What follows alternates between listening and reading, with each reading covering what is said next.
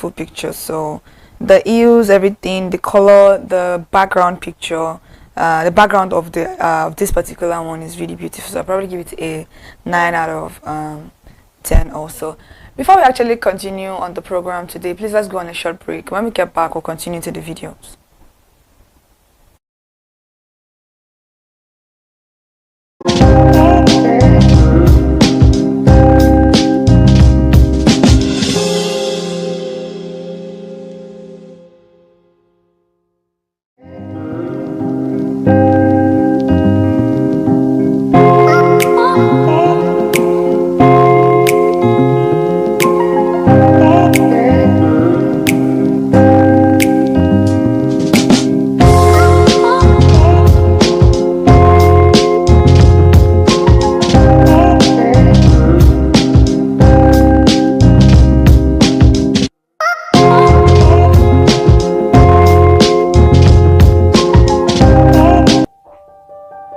Hey there, do you know in the world today, everyone is a consumer, and as consumers, we all have the right to be heard. In Nigeria today, as a consumer, you have all right to product information, right to fair pricing, right to return goods, right to product labeling, right to fair dealings, and a lot more. Well then, have you heard about the new media channel? ConsumerHallaTV. ConsumerHallaTV. ConsumerHallaTV. At ConsumerHallaTV, our goal is to inform and educate consumers in Nigeria with insightful news alongside development within the fast-paced world of consumers through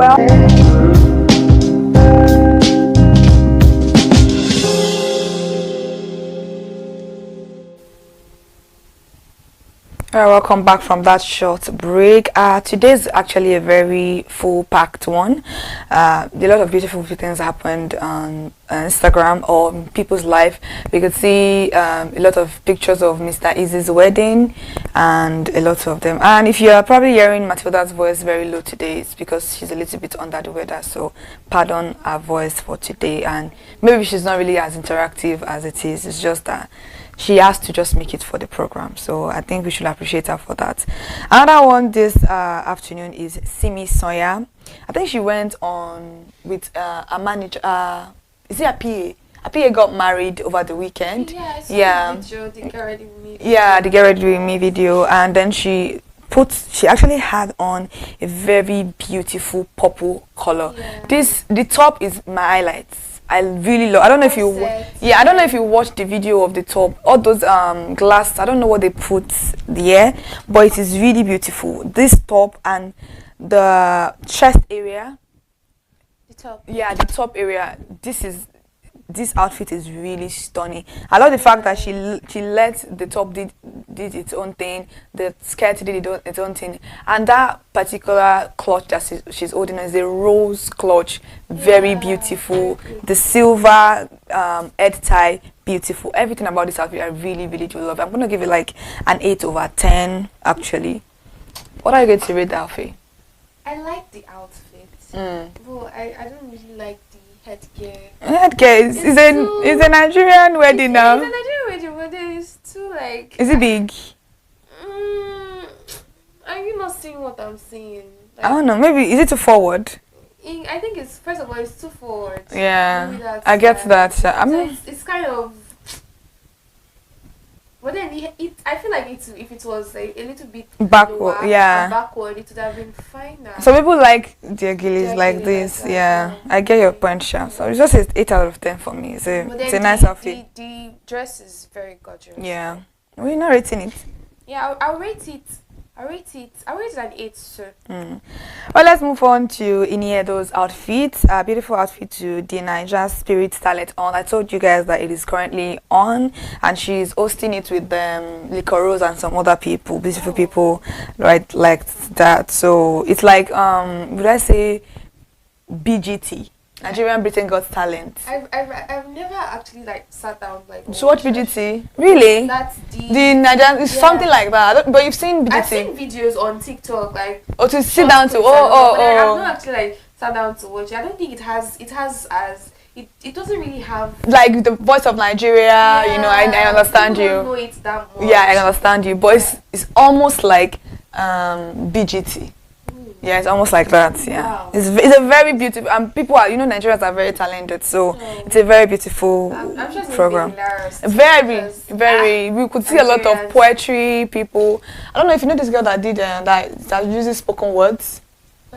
I be quick. Yeah, she was on the program. Are you serious? Yeah, she was there. Oh, Yeah. I love I be quick so much. Yeah, she was on the program. Very beautiful people, actually.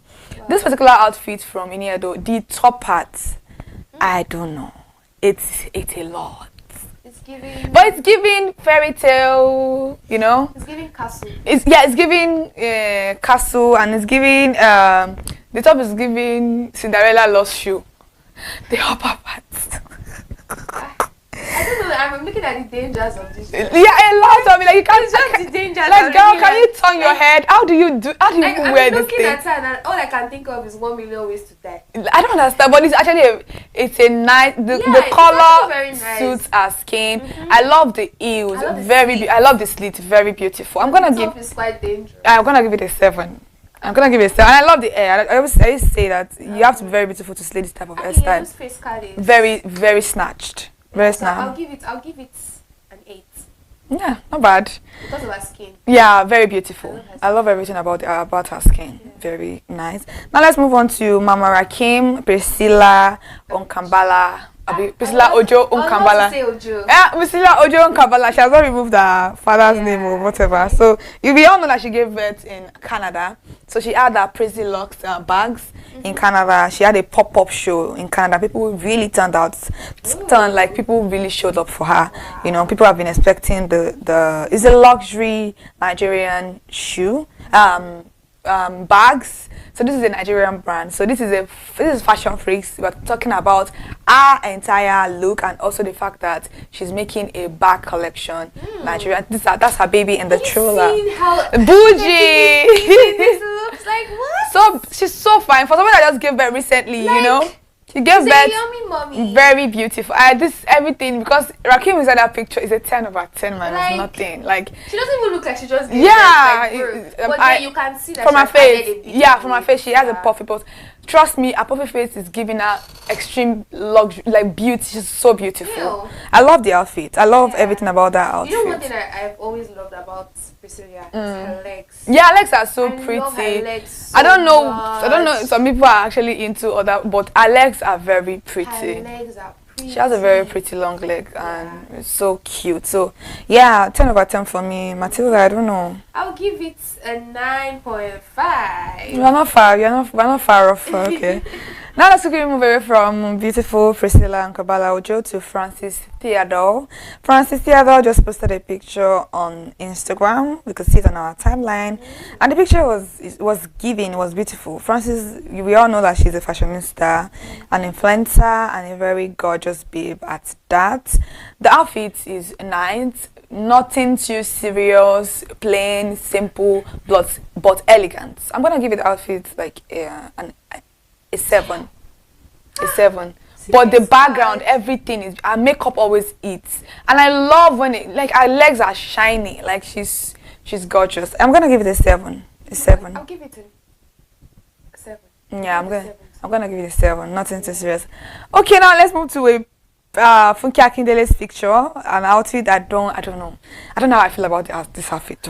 I don't know. I really don't know how I feel about this outfit. I'm looking at, if you see me looking down, I'm looking at the pictures on my phone also before we can call them out to be put out on.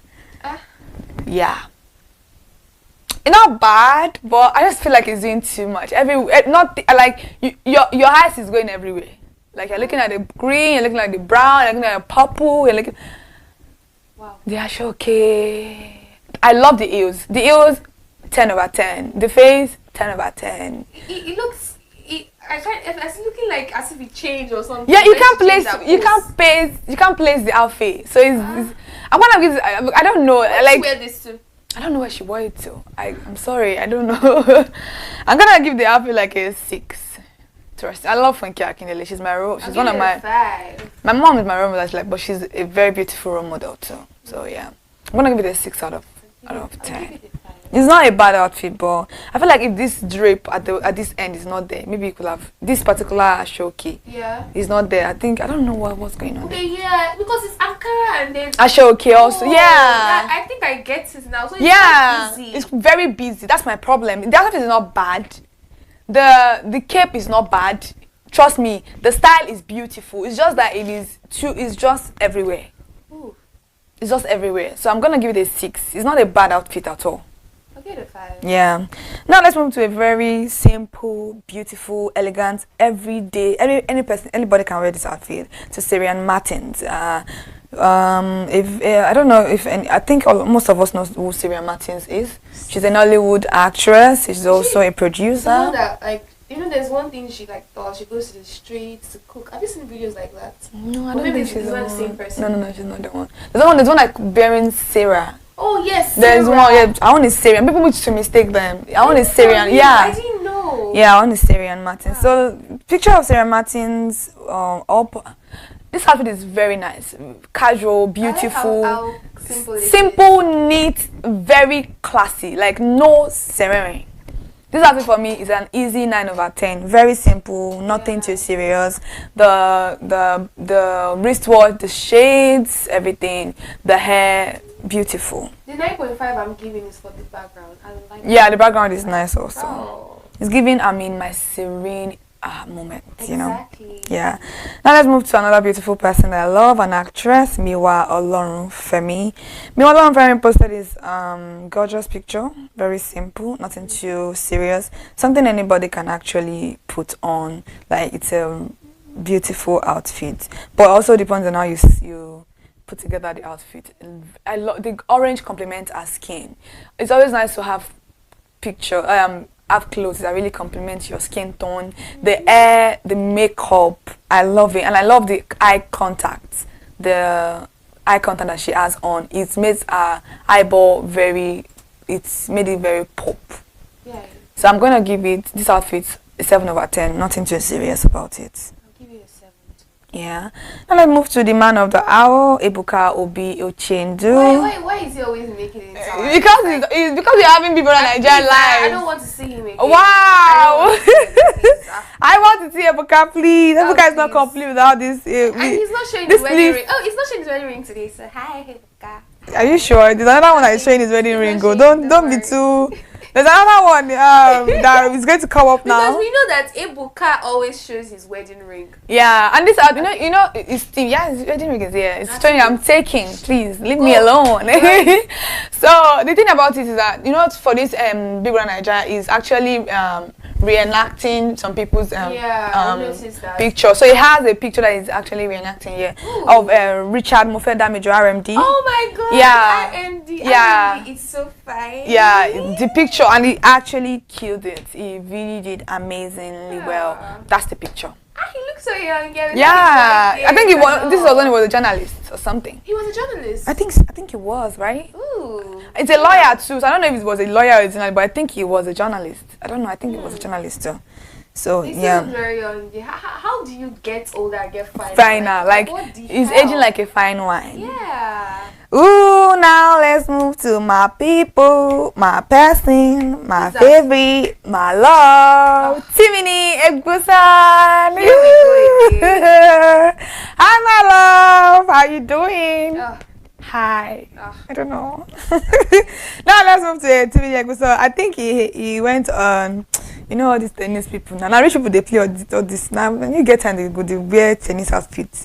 I don't understand. So today he had on a white plain, very, very, very. I hate how fine Timmy is. Very sexy, guys. Like, can you imagine this boy? How can I you want see this to one in a drop. dream and you want to wake up? I want to You're drop. lying, bro. You don't want to drop. I want to drop. You just said it that because his beauty is too He much. looks fine, but then I don't like that people gush over him. Like, this was, But it's actually what it was worthy of the gushing. Oh, The guy please. is, you said it, you ate the fact that he's so fine. That's the fact. I hate the fact that he's so fine. I hate the fact that they gush over him. Like, Oh wow! Is it that you are jealous and other people are gushing over him apart from you? Is It's giving jealousy. No, you're pushing over him too, and you're beside me. That's why. Oh, okay, sorry. I think this is the real wife because she's angry at pushing over him. I don't want to meet you. It's for the girls. I don't want you to. I love you. See, the love is massive, but I don't want to stray. I don't want to fight anybody because of you. Trust me. But I love Timini. Timini is very good looking guy. Trust me. Forget about the fact that we're just playing around. It's not like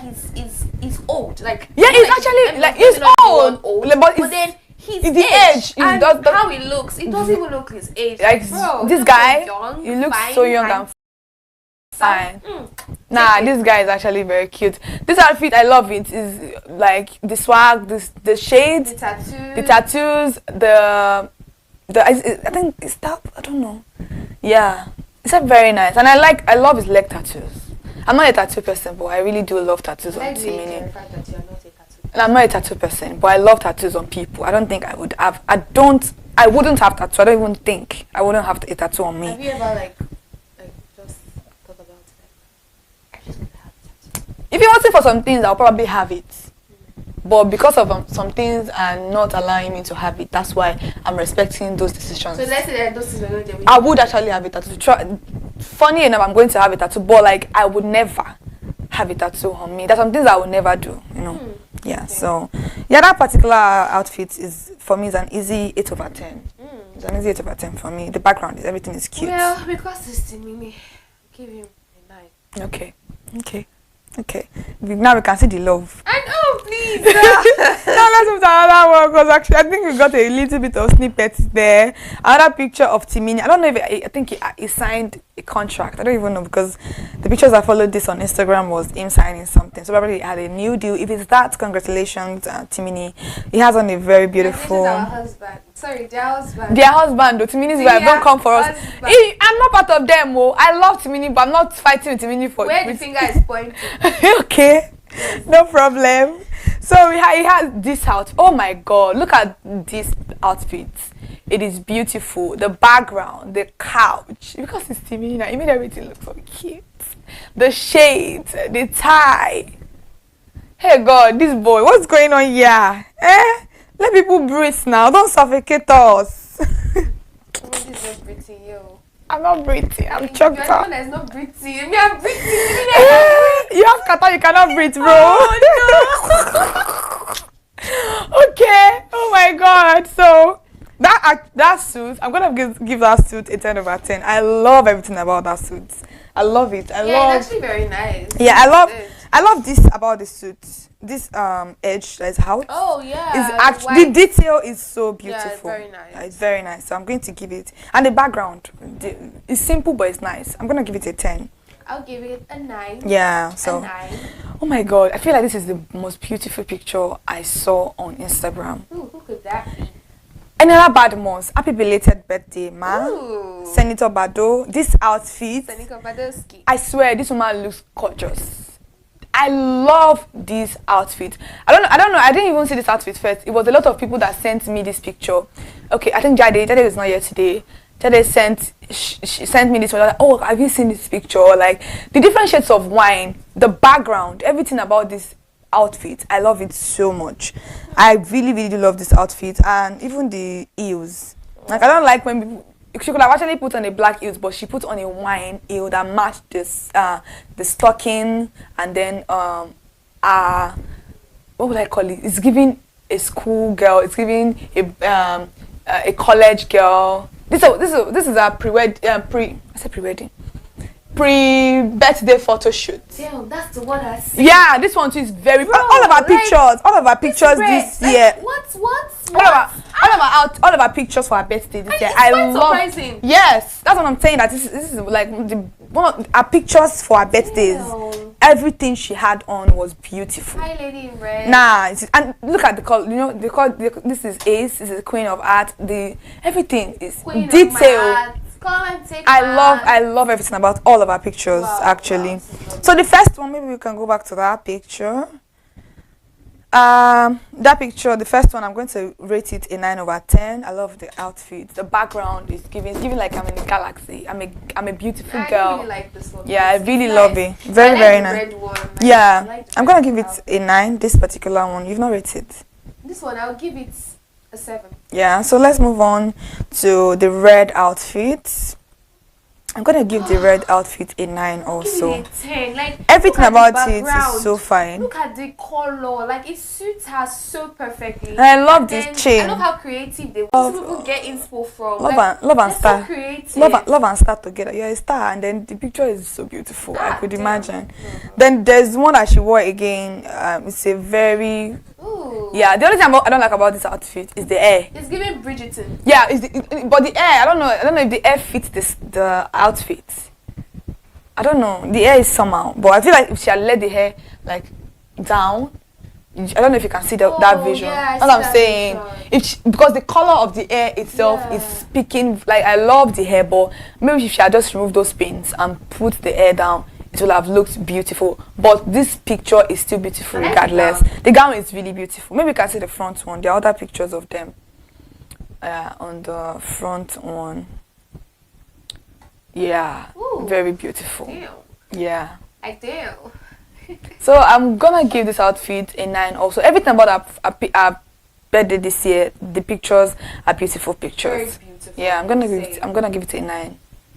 What are you going to rate it? I'll give it this particular dress. I'll give it an 8. Yeah. So I think it's just the hair that is the hair for me, but I'm giving it a 9, everything a 9 because it's her birthday and she really outdid herself with these pictures. They are very beautiful, but normally because of the hair, the hair really did a lot. This look could have easily been a 10/10 if the hair was down. If it was just down. Yeah, like free. She will look like a celestial being. Arya Stark go just you go they fight. Fight that title with Arya Stark right now. I'm telling you. All right, let's go on a quick short break. When we get back, we'll continue into the ratings of today.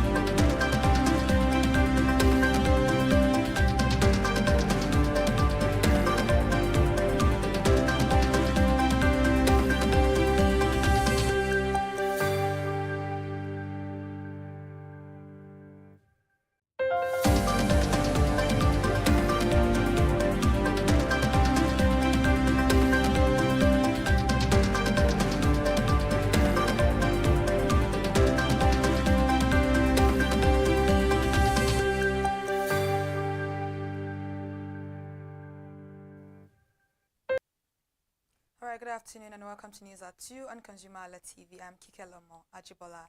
The Vice President of Nigeria, Kashim Shettima, has departed Abuja, Nigeria to attend the 80th session of the United Nations General Assembly holding in New York, United States of America, according to a press statement issued yesterday. The Senior Special Assistant to the President on Media and Communications, Office of the Vice President, Mr. Stanley Okocha, said The Vice President is due to represent President Bola Ahmed Tinubu during the United Nations session, scheduled between Monday, September 22 and Sunday, September 28. Mr. Stanley Okocha said the Vice President will deliver Nigeria's national statement and join other dignitaries at the United Nations high-level general debate, among other side events. He also revealed that the Vice President would announce Nigeria's new nationally determined distributions under the Paris Agreement at this year's United Nations special event on climate. And moving away from that now, the federal government, through the Ministry of Solid Minerals Development, has announced an additional revocation of not less than 1,263 mineral licenses. The revocation order was contained in a press statement issued by the Office of the Minister of Solid Minerals Development, Mr. Dele Alake, by his special assistant on media, Segun Tomori, yesterday in Abuja. The statement said not less than 1,263 mineral licenses will be deleted from the portal of the Electronic Mining Cadastral System of the Nigerian Mining Cadastral Office following their revocation by the federal government. These include 584 exploration licenses, 65 mining leases, 144 quarry licenses, and 470 small-scale mining leases. The minister explained further that the directive was issued due to the company's failure to comply with the requirement of paying their annual service fees. Meanwhile, the latest revocation brings the total mineral titles revoked under the current administration to 3,794, including 619 mineral titles revoked for defaulting in paying annual service fees and 912 for dormancy last year. Approving the revocation, following the recommendation of the MCO, the minister said applying the law to keep speculators and unserious investors away from the mining sector would make way for diligent investors and grow the sector. Meanwhile, the federal government has unveiled a new large language model, N-Atlas, designed to process Nigeria's major languages, Yoruba, Hausa, and Igbo, and Nigeria-accented English. The Minister of Communications, Innovation and Digital Economy, Dr. Bosun Tijani, announced the launch in New York on the sideline of the 80th United Nations General Assembly. He described the initiative as a major step in placing Africa's linguistic diversity at the heart of artificial intelligence and positioning the continent as a global contributor in shaping the future of technology. Developed by the National Center for Artificial Intelligence and Robotics in collaboration with Awari Technologies, N-Atlas is part of Nigeria's Language AI initiative to advance indigenous language technologies and promote digital inclusion. According to available information from the National Center for Artificial Intelligence and Robotics developed in partnership with Awari Technologies, the product incorporates state-of-the-art automatic speech recognition for Yoruba, Hausa, and Igbo, and is fine-tuned on the Whisper Small architecture. Now over to the business news. Nigeria's e-commerce market could surpass $16 billion by the year 2030. This comes according to a recent news report from the Lagos Business School. The dean of the Lagos Business School, the Professor Olayinka David West, represented by Professor Akintola Owolabi, gave the projection at the 35th Annual Conference of the Finance Correspondents Association of Nigeria held in Lagos over the weekend. While noting that the country's digital transformation will play a decisive role in shaping future economic growth, David West said Nigeria stands on the brink of a digital revolution driven by its young population, rising internet penetration, and fast-evolving fintech and e-commerce ecosystems. Meanwhile, Professor Olayinka David also pointed out that as of March 2024, more than 163 million Nigerians were online, representing 3.5% internet penetration, while telecommunications contribute about 18 to 20% to GDP. She further noted that platforms like Jumia and Konga are powering e-commerce expansion, while logistics innovators such as Kiwik and GIGL are creating new value chains that boost efficiency and unlock jobs. Moving away from that now, indicating that the recent decision by Dangote refineries to sell fuel directly to retailers may be paying off. The monitored news development on TVC shows that bulk fuel consumers and filling stations are dumping their middlemen suppliers for Dangote's free delivery following the recent launch its directive fuel distribution scheme. The president of the National Association of Road Transport Owners, Yusuf Uthman, who condemned the free delivery of fuel to filling stations, telecom companies and other bulk users, lamented that buyers have now jettisoned the contract signed with its members to receive free delivery from Dangote. The NATO president explained that its members have up to 30,000 trucks and cannot do the business of fuel distribution free of charge. Moreover, the NATO boss appealed to Dangote to consider the survival of other players in the sector, saying everybody wants the refinery to succeed. Away from that now to Ondo State, where the Ondo State Governor, Dr. Lucky Ayedatiwa, has cemented his administration's commitment to supporting initiatives that promote access to quality education. Speaking at the I Chief Bode and Betty Osedi-Mileyin Foundation Scholarship and Empowerment Program, Governor Lucky, represented by his Chief of Staff, Prince Shegun Omojuwa, commented the foundation for complementing government efforts in the sector. At the event, a total of 127 beneficiaries, including pupils in primary and secondary schools as well as medical students, received scholarship awards. In addition, 10 artisans were empowered with working tools.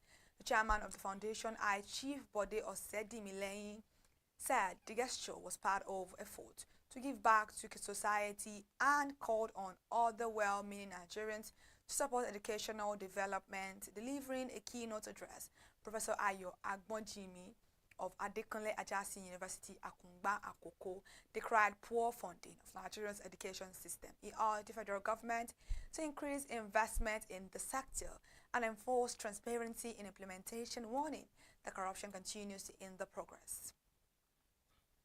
Now let's move to figures, where the Nigeria's crude oil production spiked in August 2025, with the Nigerian Upstream Petroleum Regulatory Commission reporting that the country met 96% of its OPEC quota.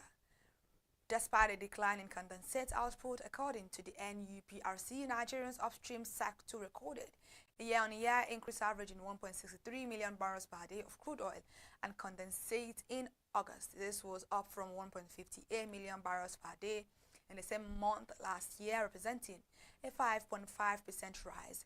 Breaking down the figures, crude oil output stood at 1.43 million barrels per day, up 5.47% from the 1.36 million barrels posted in August 2024. In a statement issued in Abuja, the Commission's head of media and strategic communications, Eniola Akinkwotu, said the improvement reflected a steady recovery and better operational performance across the industry. However, daily condensate production dropped to 197,229 barrels per day, down from 220,443 barrels in August last year, underscoring the continuing challenges in the sector. Now, on a month-on-month basis, combined crude oil and condensate production fell slightly by 4.7% from 1.71 million barrels per day in July.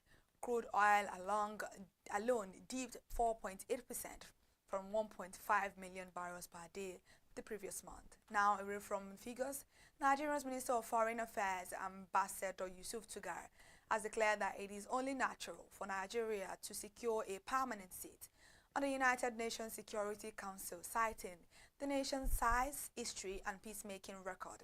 Speaking in an interview with the cable news on Nigeria's plans for the upcoming United Nations General Assembly, Mr. Yusuf Tugar said Nigeria will continue to lobby for permanent membership as part of ongoing efforts for United Nations reform. However, Mr. Yusuf argued against suggestions that any permanent African seat should rotate among countries, stressing that such an arrangement would amount to a continuation of the current situation. He noted that Africa already has rotating seats and insisted that Nigeria is best positioned to represent the continent. According to the minister, nearly 70% of issues discussed at the United Nations Security Council concern Africa, yet the continent lacks a permanent voice.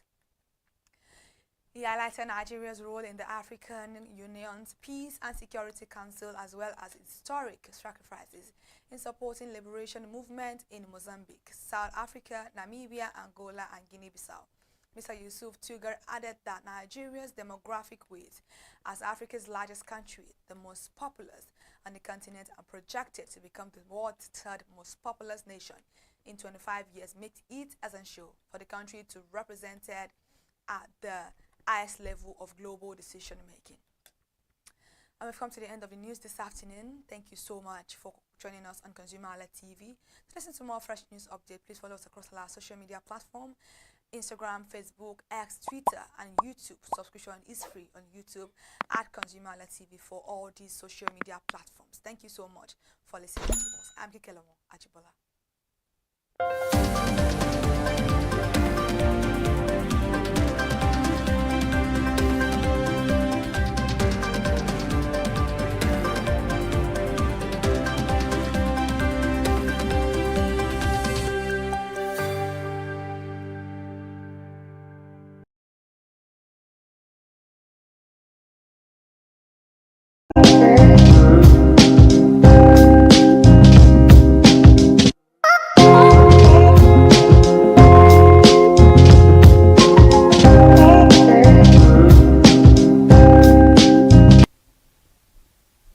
Welcome back from that short break, and we are here on ConsumerHallaTV talking about Fashion Freak.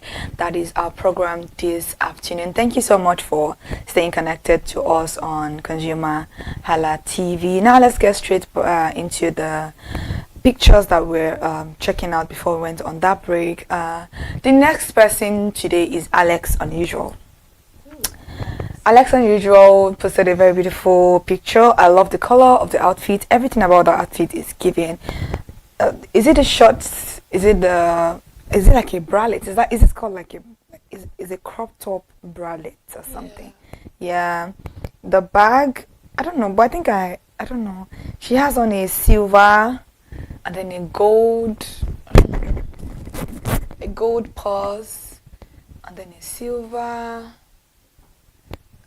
Is that gold? Okay, is that a gold or a silver? I don't even know because the pictures are quite different. But I love the starch, the ring. All those rings are very beautiful. The clutch purse is very beautiful. Trust me. This outfit is very nice. What are you going to rate the outfit? I'll rate it a 7. I'm gonna give it a 7 too. Actually, the hair is cute. Yeah, very cute. Everything about the outfit is nice.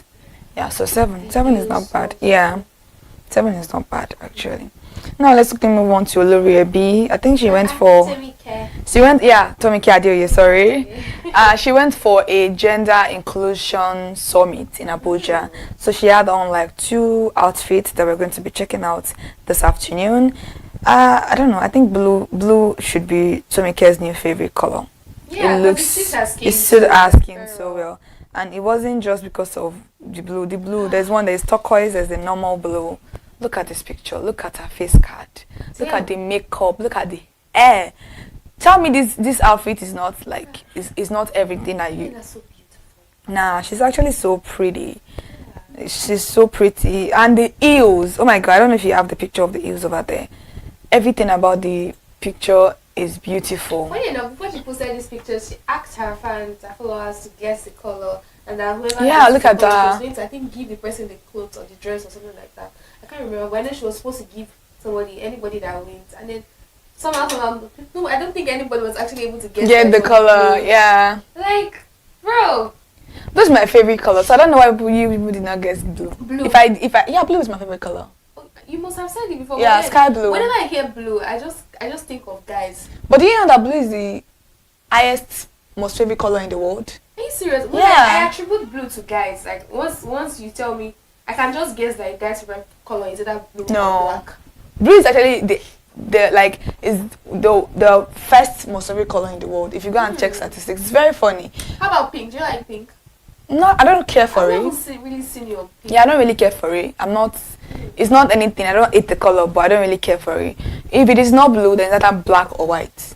Those are my other colors that I love. Your red color is yellow. Yeah, I like yellow too, but I don't really care for it that much. But Yeah, blue. Blue is actually very pretty, and it looks really nice on dark skin people. It looks really, really nice. I'm gonna give this outfit a 9 over 10. Trust me, it's really nice. And because of the kind of summit she's going to, women supporting women, I love it. Although it's gender inclusive, which I really love, so it's not only about that alone, but yeah. I give it a 9.5. I'm gonna give it a 9 over 10. Very beautiful. Another one that she wore is a black color, a contrast to that other one.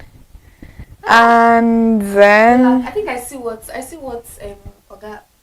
Yeah, black doesn't really fit.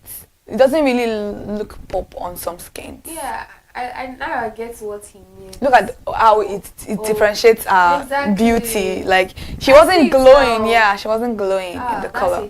That's a tip. That's why I love some people that. But look at the hair. I love the hair. The way she wrapped it up, so beautiful. It suits her perfectly. The heels. Oh my god, the bag. The back of this dress. Is it backless? Like yes. Yeah, I could have seen that it's like a drape. Because of the drape, I could have seen that it's back. I didn't see it, but I could have seen that it's like kind of probably backless or something. Nice. I like it. From the front, I think anybody, maybe not most people, but I didn't see the back of it. Maybe that the back is actually showing in the video because it didn't show any pictures. And she showed it in the video. I didn't watch the videos, so okay. yeah. I'm gonna give that outfit a 7 over 10 actually. Okay. I'll give it The black. the black. I'll give it a 6. Not bad. Because I'm seeing. Yeah, I get your stuff. I get it. And I love the shade. The shade match the clothes and the bag. You like shades a lot. Yeah, I do love I'll shades. leave that So to you. shade is very beautiful. Shade is very, very beautiful. Now let's quickly move on to the Ajiba days. So Temi Otedola, Mrs. Ajibade now. Jesus. And I don't know why people are drinking water to somebody else's headache. Like, why are you people saying that why did she change her father's name? Is she not a married? Nigerians like to stress me a lot. Like, What's your I'm married to this person, problem? what? And I checked her IG. There's still But she Otedola. actually changed her name to Temi Ajibade, but there's still Otedola in her There's still username. Otedola in her So what's username, even but if there is no what point? Otedola there, what's your business? Exactly. She's married for I don't goodness understand. I think sake. somebody was saying it that there was a time. I'm not a fan of. I don't think I would change my father's name. I'm not somebody that would change my father's name to my husband. I'm not going to change Are you serious? Yeah, I'm not going You're to do not that. gonna change it. I'm not going to do it. It's the only thing I can do is add my husband's name. Oh, But I will never remove my father's name. Oh, I get it. Because my father sent me to school, raised me, and I will never do that. So, but I don't fault anybody for doing whatever they want to do. There's nothing wrong with somebody changing their name to their husband's name because you want to build a family as one. Or you are one people. So whether you add your name, whether you leave your name, whether you remove it entirely, it's none of anybody's business. Like, what's your business? And I was telling that person. So the person now said, oh, as me you are married to somebody like Otedola or Dangote, I'm very sure you're going to change your name. What? Now, tell me Otedola who is a Otedola person. She Change her name to Mr. I don't understand. She changed her name to Ajibade. Exactly. Mr. Easy, yeah, he has money, but Otedola carries more weight. I hate the fact that people think that Mr. Easy Married her for doesn't have money. I don't understand. Like, it's the guy has money. It's not just music. Like, I just didn't want to call that person and tell the person that can you see what you're doing for yourself? He's just kind of low key. I don't understand. I don't know. I don't know. One thing I love about this wedding. Yeah, very classy. Class. Like, there was no simple. noise There was no noise about it. It was a banger. It hit us like a tsunami. Trust me. Nobody was expecting it. I even thought they were married already. No, they were not married. If you follow her with Everyday My Life and Forever, you know they're not married. Wow. Yeah. Wow. So, Temi Otedola's wedding. Let's quickly start from the beginning, from a white wedding.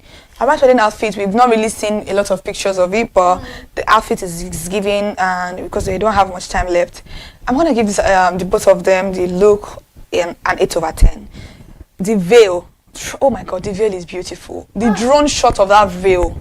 I don't know if you've seen inside the church. No, I didn't. They were walking. Oh my god, the veil alone is God. I'm gonna give it a 10. People in the comment section, God, bad me this 10. I swear. Bad me this 10. I said a 10. I'm gonna give it an 8 over 10. What are you going to rate it? Let's I'll rate it. give it an 8 also. Let's move on to the court wedding that they had in Monaco.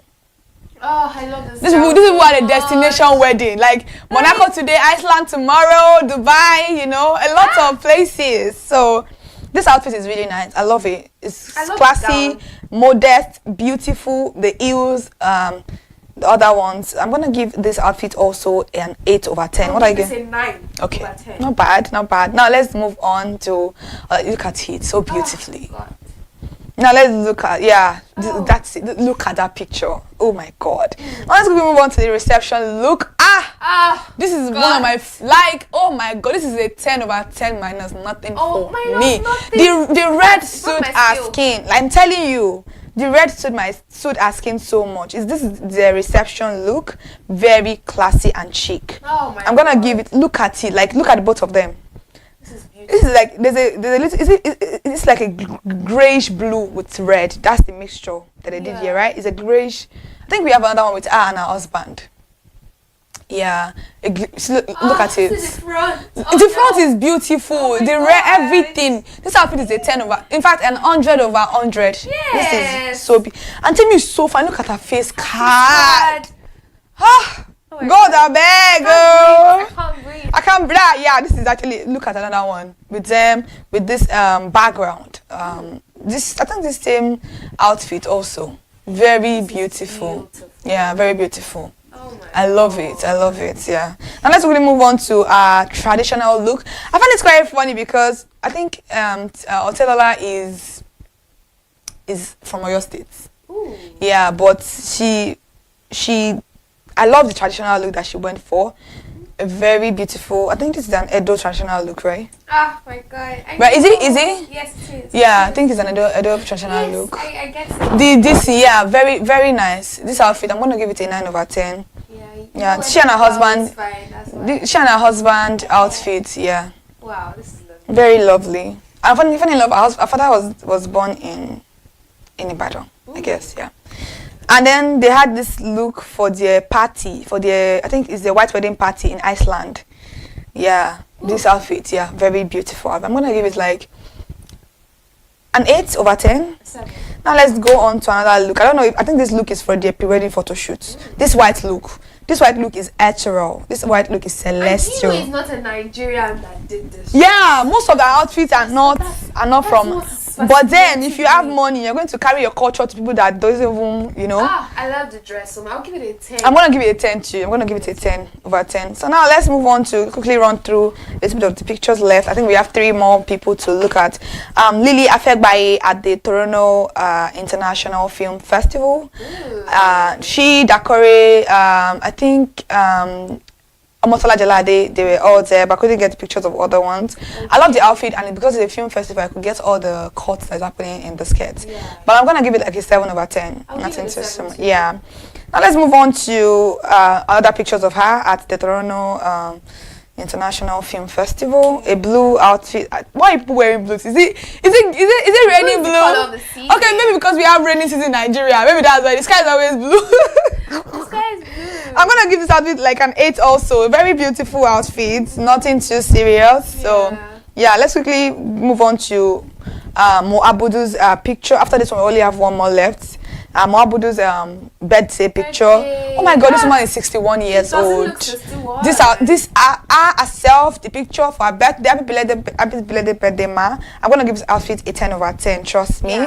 Now I'm so sorry you have to rush through it. Now we have to look at Papaya X. Papaya X also always come up in our picture.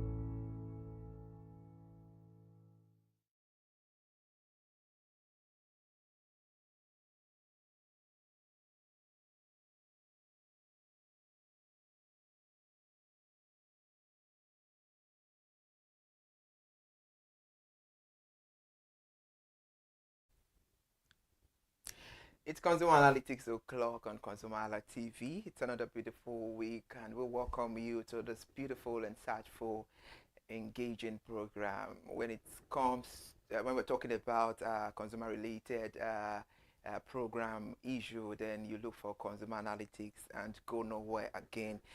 Welcome you on board Consumer Analytics, and all we do on this program is to do the projection of the consumer's voice. I'm always saying that as a consumer, you are entitled to rights, and one valuable right of consumers is the right, beg your pardon, to be heard. And on this program, we do the projection of consumers' voice on Consumer Analytics. I am Ire Ayomikoleke. Good afternoon.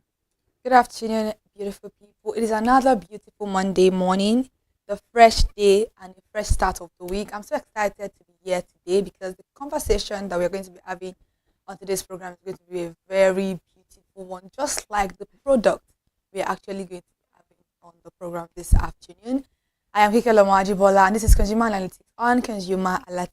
And just like you said, this is the only consumer-related TV in Nigeria. We take cognizance of whatever happens with consumers, and we are here to give you the listening ears. Today's conversation is solely based on the interviews that we had with people on the street, and because we are also consumers, we are liable to have one or two input in it. But this is not a biased program. We are here to just project the voice of the consumer. Thank you so much for joining us on today's program. On Consumer Analytics, we do projection about, we do seek consumers' voices about various brand, industry, sector, product, and all of that. And today we're talking about salt. That is what we are reviewing on the program.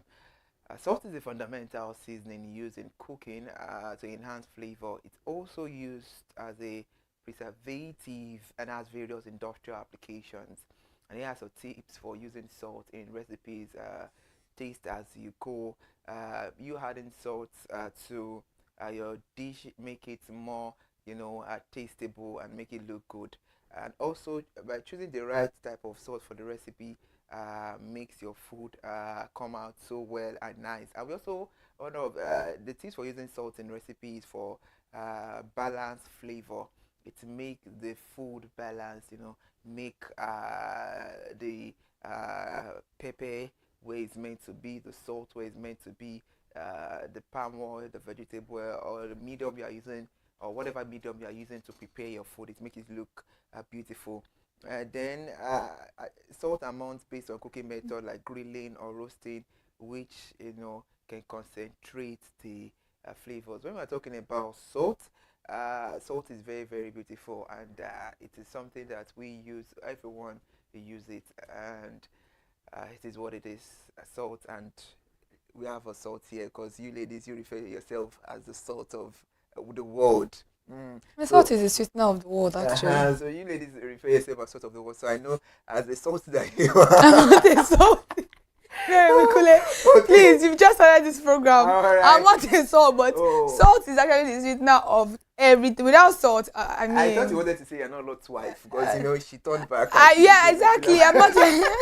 But you ladies, you people refer to yourself as salt of the world. No, I think that's just like a parable, and that's a Yoruba parable. It's not even universally accepted. It's a Yoruba parable. But if I would say Obrini, you are here, it's just a Yoruba parable. Doesn't mean that you are salt, because what they mean in that parable is that salt is normally salt is the sweetener of life. So they will just say qualifying the essence of a woman as the salt of life. So yeah, I think so. All right, that's very beautiful and interesting. And talking about brand of salt, we have a whole lot to review on the program. There are various quite of salts that we use in Nigeria. We have Dangote salt. We have a whole lot. We have Mr. Chef. Yes, Dangote salt is being produced and marketed by Nascon Allied Industries PLC. Dangote salt is a leading brand in Nigeria with a wide presence across the country. People use Dangote salt very well. We have Mr. Chef, OMG. Mr. Chef, it's produced by Bayswater Industries Limited. Mr. Chef salt is another well-known salt in Nigeria. I'm very sure when it's time for us to get to the consumer, I'm very sure it's going to be a tie between Dangote salt and Chef salt. We also have Royal salt. Royal Salt Limited specializes in producing edible food grade iodized salt for both domestic and industrial use in Nigeria. And they've partnered with organizations like UNICEF to promote iodized salt. We also have premium salt as well. It's produced by Kenny 700 Limited. Premium salt offers high quality edible salt for cooking, aimed to improve and support consumer health. I think I love that. Consumer health. We also have convenient salt. That's quite funny. Just like if you also get as a as a partner, you should make it of convenient salt. Your partner will never go. Convenient salt. By Convenient Salt Company Limited produces high quality iodine salt, catering to the needs of Nigerian consumer. We have Union Deacon salt as well. It's sold by the Union Deacon Salt Limited product, varying size of iodized salt, meeting the demand of both household and industries. We have Beda salt, we have Anapona, we have Himalayan pink salt. Yeah, that's a very bougie salt. Oh, the Himalaya. All right, interesting. We have Celtic sea salt as well. This brand is also available on Jumia, offering consumer a range of salt opinion. We also have Universal Fine Sea salt. These are the salts that we use in Nigeria, and they are quite popular in Nigeria. I'll get to you on this issue, and I will give my own review too, because we all use salt, everybody use salt. But now it's important for us to see what we have there by turning to our reporter now to tell us what the consumers are saying about salt. Hello consumers, you're welcome to another exciting episode of Consumer Voice on ConsumerHallaTV.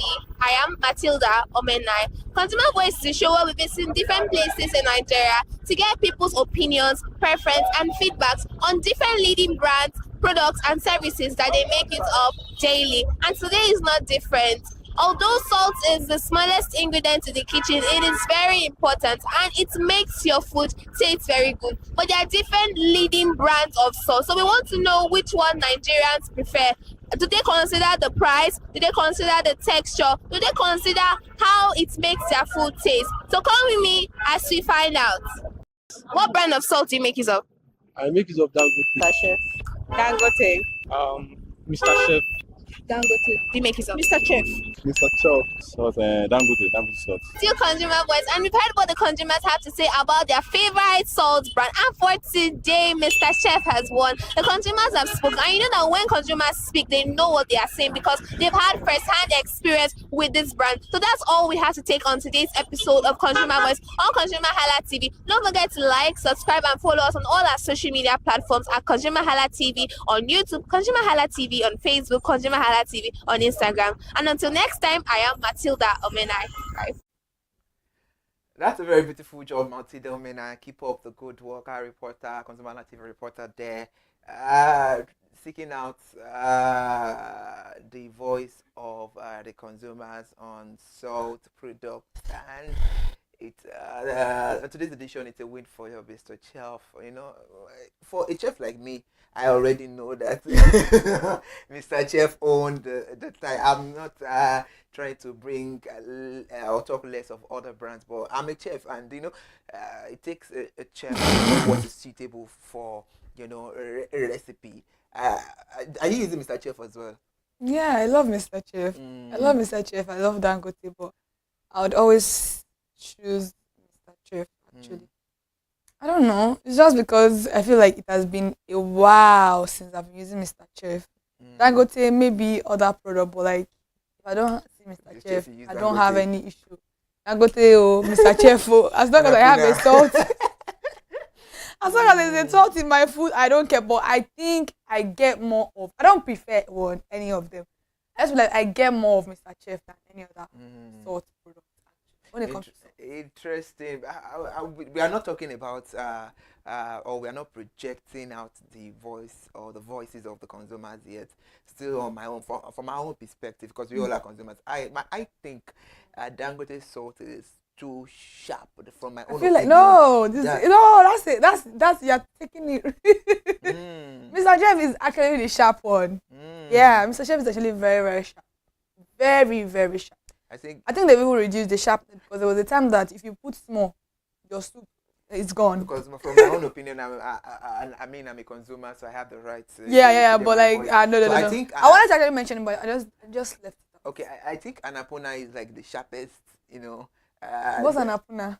it's a salt, so I don't use any other one. If it's not Dangote, it is either Mr. Chest. I don't know much it's all salt. kind of a blue sachet and it's quite transparent with a pot, drawn on the. I don't know about that sachet. one, but when it comes to Dangote and Mr. Chef salt is very, very sharp. In fact, Dangote sugar is not also very sharp.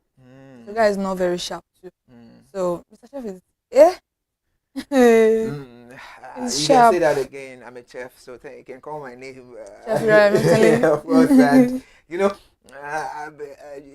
we just saw that Abasi just did a magic. To me, I won't call it a magic because it takes a personality with a Midas touch to do what she did by cooking the world largest pot of jollof, largest pot of jollof rice.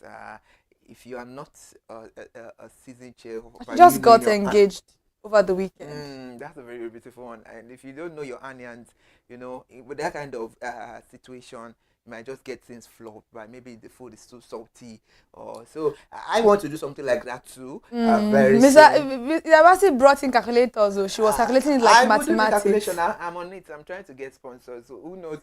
Consumer, the whole team might be behind me for this one, and I have you as well. Go well, so, my love. Go we well. Just do like a largest pot of akara or hanogi. What's going on? So that's what? Akara now, the largest pot of akara and ogi. Hot or like the largest frying of akara. And so how many? Are you going to fry a drum? Are you going to fry like a GP tank? Let's use like a GP tank. We're going to fry it for like 1 week. I have you now, the whole team of you don't have me, you don't have me. So we can help you, but you don't. So I have you, so you just tell me the I'll be giving you a thumbs up from the, me now. So right now we have to do the projection, talking about what the consumers have said about each product. Please note that this segment we are not criticizing or writing less of any product or brand, but projecting the voice of the consumers so it can reach out to the product or the brand owners for them to up their game. It's just like feedback to know what the consumers are saying. It's just like being the intermediary between the consumer and the brand right there for you to know how the consumers are feeling, their opinion right this moment about the product. A consumer here said Dangote salt, reason that's the only salt he sees around him and it's so easy to find anywhere. He said he has been on the salt since he was born and he's still using to date. And he said aside that one, he does not know of any other brand. He said he likes Dangote salt because the taste is natural. Wow. I think anyway that's why we differ, because I was thinking that Dangote salt is quite, but no, it isn't actually. Mr. Chef is much sharper. So unlike other salts that their tastes are very, very strong. He said the price is affordable and the ratings is 8/10. He said the other salt he knows are the one that are brandless, that just tie inside transparent. Oh, okay. Brandless salt. Those are actually good too. They are not very sharp too. I think they sell them by Derica or something. By the distance. Or tin. And they are cheap. I think they are the cheapest. So they are the cheapest. Do you think that one is okay to use if we cannot go for it? No, I've been using it since how many years now? Before you use it too as well? My mom used it when I don't use it anymore, but my mom used it when she was younger. And we still use it in my dad's bakery. So most of the time, I will not say my dad's bakery, but because it's not as if it's still from a sack, like you're buying a rice sack. So it's not as if it's a branded salt. It's just like it's not in a sachet. So it's not in a branded. It's just like when you buying basmati rice. It's not like you buying a bag of rice and you buying a decal of rice. So So it's still the same. It's the same thing. Yeah. Wow, thank you so much for that. Okay.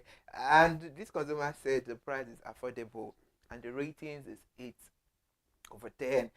Dangote Sauce, a consumer here is saying 8/10. So that's a thumbs up for you people. Keep up the good work. He said he's rated it 8/10 because of the affordability of the brand. And he said if he buys the smaller size of Dangote Sauce, he does use it for like 3 months. I don't know. Everybody uses salt. Like salt is actually like do you know very the smallest cheap. size is 10? Yeah, I He said know the he will use it for smallest 3 size now. months. Maybe it doesn't cook regularly. But even though you cook I was regularly, I surprised. would like at least you use it for over a month. Even if you, and that's like probably 200 naira, which is very, very good. So salt is very affordable and they last long. So why wouldn't it be sweetener of life? Seriously. Another customer here is saying Dangote too as well. Reason she loves Dangote too much, and she has been on the Dangote salt brand for like 6 years. She does not know of any other brand. Wow. She just like Dangote salt for no reason, and she said they should not improve. They should not improve on anything. That they are so perfect the way they are. It's actually very good. So Dangote salt, a consumer here is saying that Don't worry, stick to where you stick to are. what You you're are doing. delivering. And she said it's affordable, and the smallest size Yeah, it's lasts her for 200. 2 weeks. 2 weeks. She cooks every day then. Because why is that? Why are you going to be using I was salt? surprised there. That's a lot. That's a whole lot. I was even, I think 4 weeks, even if you cook morning, afternoon, night. It should at least take you 4 over a month, not even 4 weeks, over a month. It's Maybe she likes salt in her food. As even she's using Mr. Chef, she can't try it because she will not be able to eat the food. So no. And 2 weeks. 2 weeks. I Wow. was kind of surprised. So that means you're using 10 naira per day, 10 naira salt per day, Day. 200 naira per week, 2 weeks. So the ratings is 10/10. Oh wow. And that's from a consumer to a Dangote salt brand over there. We're crossing over to another consumer here, and she's sticking on Dangote reason because it's everywhere. Is it true that Dangote is everywhere? Oh no, I think Mr. Chef is more popular though. Than Dangote. She said she has been using it for a while and it's very accessible. She said the other brand that she knows is Mr. Chef. So she most of the time she uses Dangote, but if she does not see Dangote in the market, then her next option is Me too, Mr. actually. Chef. I don't care for the two salt. Salt is actually, I don't understand, but like, as long as you know how to use Mr. You know- Chef, just know how to use it. And then there's a different way of how to use it because one is more stronger, one is actually less. All right. Like that's She said there is no special thing about salt. Dangote is doing a great job and they should keep up with a good job. The rate is 8/10. She said it's affordable. And she said she bought the 500 naira one. I think that's kind of the biggest one. 500, That's the biggest one. Really? Yeah, there's 200. I think know there's there's 200, 300, there's 500. 500. Yeah. And she said it lasted for a while. Ah, and this is half a year. What's going on? Another consumer has said, Mr. Chef. Oh. Yeah, you know, I when I see my people, I know my people. A reason is because it tastes good. She said she has been on the brand since they came into existence, and she loves Mr. Chef compared to other brands. She loves the texture of Mr. Chef in particular. Yeah, Mr. Chef is actually very smooth compared to Dangote. It is smooth. Well, That's it's why. kind of well blended. That's why if you put too much, your food is going to get over tasted. You have to be very careful. But Dangote, you can still feel some of the crumbs. So I think that's why. Okay, but if it's been over tasteful, I would ask a question because how do you react to it? But we'll come back to that. She said she loved the quality. She loved the taste because the quality is premium and the price is affordable. She said she used to buy 2 to 3 packs. That she does not buy in smaller. She buy the pack, and she did nothing to improve on 8/10. Well, if I'm thinking if people have money anyway, fingers are not equal. But I mean, if she buys 2 or 3 packs, I mean for like the 365 days, she might not have. Yeah, she might not have any reason to buy. Yeah, me too. Actually, I've been using my salt for the salt I have in my house for like, I mean, more than a year now, and I still have, and because I put my salt in containers, I still have some containers in my cabinet. You see, I saw this. I never saw this coming, and I said she's the salt of the world. So I just feel like since I'm not going to be going to the market to go and rush to buy salt, it's just unnecessary. So have you been victim, or are you part of those people that don't like the idea of going to your neighbor? Do you have No, no. I don't even like you. Don't come out. What's that? Come out, please borrow me your gas. What? Stay in your house, please. No. I feel like yeah, we should communicate. We should, hi, good morning, good morning. In fact, sometimes I don't see my neighbor for a month. My neighbors, well, only three in my compound. Our entrance are not together. So my entrance is back. Then 1 year. So I may likely not see them. So I don't even see my neighbor for like maybe like 1 month, 2 months. Auntie Kike, you're around. Mr. Ola, you're around. That's just it. Like there's nothing like that. So yeah. So we try to inject that in, or just for us to know that there are some kitchen utensils that you're supposed to have, like you're meant to have, yeah. all of that. And then another consumer here said he does not cook, but his friend does the cooking. And what his friend uses Mr. Chef because of the value of the brand to the society, because it's popular. Yeah, the value of the brand to the society. That's quite intellectual. I know that. And it's popular. And he said his friend have been using it for several years, and the taste of Mr. Chef look more valuable than any other brand. He said they buy in pack too as well. Well, I think for people to be buying salt is actually not expensive. If you want to buy in pack, you can buy probably like 3 or 4 for 2,000, and that will last you for like a year or more than a year. Okay. And he said the branding is standard, that he loves the branding as well. Yeah, very beautiful. 8/10. Another consumer here said Mr. Chef, because she likes the brand, and that is what she has been using for ages. She said the quality is top notch, and she does not know any other brand. Oh, really? I know, because I find it hard to believe too, because but it's I feel like after Mr. Chef, you should know Dangote. Very, very popular. Both of them are popular, actually. I was thinking maybe people will mention Anapona, but I was not disappointed too. Yeah, Anapona has been like, I could remember Anapona, but like, bro, like people don't really use it again. So I think people should like maybe Mr. Chef or Dangote. So I don't even have any issue with both of the salts. Like, most I'm like, oh, I like this one, but like, no. Salt, both of them are very good salt, so I really don't care about it. So she said she buys in pack as well, and it lasts, depending on her usage, sometimes 5 to 6 months. Yeah, salt should at least last you. What are you doing? Are you eating the salt? Are you tasting it? I don't know why you start to be using 2 weeks in your house. That's too much. That's quite. Salt has its own disadvantage also. Please, let's consume less salt. Too much consumption. Too much. She said for her, there is no adjustment, because they are the one who produce it, and they should be able to know what is good for consumption when they are producing it. So anything they feel like okay, they should reduce or they should add it to, because she's a consumer and she does not know much about it. Consumers need to do their own research. Marketers just want to sell their product. It may not mean that it is good for you. So yeah, I get your point, but it doesn't mean that whatever they are giving you is supposed to be what they should give you. As long as it pays them, they don't really sometimes. They don't care about whatever you're going to do. That is why we must stay informed as a consumer. Absolutely, you're right, Kikelomo. The rating is 8/10. Another consumer here said, Mr. Chef, reason because it tastes really nice. It brings out the taste of food. It's affordable. And he has been using it for a very long time. He knows other brands like Dangote. That's the only brand. And he's a loyal customer to Mr. Chef alone. Hey! Power! So he said it depends on usage. That's what define the duration or the elasticity of when the salt would get finished. Depends on how much you pack it. Yeah. It depends on usage. So maybe if they don't use like 4 billion cubes, they don't use a full handful of salt, they don't feel like their food is sweet. That's too much. And it's too much. 4 billion cubes is too much. It's a bit practical here.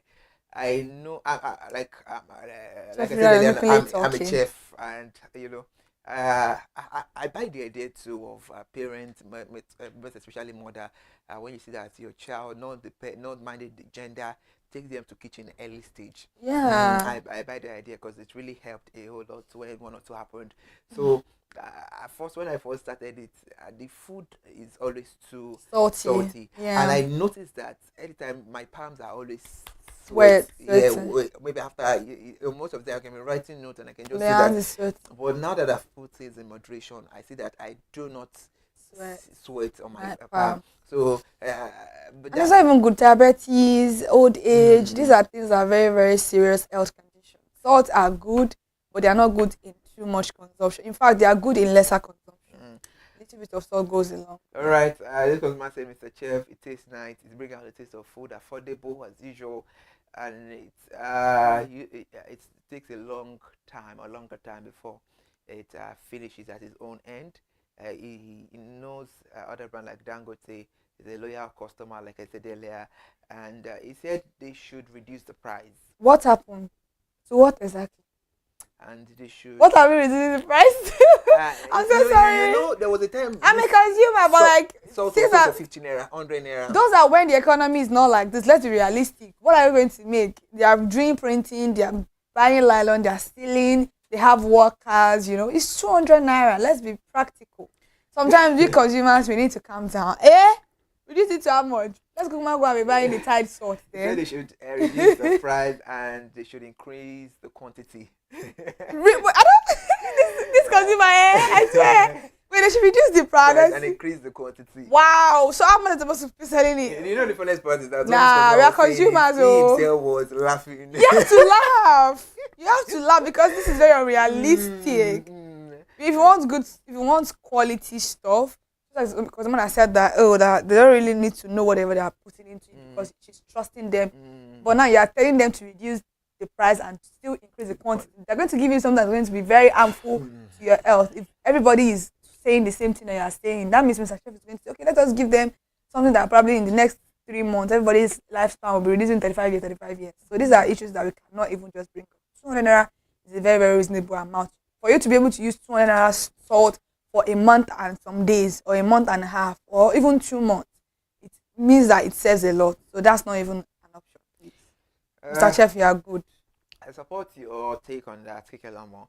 And this consumer rating is 7/10. Why you rate on 7/10? Because it did not reduce. They refused to reduce it. When they increase, they reduce the price and you would give them 10/10.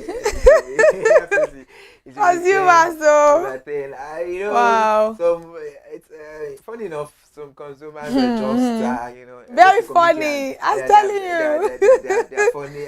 They say some things and you would. I think that's just one of the reasons why consumer is king, because they just have to let me just leave these people. Like, I'm tired. They cheer you up. Sometimes they are funny. Sometimes like, are you serious? It's very, very interesting. So on today's edition of Consumer Analytics on ConsumerHallaTV, it's a tie for Mr. Chef, and we just gave reasons about from the consumer's angle, from their perspective, about the reasons why they are sticking to various brands of salt. And we've just done the projection out, and for each brand involved, you people should keep up the good work. And I think for salt, if you would ask me, they are good to go. Very good. I go to every other one. Very good. I said maybe if Mr. Chef just wants to reconsider the consumer that said they should reduce the price and then bring up the quantity. Give us a bag of salt for 200 naira. Increase the quantity. Please go nowhere. This is Consumer Analytics, and right now we're switching into Resolution Box, the centric feat of you getting all your resolutions as a consumer that you are still with us.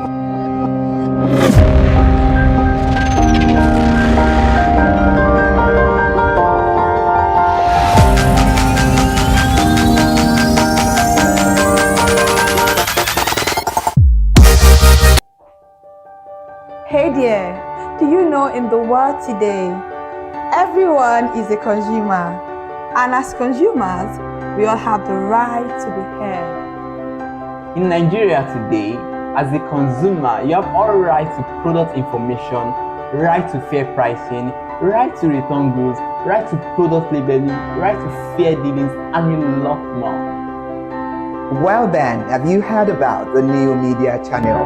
ConsumerHallaTV. ConsumerHallaTV. ConsumerHallaTV.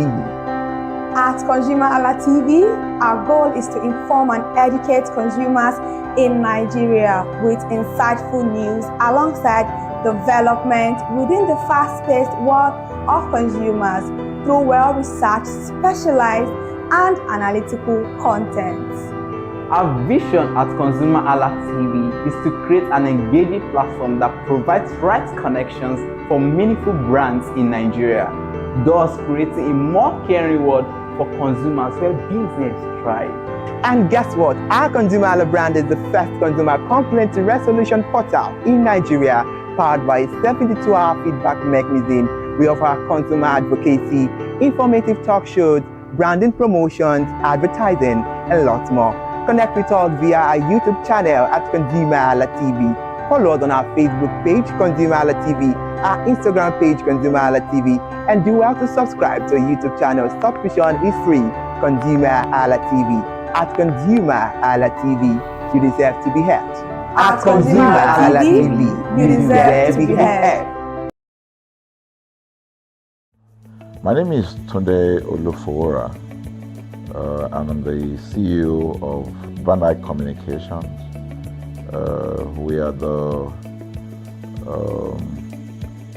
what we call the publisher or the owner of the new initiative called ConsumerHallaTV. ConsumerHallaTV is actually Nigeria's first consumer-centered, or called a consumer-centric television platform that aims to bring voice to the over 220 million Nigerians. It was a vision that came to my heart about 10 years ago. I remember that I was traveling. I traveled out of the country, on airline, and I had this unpleasant experience. It was a trip to an African country from Nigeria, and I actually went with a local flight from Nigeria. I wouldn't want to mention the name of the airline, and then it was to South Africa, and we landed in South Africa, and let me just paraphrase it. When I was coming back, I had some money, some dollars, and that someone had given to me to hand over to another person in Nigeria. So I wanted to help out. I didn't want to carry the cash on myself. So for whatever reason, I opted to. I had a small case, and I felt that it was safer for me to put the money in my luggage. So I put it in a safe place in my luggage, got everything intact, and I checked in my luggage. My arrival in Nigeria, I was standing and was waiting by the carousel just so that I could pick up my luggage, and then I was there for 1 hour and waiting for my luggage. I didn't know that my luggage already arrived, and it was one of the luggage that was moving around on the carousel. So after about 1 hour wait, I looked to my left and my right. Almost everybody had gone. I think there were just about 2 or 3 left. So I beckoned on the woman that was on my side, and I noticed she was really in tears. Madam, what happened? She said, her bag has just been torn and a lot of things stolen. So I said, well, I've also been waiting for my own. She said, you better go and check those luggages there. Maybe yours is one of them. And lo and behold, I went around there mine was one of them. By the time I got it, everything inside my luggage was gone.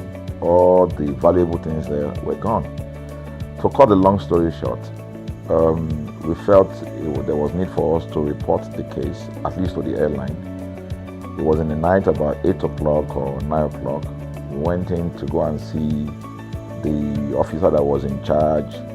As soon as we got in there, the officer said, "Oh, so sorry, but you will have to go to our head office in somewhere in Victoria Island, to lodge a complaint." Okay. So the next day we went to the Victoria Island and we lodged a complaint, and that was it. And since that day, I'm talking a story of over 10 years ago, I didn't get a call, not even a call from that airline to talk to me about what happened to my luggage. Now, about a month after that trip, I had another opportunity to travel out of the country. This time around it was to US, and it was an official assignment. And I flew on, I will mention the airline this time around. I flew on a BA. I really didn't like BA. I usually go with Virgin Atlantic and things like that. But my protocol officer convinced me and said, "Okay, you will love BA. Why don't you go on BA?" Anyway, so I went on BA to US. And of course, when I returned from US to Nigeria, we had to do, of course, there'll be like a connecting flight, from Heathrow. So we got into London Heathrow, and then because it was through Heathrow that we went, and then so they changed since it was BA, they changed the aircraft this time around to a bigger one. I mean, clearly because there were more Nigerians, or more people that were planning to come to Nigeria, and then we boarded. Not quite 10 minutes into the flight, in the air, the aircraft started malfunctioning. The air conditioning compartment were not functioning very well. I was on what we call business economy. The whole of that business economy, all the way to economy side, the ACs were not working well. It was hot. And then I was watching. And then from that moment till we got to Nigeria. From that moment till we got to, I'm just trying to paraphrase. From that moment till we got to Nigeria, I could remember very well how many times the pilot, broke into conversation and had to apologize and say, "We're really very sorry about this." He was giving us almost every 30 minutes. There's always a kind of update. "So sorry, this is what we're doing now, this is what we're doing." While we were on that journey, I also remember an incident. So they came, the crew apparently couldn't resolve they couldn't manage the crisis or what was going on about it. They couldn't fix it. So they come up and said, "We're so sorry, but for all the inconvenience, we're declaring, free lunch, free whatever it is you want, you can get." So trust Nigerians, you need to hear how everybody was jubilating, But something struck me.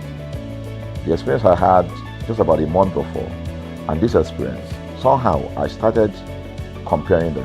I was trying to see how this matter will be managed. Again, to cut the story short, we landed in Nigeria on a BA.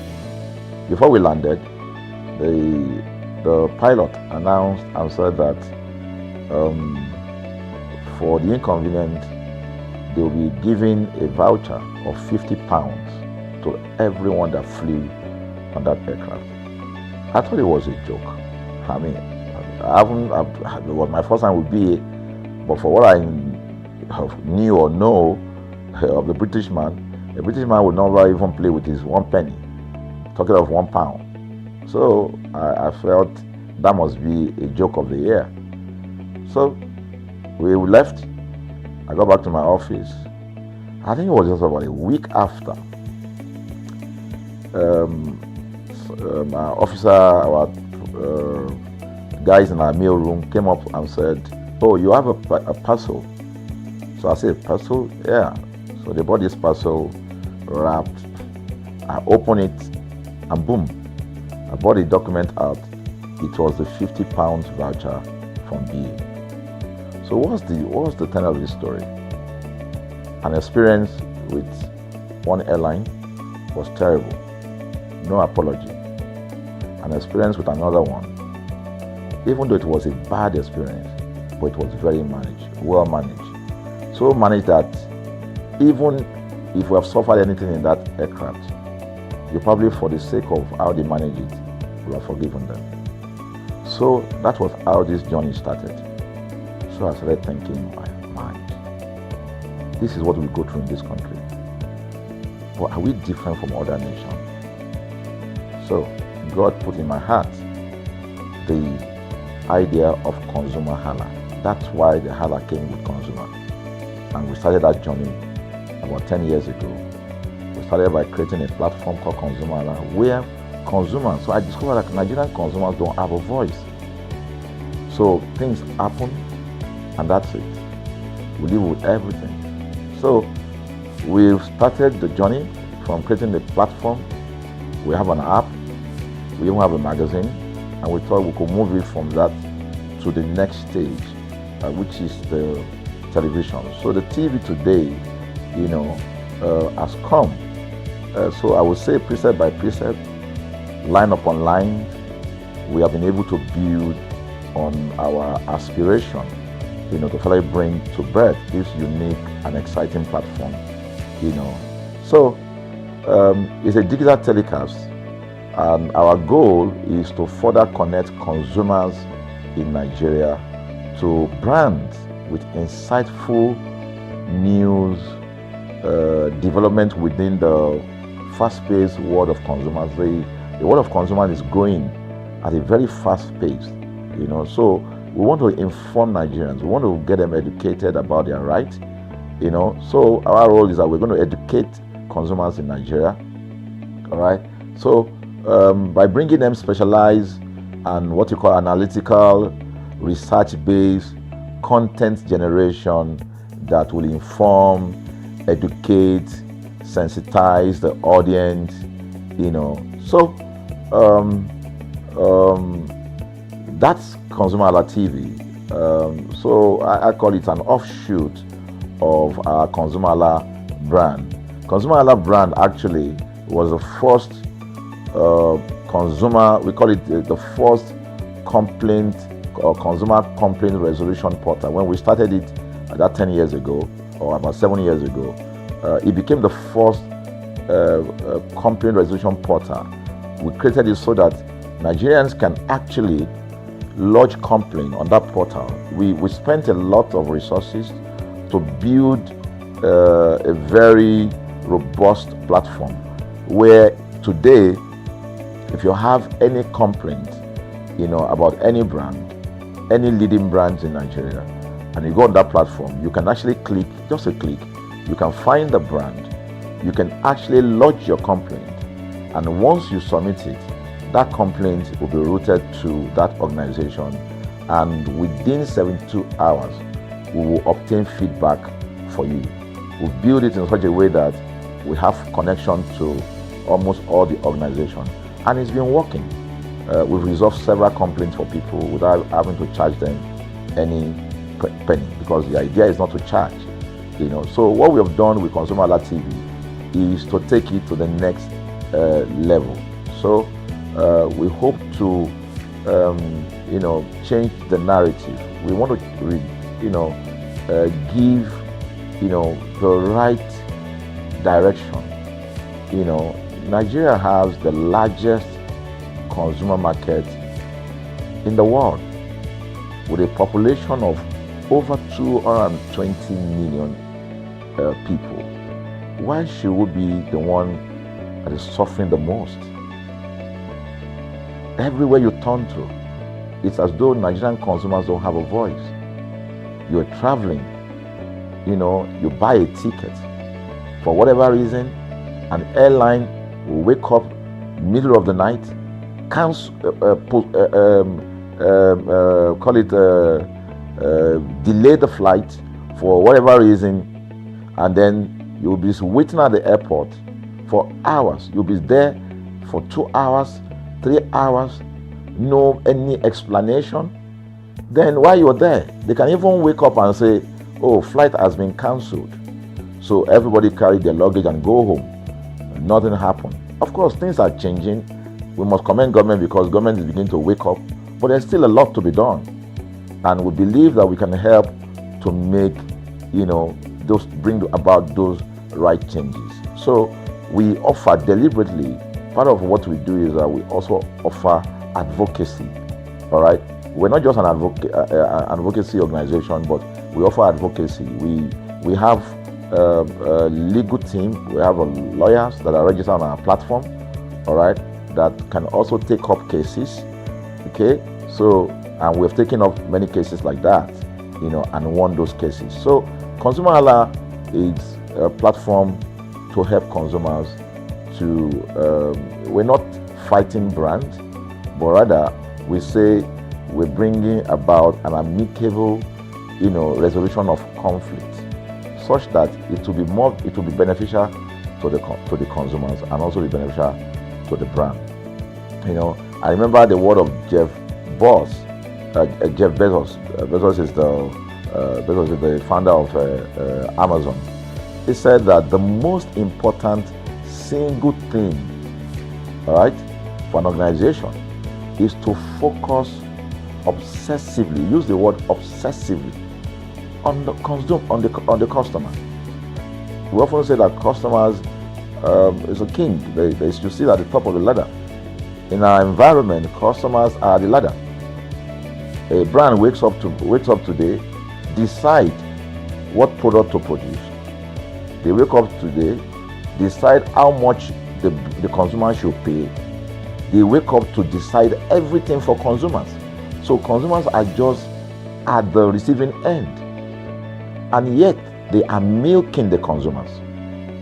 There's no price regulation in this country, none. People just wake up and fix prices. Look at the power. Government wakes up, we change policy, we wake up and we get people to pay more. We think it's time for consumers to begin to speak out. In speaking out, in engaging, we can get the brand to begin to do what is right. And of course, I know that the consumers themselves need to be educated.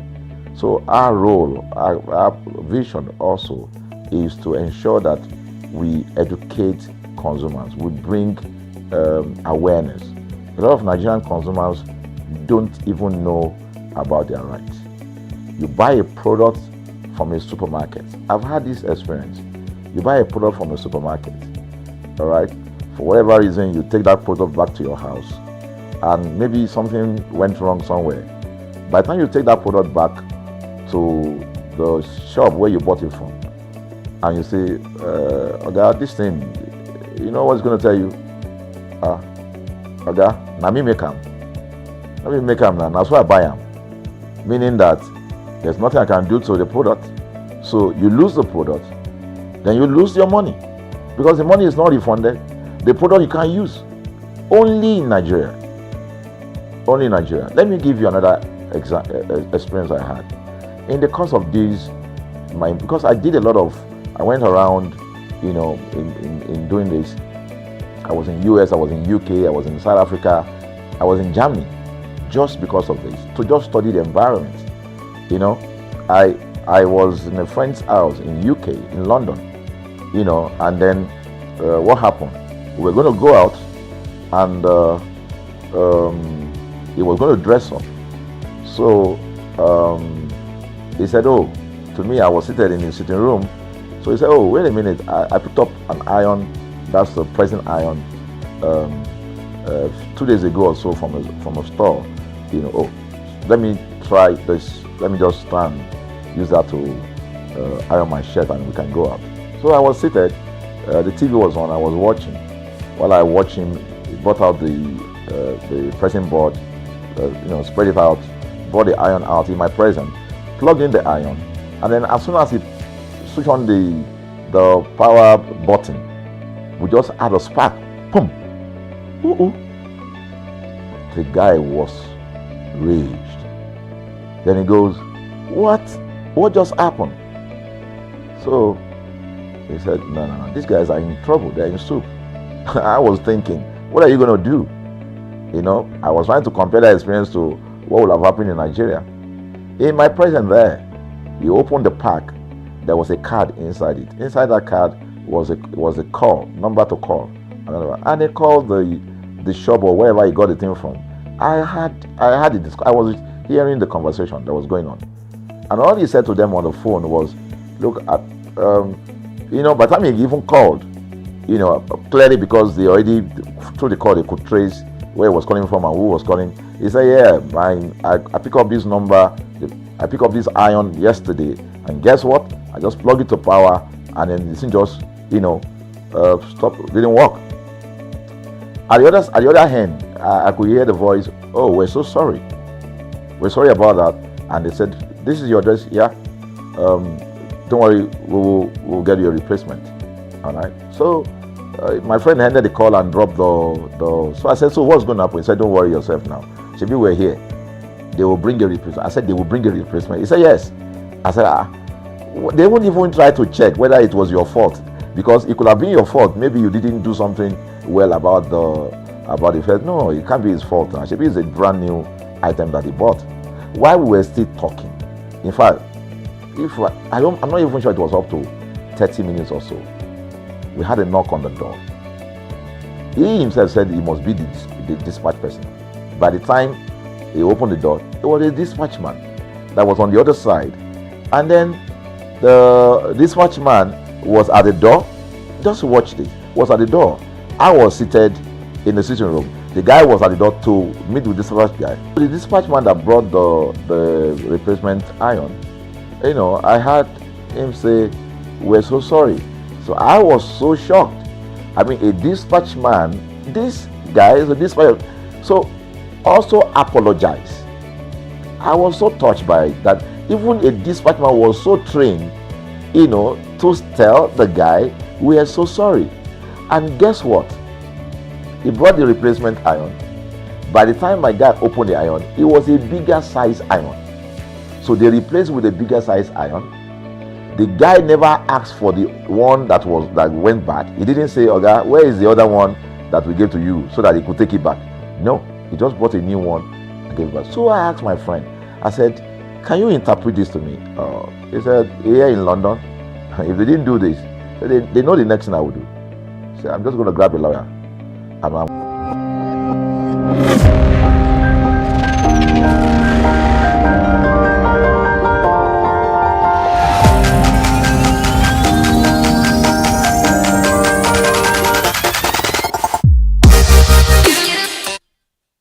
Thank you so much for joining us on the Resolution Box on ConsumerHallaTV. Resolution Box is meant for you as a consumer. If you are feeling any dissatisfaction about any brand, about any industry sector, and you've tried all your possible best to reach out to the involved industry, organization, or company, and all is not yielding any positive result, I can tell you that you've gotten to where you will get your testimonies, and that this is the centric point of what we're talking about in Resolution Box. Please try us out by calling the numbers on the screen and be part of the conversation as well. And please note that the content we are having on this program does not place or put a ban on you to join us on the conversation and also to lodge your complaint. I am Iri Ayomikuleke. This is Resolution Box, and I have my team with me in the house. We spoke about salt, and you remember he's just joining us on the conversation. Well, I would first like to say congratulations on your new chieftaincy. We'll get there later on. We spoke about salt. Let me ask you, what's your most favorite brand when it comes to salt? Mr. Chef. Oh.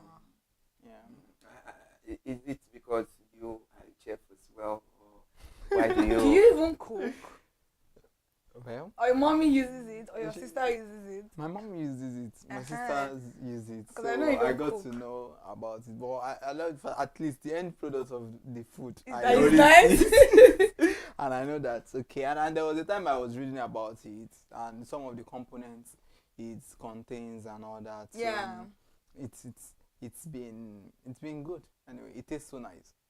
So if not Mr. Chef, Do you know any also, other brand? you know of any other I brand? know of there was a time there used to be an Apuna or something. Yeah, I that don't know was if they the- still. yeah, I don't Yeah. know. We still have it, but it's not that. So Yeah. I think there's The Dangote. Dangote is the one that is Dangote, popular. Mr. Chef, and I think there's one more. I don't know.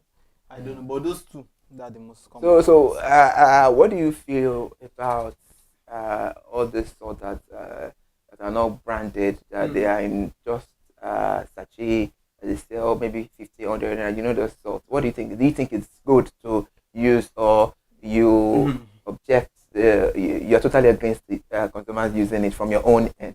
In this age now, whereby we now have more enlightenment and education on things we consume, anyone that still consumes all those kind of salt, unbranded one, they are doing a lot of harm to themselves. Because I mean, you can't even trace the components, you can't trace the manufacturers, you can't You trace. can trace the manufacturer. No, for the fact that you buying it, I'm saying you as a consumer, you don't know where they've brought this source from. You understand? That's what I mean. For example, if you buy Mr. Chef, if you buy any branded one, you know, okay, this is what I'm consuming.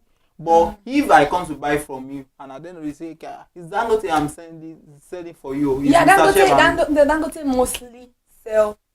Do you know one thing about those kind of salts is that they are cheaper because measuring them gives profit to people that are selling it. The salt is the same thing as the branded one. Yeah, but what I'm saying is, the problem is that I get your point. Maybe like because you don't know where. yeah, that's my main concern. The salt is the same thing. One thing about the salt is that because my dad owns a bakery, so we buy those kind of salt, and you can buy Dangote, you can buy the one that I think Mr. Chef also has a big one. You can buy all those kind of salt, but they have a name. It's branded, but it's not if it's not branded. All of those salts are branded. It's not just because they are putting inside nylon. It's just like you buying rice. I made an example. If you buy a rice from the sack, you will see the name. But the rice you are buying inside a derica, you cannot see the name. That's what I'm trying to say. If you compare it like that, so it is still the same salt. And those even maybe because it's salt, that's why I feel. Yeah, that's exactly why. Because rice also, you are buying the one of the derica. Which name do you know? Which of the rice? Even oil, do you know? sometimes. Even oil.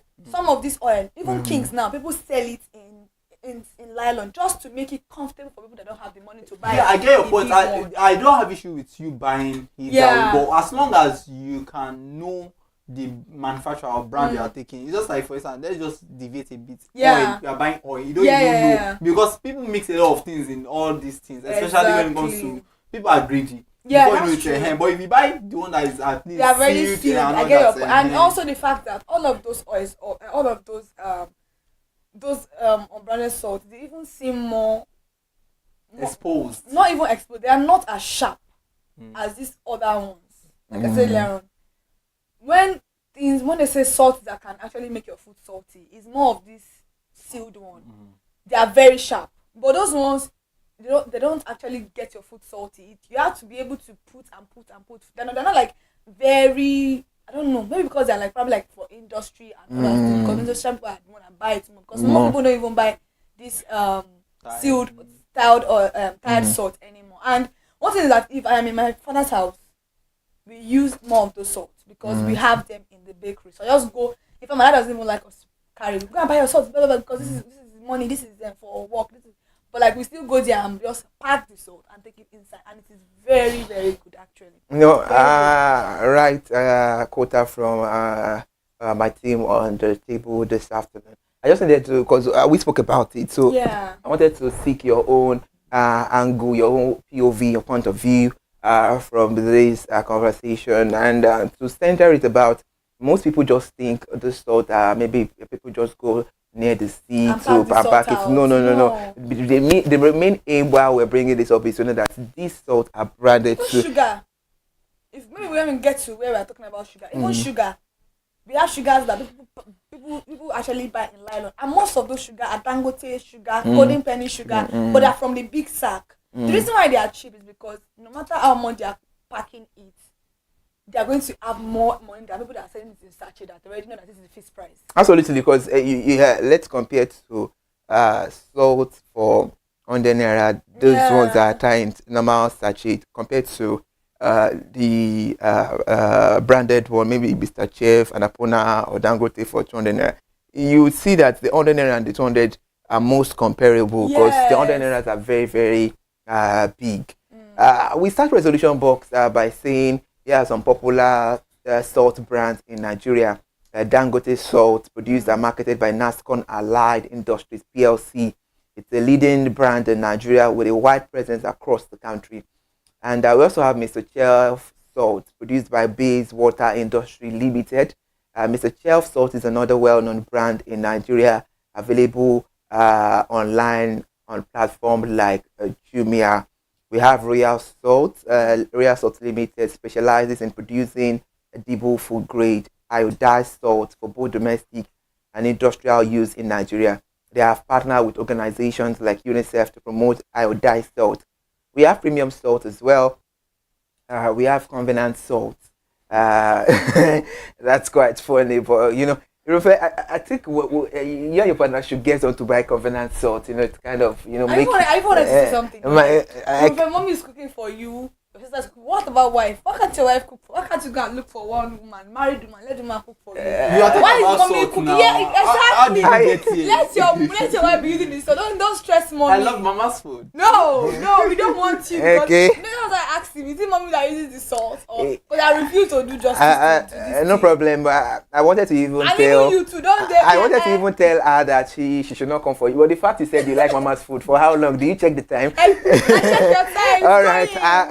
Interesting. We also have Union Deacon Salt as well. We have Peace Salt, Sea Salt. We have Himalayan Pink Salt, Pink Salt rather. Yeah, we have Celtic Sea Salt. We have which you can order on Jumia. But now let's talk about all the stuff now. Do you think is because some people have some conversation, be like, why would I order locust beans online? Why would I? Do you think stuff like this? Because I see on Jumia, you think maybe you want to buy 200 naira salt, I think this Celtic salt, they're not just salt that we use for just cooking. There are other kind of like this. I think Himalayan's kind of salt is very different. It's the pink salt. It's even I think the color is also pink, and it is different. You don't just go to the market and buy them. What am I using Himalayas when I have Mr. Chef and Dangote? It's not just stress. So the one that we cannot get, all these Celtic stuff, probably they are using it for something else. But do they use them to cook all those kind I don't know, but I don't think they use the Himalayan salt to cook. I think they use it for other stuff. Industrial maybe some other, maybe some. That's true. Maybe industrial purpose. I think maybe like some other kind of dishes in other countries. But for Nigeria, I don't think we use all this kind of salt. So we are not. Just like you telling me that I should use what's it called what's it called, this kind of sugar to actually stir my tea. I'm like, we don't use those kind of stuff. Yeah, people use honey to like drink their tea, but not everybody. Everybody uses sugar, so I feel like that's why. Some people may have a reason to use them. Not that they are going to be able to order it online, but I think Celtic salt should be in some of the malls. Maybe they are not just common because this is Nigeria. We barely use all these stuff. Yeah, the Celtic sea salt is available on Jumia, offering consumer a range of salt options. Universal fine sea salt, another option available online. Universal fine sea salt caters to various consumer needs. Before I turn to my team, it's my most capable team. If you're just joining us on the conversation, this is the resolution box on ConsumerHallaTV, and the centric point for you as a consumer to get the arithmetic right. If you're having any issue with any industry and you've tried your possible best, or you've even tried to reach out to the government agencies and all to no avail, I tell you that Consumer Hala is here for you. The 72-hour feedback mechanism, we do not take it for granted. Join us on the conversation, and if you want to be part of this conversation too as well, please you can call and tell us your favorite brand of salt. Now let me talk to guys. Have you tried a recipe out without salt, and how does it taste with a recipe over diced with salt? That one. What is it? Overdiced with salt. I think as much as So did you eat it? Did you? Eat what? Everybody knows I'm a very good cook. Nobody. Yeah, no I'm cap. a very good cook. I don't know what to say my else do, but I'm a very good cook. So, but I have made a mistake once by over salting my food, and that was when I got a call that my grandpa died. Oh. Yeah, I think I remember December. I was making. I'm like, I'm at home. Let me just quickly make concoction and no egg and just eat and sleep. So my dad was like, "Hello, Admi. My dad just died." I'm like, "What?" And I'm not. I forgot that I already put salt in the rice. So it was like my dad just died. Come to grandpa's house in Agege. And I'm like, Daddy, I was shocked. My grandpa is actually old, but no matter what, when you lose somebody, it affects. Me and my grandpa were very close. We are cool, we are close. And I remember that I didn't just live there with my grandma. My grandpa was upstairs. My grandma was downstairs. So I still saw him maybe like 4 months or 6 months before, prior to when he died last year, December. So I forgot I already put salt in my food, and then my salt was finished. I ran outside. I didn't even know what was happening. Everything was just calm. I felt like my emotions were just too high. I just went outside to go and buy salt. I packed the salt like normal me. Like I packed the salt and I poured it inside. Like the salt was so much, but I didn't know what I was doing. And it was until I took a spoon of the food. I'm like, what is, like, I just pat it. I'm like, what is it? It was too much. That I feel like if I had eaten that food, I probably like ended up in the hospital because it was just like, it was too much. It was more than a mistake. It was as if I was not in tune with myself. Now cooking without salt, I have tried rice without salt and it's not nice. My dad likes to eat rice without salt, and when me and my stepmom goes to, maybe like we go to the market and we come home during layer time, most of the time, we go to Idomota to buy clothes for us, for my younger ones. Before we get home, most of them, my dad will have made rice because we always have stew at home. And then because he doesn't like salt, because he will say, I'm already getting old, don't put too much salt. He wouldn't add salt in his rice. That's the only place I've not eaten salt. But in still every other thing, I don't think I've not eaten salt. So whenever we now try to eat that food, it's not nice. But I think the stew should, if the stew No, has because, its own. yeah, because we don't put too much salt too in stew. Stew. I feel like it's only when you're adding like maybe like 4 or 8 type of bouillon cube, you're adding a lot of salt in your stew. That's when your stew will be able to carry your rice. Everything should be in moderation so that everything will go hand in hand. And blend well. Exactly. So we don't actually put too much of salt and too much because of him also. We don't put too much of salt. Now I get it. Cube. It doesn't go well. And normally, even if you are cooking rice and you forgot to put salt and you just put salt on top of it, and because it did not cook inside, you don't cook with it, it wouldn't really still marinate with the rice. So it just tasted awful. Research even says It that tasted you awful. trying to sprinkle salt when the food is done. Yeah, it's actually is not. it's not even done. It's not cooked with the food. So you're just deceiving yourself. So, and then I'm like, I can't eat the food. I don't think I like not putting salt in my food. And also, I don't think I can ever try to cook stew and put only bouillon cube without salt. I wonder how it will smell, because the smell of bouillon cube is not really that palatable. Then I'm only tasting it. I don't know if anybody else also tastes this. If I'm cooking and I'm tasting my food, I could guess maybe the bouillon cube is overriding the salt, and I could guess if they are balanced, and I could guess if the salt is overriding the bouillon cube. So that's the kind of person I am. So like, I don't know if anybody should be able to eat that kind of food. I don't know. I think Have you tried it out? Sometimes because of medical conditions, But I think bouillon cube is even what? They don't consume salt. Salt. It's not like my dad. I can't remember when that still consumes salt. I don't know because But it's bouillon cubes. no, not that. Uh-huh. The food is always, so when my mom prepares food for the family, she prepares is separately It's better. from every other I person, know. because the day I remember the day I mistakenly tasted the food, I was like, oh, no salt, nothing and all that. So I've tasted food with too much salt That's and the not one good. without salt.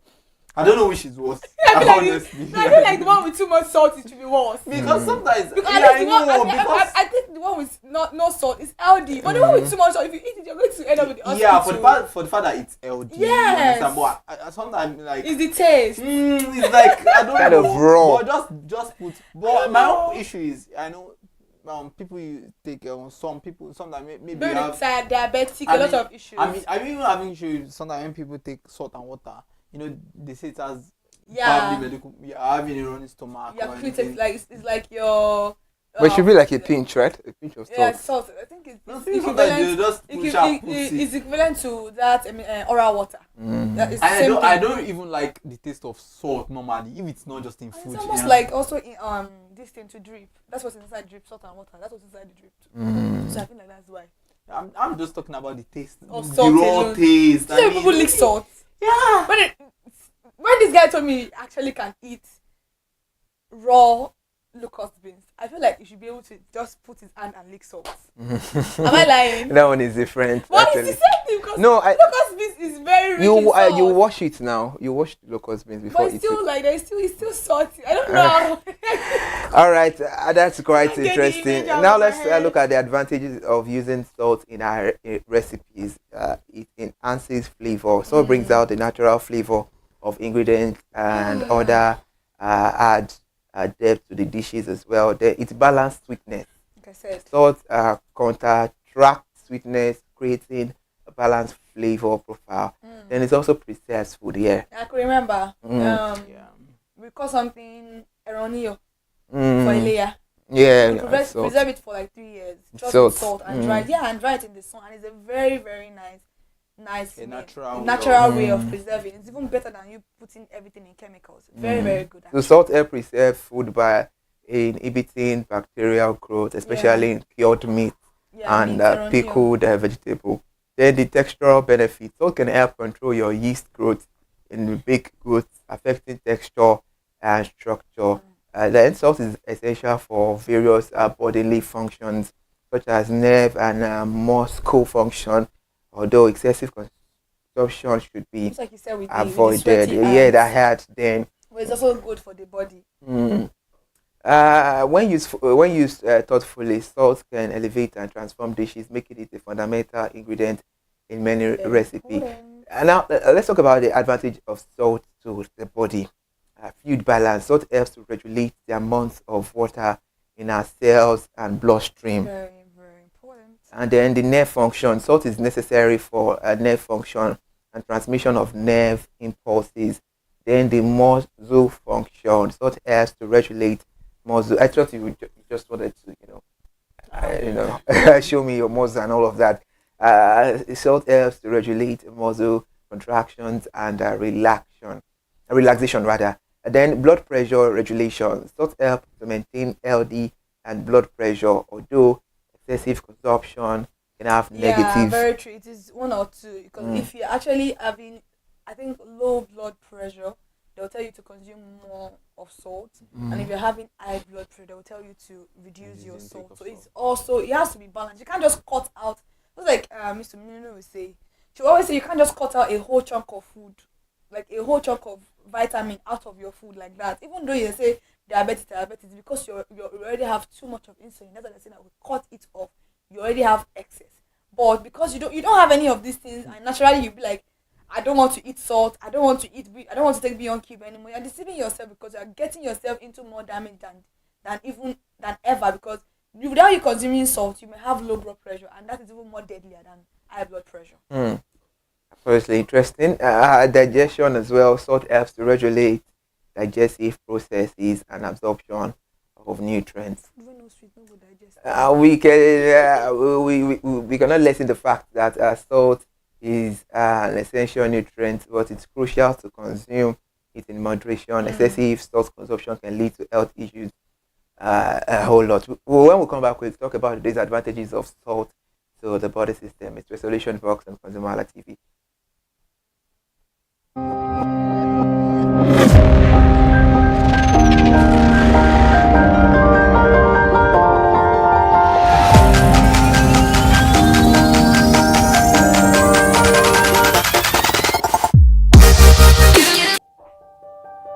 Hey there, do you know in the world today, everyone is a consumer, and as consumers, we all have the right to be heard. In Nigeria today, as a consumer, you have all right to product information, right to fair pricing, right to return goods, right to product labeling, right to fair dealings, and a lot more. Well then, have you heard about the new media channel? ConsumerHallaTV. ConsumerHallaTV. ConsumerHallaTV. At ConsumerHallaTV, our goal is to inform and educate consumers in Nigeria with insightful news alongside development within the fast-paced world of consumers through well-researched, specialized, and analytical content. Our vision at ConsumerHallaTV is to create an engaging platform that provides right connections for meaningful brands in Nigeria, thus creating a more caring world for consumers where business thrive. And guess what? Our ConsumerHalla brand is the first consumer complaint resolution portal in Nigeria, powered by a 72-hour feedback mechanism. We offer consumer advocacy, informative talk shows, branding promotions, advertising, and lots more. Connect with us via our YouTube channel at ConsumerHallaTV. Follow us on our Facebook page, ConsumerHallaTV, our Instagram page, ConsumerHallaTV, and do well to subscribe to our YouTube channel. Subscription is free. ConsumerHallaTV. At ConsumerHallaTV, you deserve to be heard. At ConsumerHallaTV, you deserve to be heard.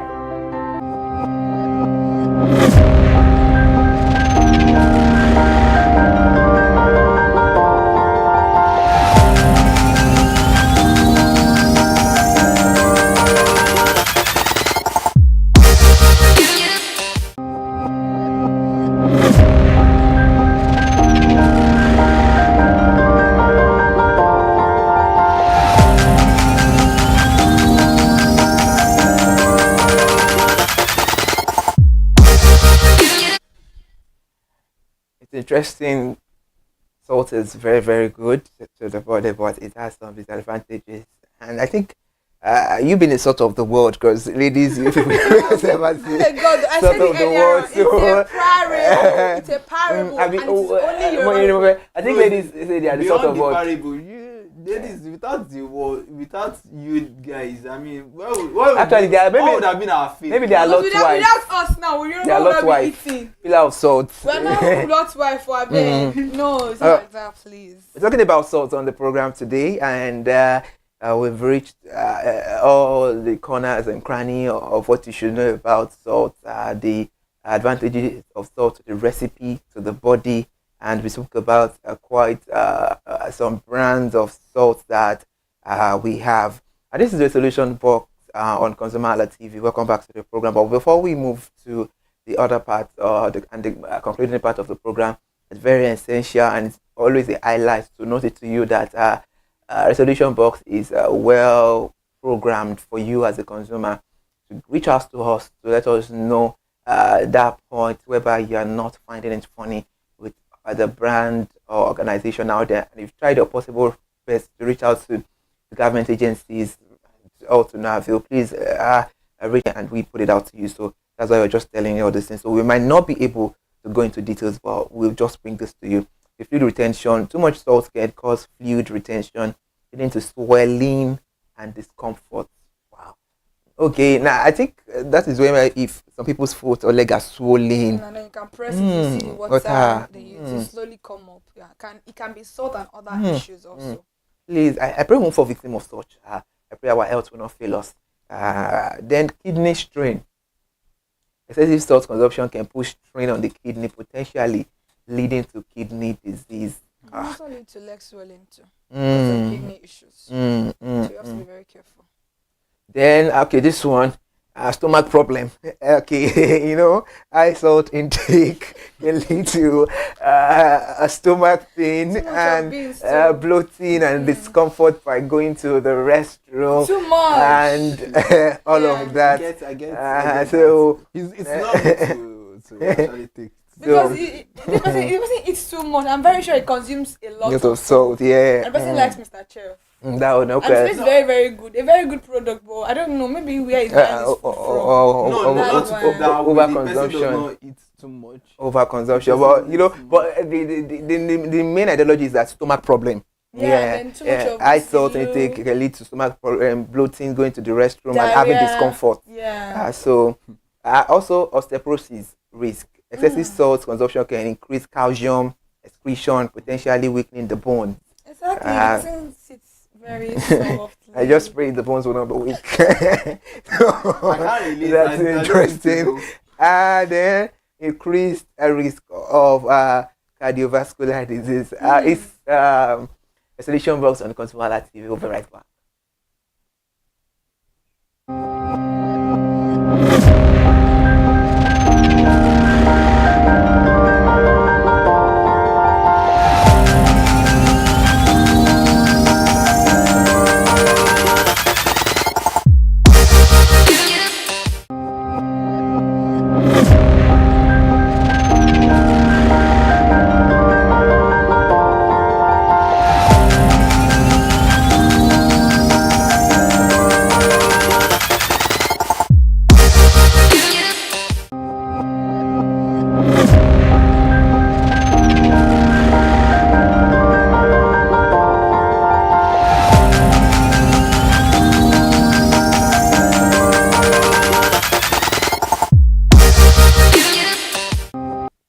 You know, that's a very, very interesting.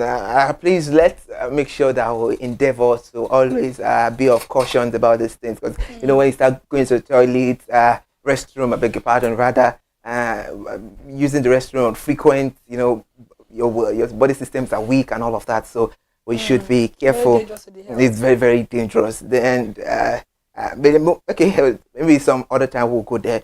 Then increased risk of cardiovascular disease. High salt intake is linked to an increased risk of cardiovascular disease, include heart attack and stroke. Please. Funny enough, our heart attack is very rampant. It's very, very, very. You know, some situations whereby we just get the news that people will just slum and die. It's just attack and all of that. So it's essential to consume salt in moderate. Cooking is a skill, not by adding too many bouillon cubes. Exactly. I concur. Bouillon cubes and actually salt also.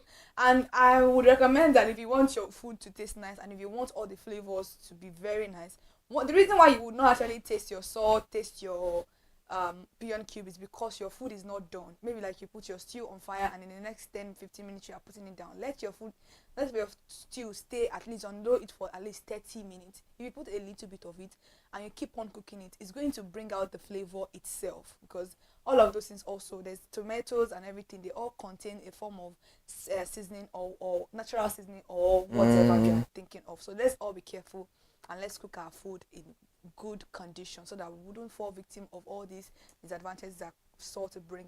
So salt is also very important, but we're just advising that we consume them in moderations. And if they have not told you in the hospital to stop salt, please don't stop it. There is nothing wrong with you. Because this person said salt is not good, let me just take the whole thing out. So we've seen also the advantage of how it can be very good to the body also. So let's all be very careful. And people that are going to eat outside, buying food outside, if you are not sure of where the person is cooking food from and you are tasting the food for the first time and you feel like, oh, the salt is too much, let's stay away from there and look for other places to buy our food. Interesting, Kike Lomajibola. I even love the fact you made mention of consumers. We should be careful about what we take. Aaron, over to you now. Okay, I just want to lay emphasis on some of these disadvantages, especially when it comes to heart-related diseases, like you mentioned. So, consuming too much of salt, could be very harmful to the health. So, eat it in moderation, and like Kike said, it is also important you eat.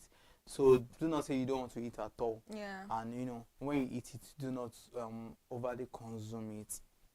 All right, so let's go on a short break and we'll come around the conversation now.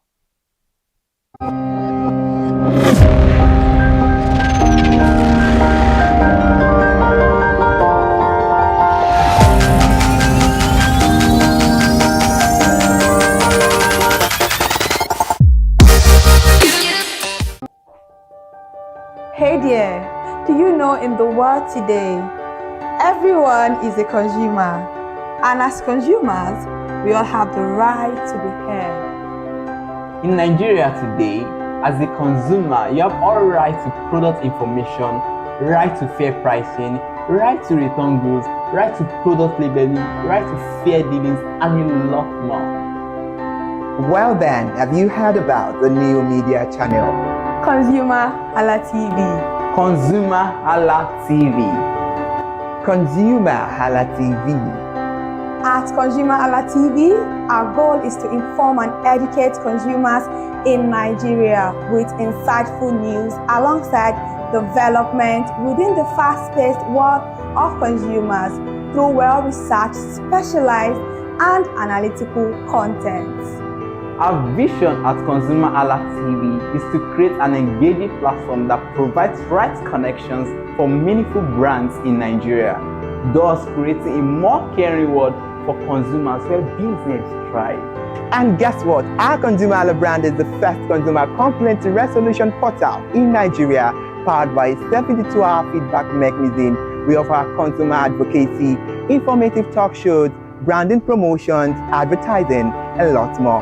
Connect with us via our YouTube channel at ConsumerHallaTV. Follow us on our Facebook page, ConsumerHallaTV, our Instagram page, ConsumerHallaTV, and do well to subscribe to our YouTube channel. Subscription is free. ConsumerHallaTV.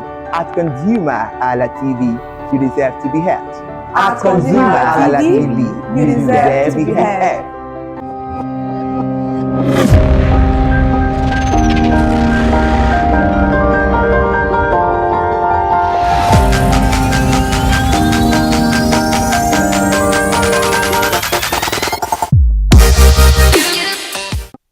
Is nutritious, talking about salt, but you know, excess the usage of it, it's something we should always make sure we trim. Yeah, we make sure that everything is in moderation. You know what they say about simplicity? Wise man once said, simplicity is the key to life, and in everything we do, it's essential to use salt, because if you don't consume salt, like she said earlier on, there are consequences to it, and you know, moderation is just the daily recommendation of everything in life, but not even limited to salt alone. Talking about the overview of life as it stands. Thank you so much for joining us on the conversation. It's a very beautiful one. My most capable team, Kikelo Machibola, and to the new chief man, congratulations on your chieftaincy. That's a very beautiful one there. You can see the rings and the beads. Everything is, you know, it's glittering. 10 over 10 it's minus nothing, just like a consumer said. Thank you so much for joining us on the conversation. Another insightful segment of Consumer Analytics with Resolution Box. We're back on Wednesday again. Please note that our content and review analysis on this program is not of CHTV, neither is it of We the Broadcasters, but solely that of the consumer's voice in which we are projecting, and we will keep projecting on this program.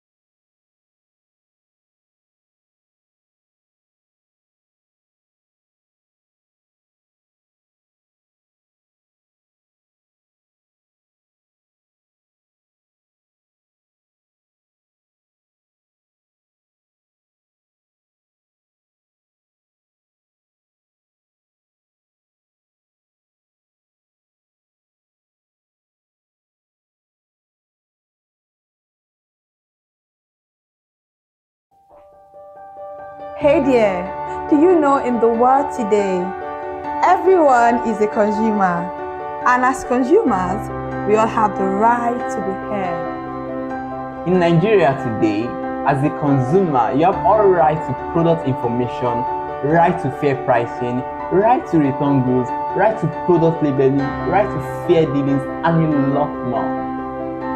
Well then, have you heard about the new media channel? ConsumerHallaTV. ConsumerHallaTV. ConsumerHallaTV. At ConsumerHallaTV, our goal is to inform and educate consumers in Nigeria with insightful news alongside development within the fast-paced world of consumers through well-researched, specialized, and analytical content. Our vision at ConsumerHallaTV is to create an engaging platform that provides right connections for meaningful brands in Nigeria, thus creating a more caring world for consumers where business thrive. And guess what? Our Consumer Hala brand is the first consumer complaint resolution portal in Nigeria, powered by a 72-hour feedback mechanism. We offer consumer advocacy, informative talk shows, branding promotions, advertising, and lots more. Connect with us via our YouTube channel at ConsumerHallaTV. Follow us on our Facebook page, ConsumerHallaTV, our Instagram page, ConsumerHallaTV, and do well to subscribe to our YouTube channel. Subscription is free. ConsumerHallaTV. At ConsumerHallaTV, you deserve to be heard. At ConsumerHallaTV, you deserve to be heard.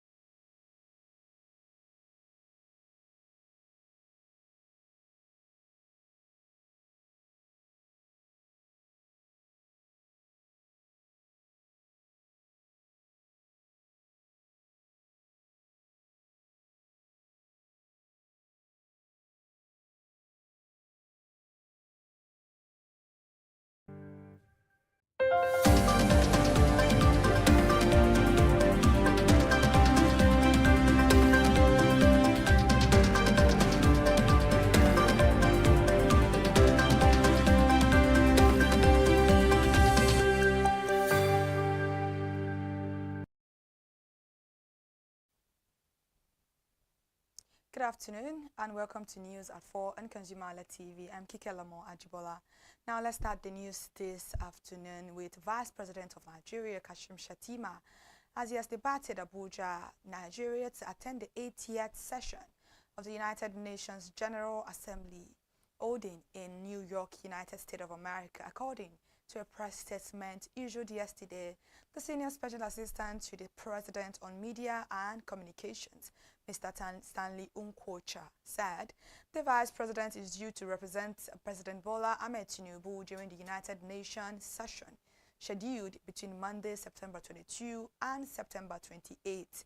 Mr. Stanley Okocha said the Vice President will deliver Nigeria's national statement and join other dignitaries at the United Nations high-level general debate, among other side events. He also revealed that the Vice President would announce Nigeria's new nationally determined contributions under the Paris Agreement at this year's United Nations special event on climate. Moving away from that now, the federal government, through the Ministry of Solid Minerals Development, has announced an additional revocation of not less than 1,263 mineral licenses.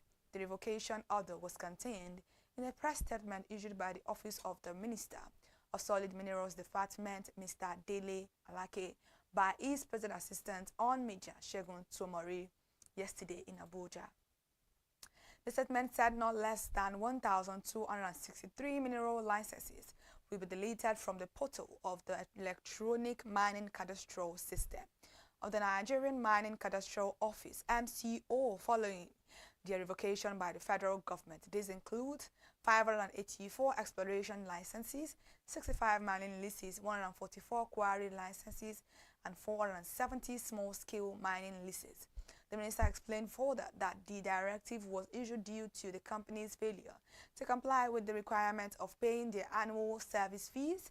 Meanwhile, the latest revocation brings the total mineral titles revoked under the current administration to 3,794, including 619 mineral titles revoked for defaulting in paying annual service fees and 912 for the month last year. Approving the revocation following the recommendation of the MCO, the minister said applying the law to keep speculators and unserious investors away from the mining sector would make way for diligent investors and grow the sector. Meanwhile, the federal government has unveiled a new large language models and atlas designed to process Nigeria's major languages, Yoruba, Hausa, Igbo, and Nigerian accented English. The Minister of Communication, Innovation and Digital Economy, Dr. Bosun Tijani, announced the launch in New York on the sidelines of the 80th United Nations General Assembly. He described the initiative as a major step in placing Africa's linguistic diversity at the heart of artificial intelligence and positioning the continent as a global contributors in shaping the future of technology. Developed by the National Center for Artificial Intelligence and Robotics in collaboration with Awari Technologies and Atlas, is part of Nigeria's Language AI initiative to advance indigenous language technologies and promote digital inclusion. And according to available information from the National Center for Artificial Intelligence and Robotics, developed in partnership with Awari Technologies, the product incorporates state-of-the-art automatic speech recognition for Yoruba, Hausa, and Igbo, and is fine-tuned on the Whisper Small architecture.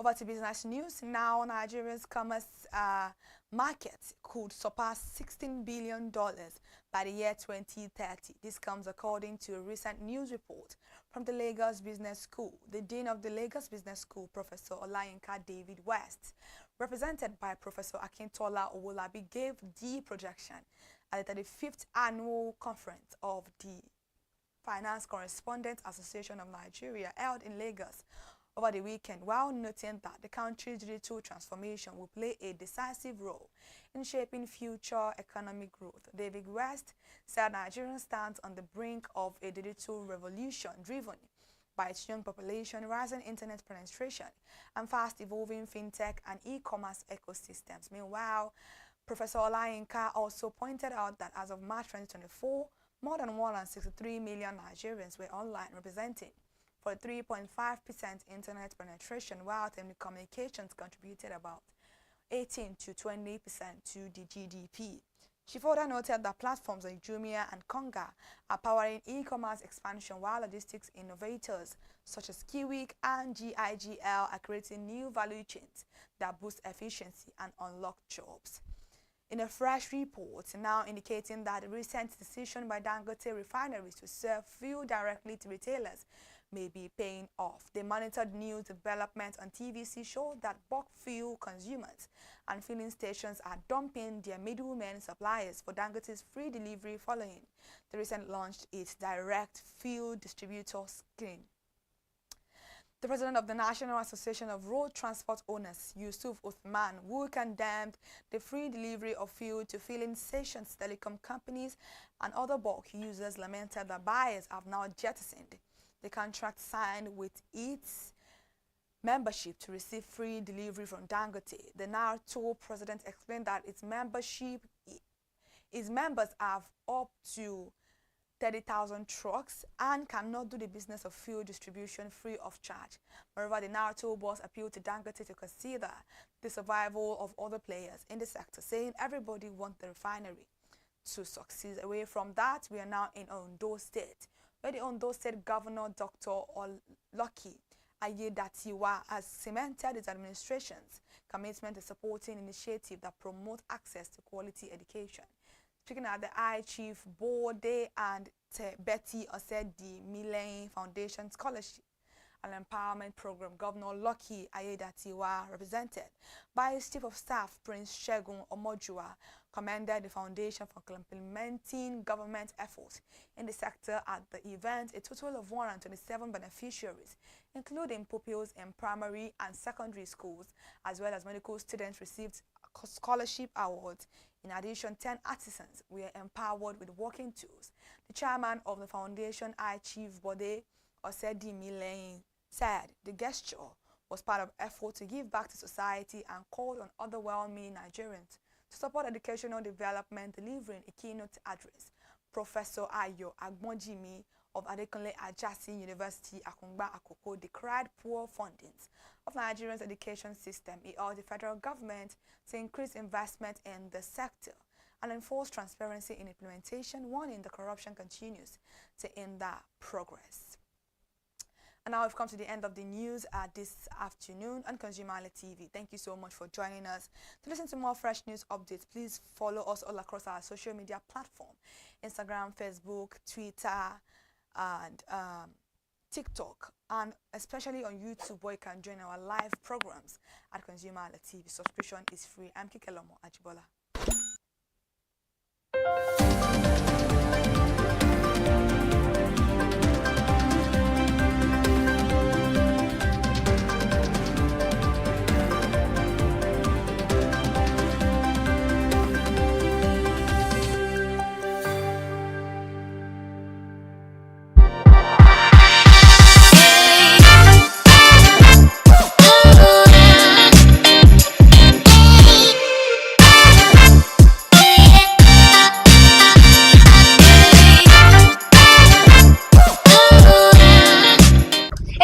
Morning, and you're welcome to another beautiful episode of Market Today on ConsumerHallaTV. I am Matilda Omenai. As you already know, Market Today is a show where we'll be visiting different markets across Lagos to check, track, and compare the prices of different food commodities, cosmetics, and every other thing in the market. And today is not going to be different. We are at Obada Market, located at Isolo. In Obada Market, they sell a varieties of different food items, from rice to tomato to fish and all that. And because of that, we are here today to talk to the traders and ask them the prices of the different things they sell in this market. Today promises to be very insightful and interesting. So come with me as we explore Obada Market in Isolo.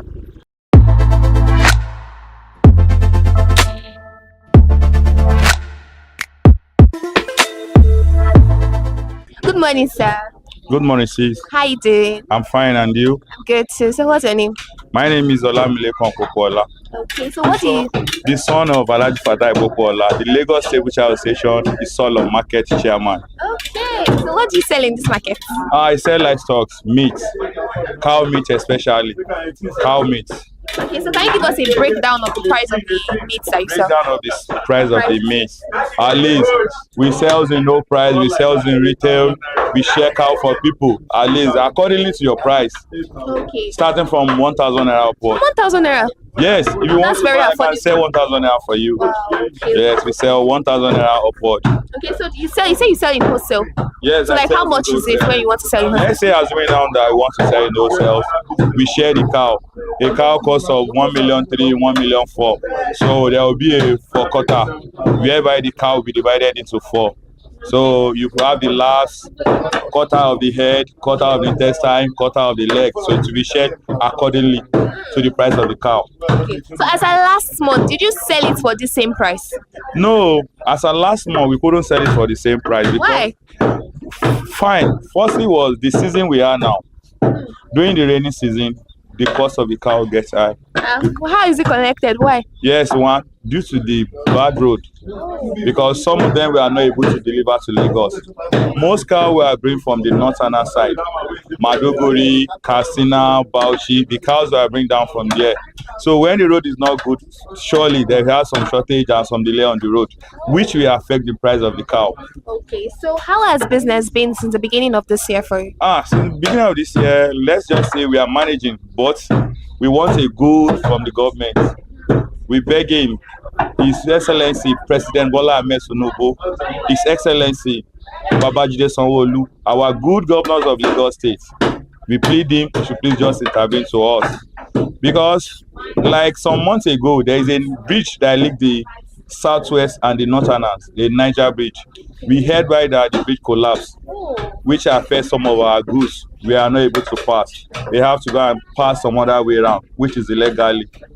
So we plead them and beg them to just please come to our aid. The price of cow are just getting higher every blessed day. So that's the way it just is. Okay, so for how long have you been selling meat in this market? Yeah, as of this market, let's say from 20 years plus. 20 years? Yes. How has it been that time and now? If you were to compare it, do you prefer that time or you prefer now? Due to the economic presidency, you know, let's just say all thanks to thy Lord. Because if I said it's not good, we are saying we are sorting some bills, but we want more difference, more good difference. So we want more good difference.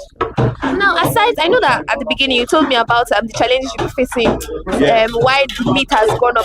So aside, let's imagine those challenges are not there. What other challenges you face selling this meat in this market? The other challenges is there that you know that this is livestock. It does not have secondary value. Once it has been preserved, the value depreciates. Once it's being stored in the freezer, the value depreciates. Because a situation whereby a customer came around, wow, this meat is cold, wow, it's not proper, is this, is that. So from there, you will have to lower the price for the person so that the person can buy. Once it has entered the fridge, the value already deactivated. So if they can tell them that whenever it's cold meat, it's still okay, you can see our environment. It's well tidied up and clean. So you can see everywhere is neat, everywhere is okay. But should in case of that we are not able to meet up on the day, if we preserve it inside the freezer, customers might be complaining that okay, it was second day meat, it's not like that, it's not this.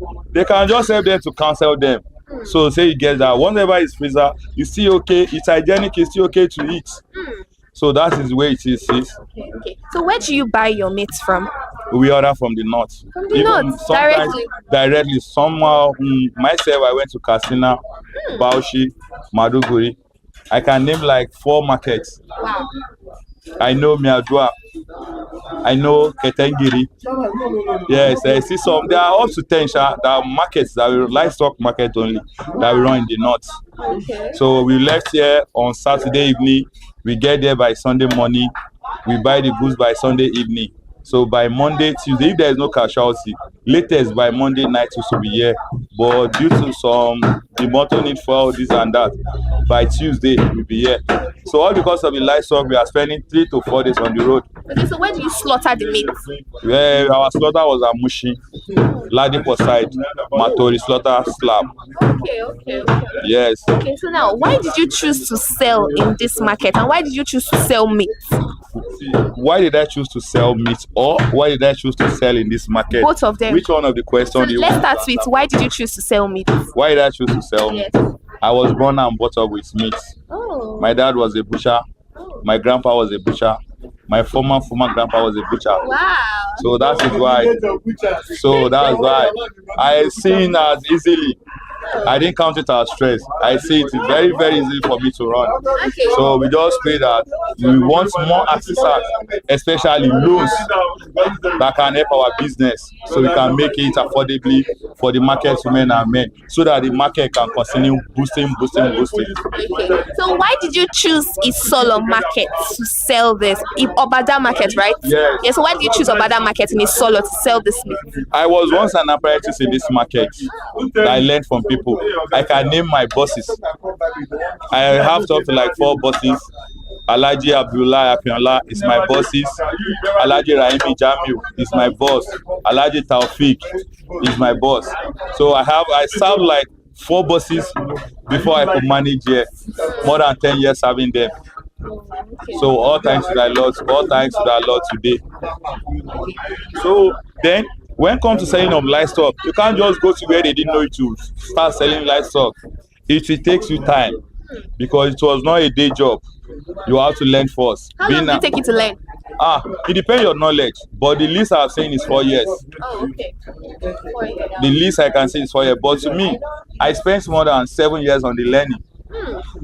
Here and there, sending them message, going here and there. I spent more than 7 years on the learning, but all thanks to the Lord today that we could make it, but not yet. Okay, but we know with time, and the prayer, we keep praying to the Lord.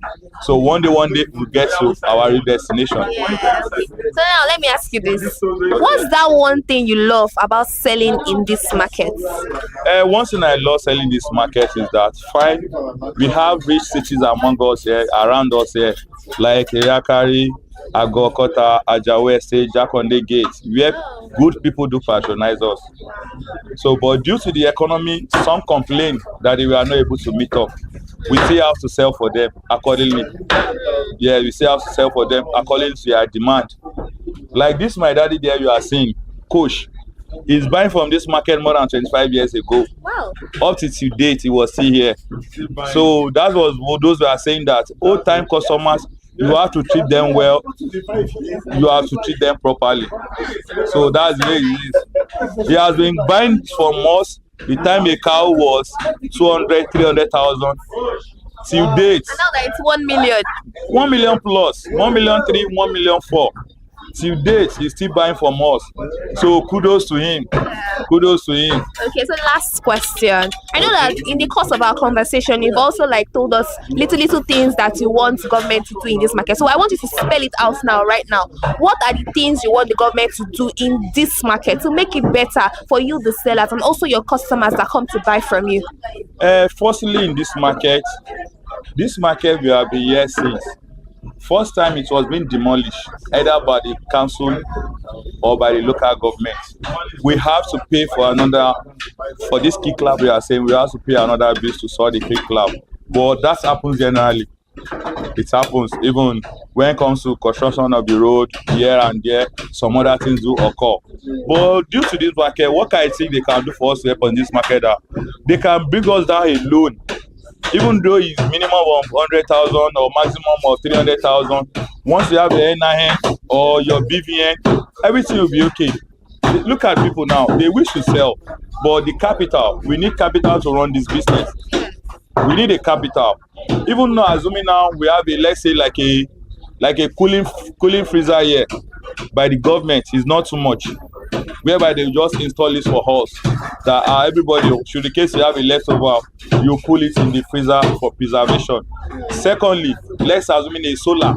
Here now we use lights, we run electricity, we pay the electricity by ourselves. So let's assume they install the solar. Once we have the solar, day and night everywhere will be bright. People will be saying things they are buying, everything will be clean and clear. So there are many things, but we just have to brief it because of the time. So most especially, they give us the license on the freezer That is, in case we have a leftover goods, we put it there. When you bring out the other day, it should be fresh. And then they should help us to give them a counseling. Whenever they see a meat or livestock in the freezer, they should not just condemn it, that is second day meat. No, they should have to patronize it, that it's still well okay and it's very fine.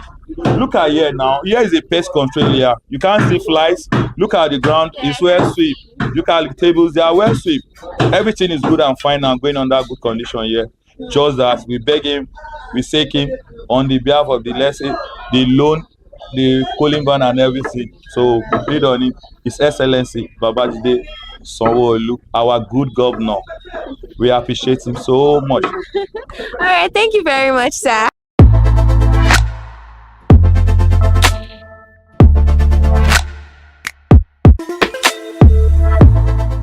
Good morning, ma.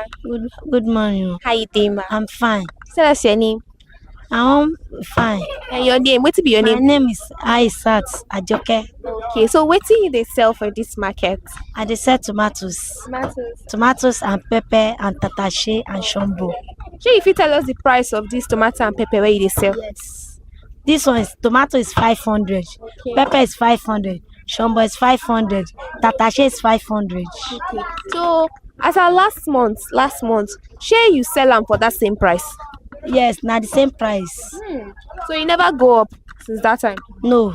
Okay. So how business don't be for you since beginning of this year? The market no too move. No say children dey holiday. Market no too move. Market no dey at all. So anytime when children dey holiday, market no dey move. Market no dey move. Market no dey move. If children dey for school holiday, market no dey move. So where you dey buy your market from? My 12. My 12. Yes. How much they sell them for my 12? My basket of tomato is 80,000. 80,000. Yes. How about pepper? Pepper is 50. Okay, 50,000. Yes. As our last month, was it that same price? It's the same price. No change price. It's the same price. Okay. So anytime where pepper and tomatoes, the price they go up. Waiting they always make them go up. I don't know. Now every year they go up. Now don't they come down small. Before it cost where I dey buy basket 200,000 before. Yeah. Now they buy 80,000. Wow. Okay. So for how long you don't they sell for this market? It don't be like 20 years. 20 years? Yes, we are done dey this market. So if you compare that time when you start and now, which one where you prefer?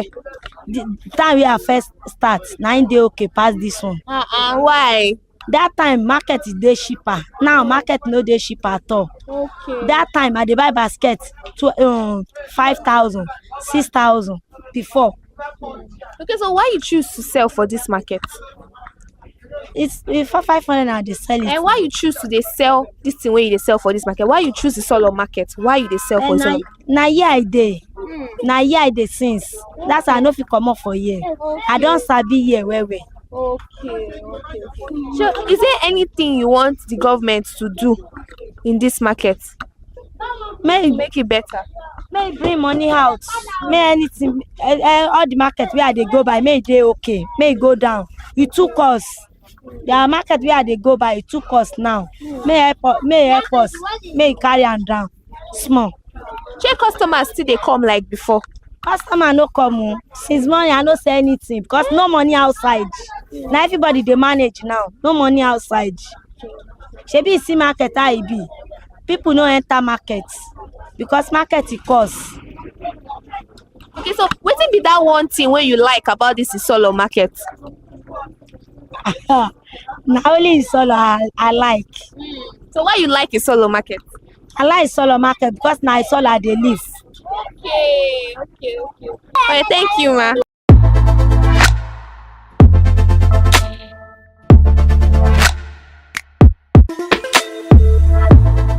Good morning, ma. Good morning. How you doing, ma? I'm very fine. Okay, so what's your name, ma? My name is Alaja Abiodun Ogunkola. Okay.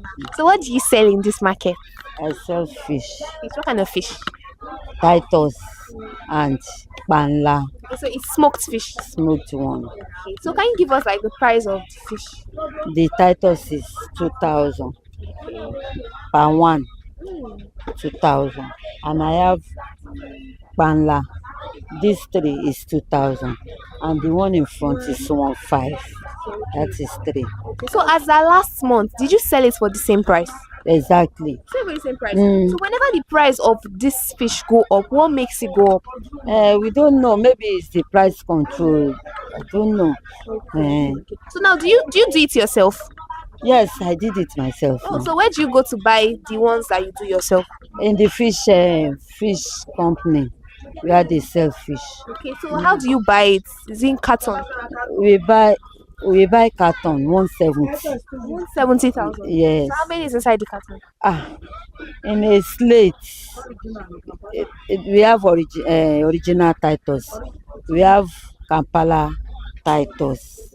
What's the difference?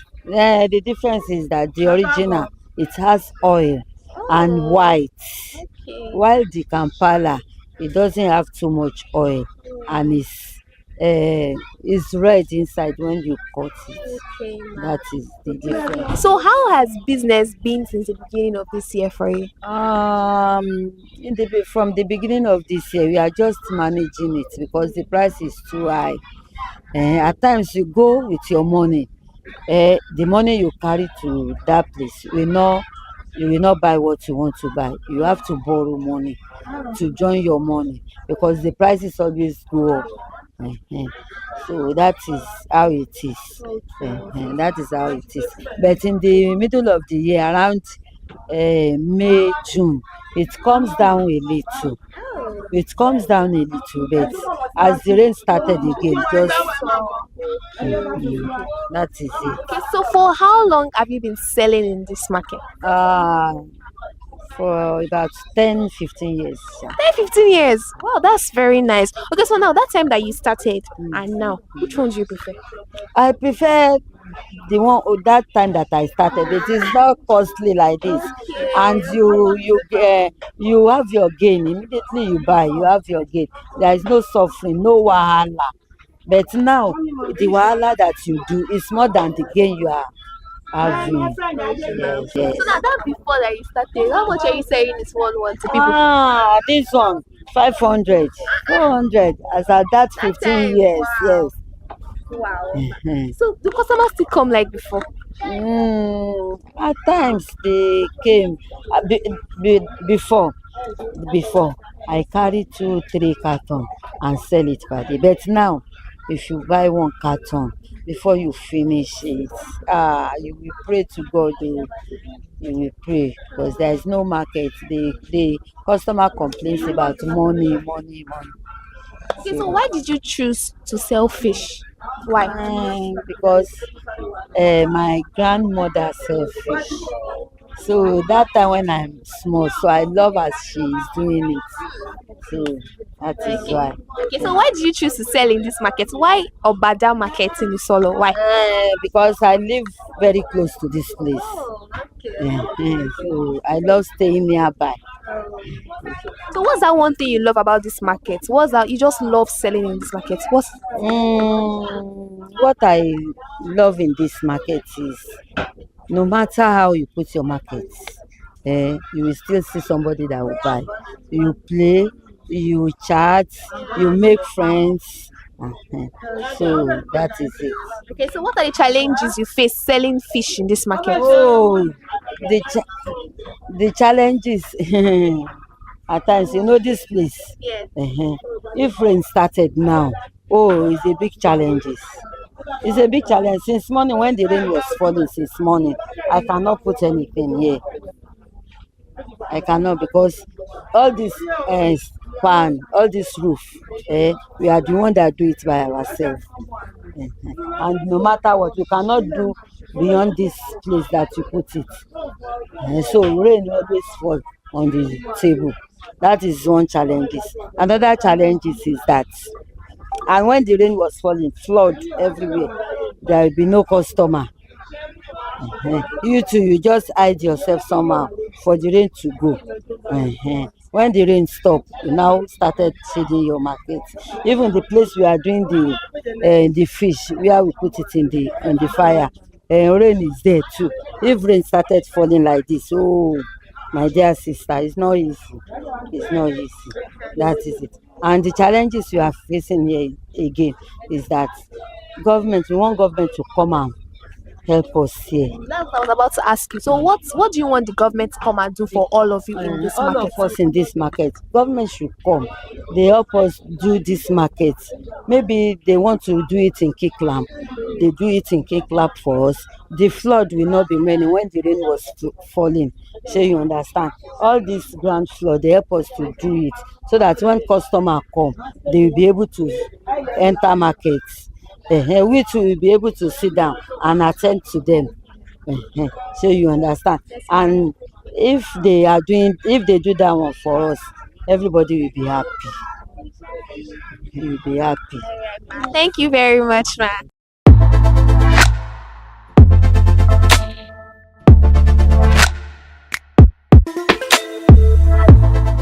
Good morning, ma. Morning. How you doing? I'm cool. Okay, so what's your name? My name is Blessing Okafor. Okay, so what do you sell in this market? I sell soup item. So can you give us name of some of the items? Okay. For example, this is egusi, and this one is ogbolo. Okay. So this one is uba Okay. for nkwobi. Okay. That's all. Okay. So what's this stockfish? Now? Yeah. Okay. And this one is dry fish. Okay. So can you give us like a price breakdown of some of the things that you sell? Okay.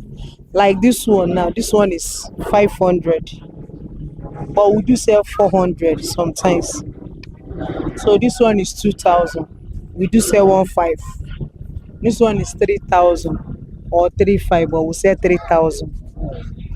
So this one is 15, 13. So how much is the tin tomatoes? Like this one is 600. Okay. The big one is 14. So with these prices that you've given us now, as our last month, did you sell it for the same price? No. Why? Were they higher or lower? Last year was lower, but this year is high. Last month. Last month, sorry. Yes. Okay, so what made it increase? I don't even know. Wow. I don't know. Okay. So how has business been since the beginning of this year? Oh, my sister, because as I am now, I want to be government by myself. You want to be government by yourself? I swear down. Why? Tell me why. I want them to vote for me so that I will change everything. Oh my God. But don't worry. With God, all things are possible. Okay. I know by, let's say before December, everything will be fine. Okay, ma. So where do you buy your things from? Where do you buy your food items from? Oyigbo. Okay, so is there a particular reason why you go to buy from Oyigbo? Or is that the only market that sell things like this? No, it's only Oyigbo. They sell something like this. Oh, okay. So, for how many years have you been selling in this market? I was 20 when my mommy lived here for me. Oh, wow. So since that, so you said 20, you were 20 at that time. Wow. Then. So as at that time and now, which one do you prefer? Business? Is this one? No, like you prefer now? You prefer the way the things are right now? No. You prefer, why? Why do you prefer then? You will not compare that time now. By then and now, there is a long distance of difference. So at that time when you started, how much was egusi? 250, 200. Even smoked fish, how much? As of then, you can see something like 400, you sell 500. Wow. But now, the one we are selling 500, we'll buy 500 and sell 600. So, what are the challenges you face selling in this market? Well, most of them will come and price, they will go, they will not buy. That's only the challenges we have. Okay. So you know that there are other people that also sell the same thing that you sell in this market. So how are you coping? How are you able to cope with the competition and all that? My sister, I will not lie for you. This is competition market. Anyone that enter for you, you sell. So is there anything you want the government to do in this market to make it better for you, the sellers, and also for your customers? A lot. Let them reduce the prices of everything. That's it. That's it. Thank you very much, ma.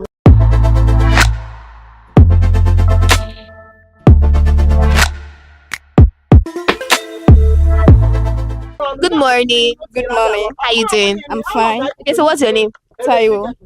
Okay, so what do you sell in this market? We are selling provision. What kind of provision? We are selling Neosis. We are selling Spark, Godimon, Milo, and we are selling mashes, soap, and so on. Okay, so now can you give us like the price of some of these things you've mentioned? This fire. Like spaghetti. We are selling Spark, 19,000. Okay. Indomie table, 9,500. Okay. Spark pack is 48.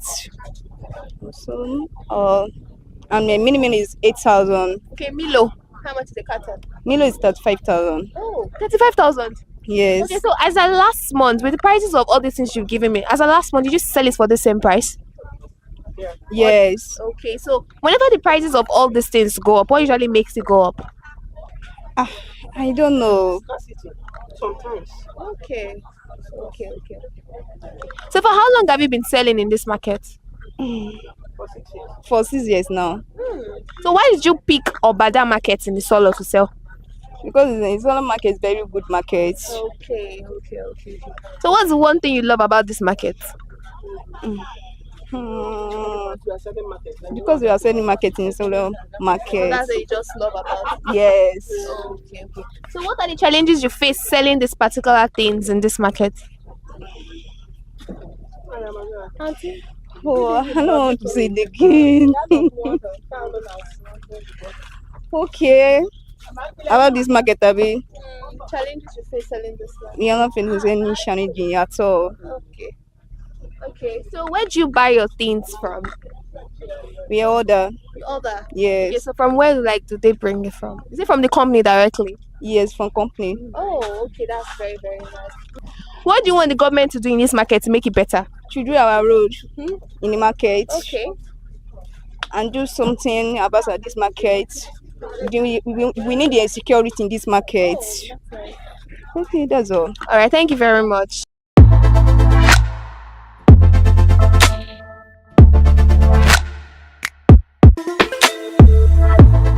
We have come to the end of today's episode of Market Today on Consumer Hala TV, and today was quite insightful. We got to talk to meat sellers, vegetable sellers, soup item sellers, and other traders in the market, and we've learned one thing. They all said and complained about one thing. They complained about how whenever it rains, it affects the things that happen in the market, and also the bad road in the market. So they are calling on the government to come and help make that particular place better for them, so that they can attract more customers and make good sales. That is all we can take on today's episode of Market Today on Consumer Hala TV. Do not forget to like, subscribe, and follow us on all our social media platforms: on YouTube, Consumer Hala TV; on Facebook, Consumer Hala TV; and on Instagram, Consumer Hala TV. I am Matilda Omenai. Until next time, bye for now.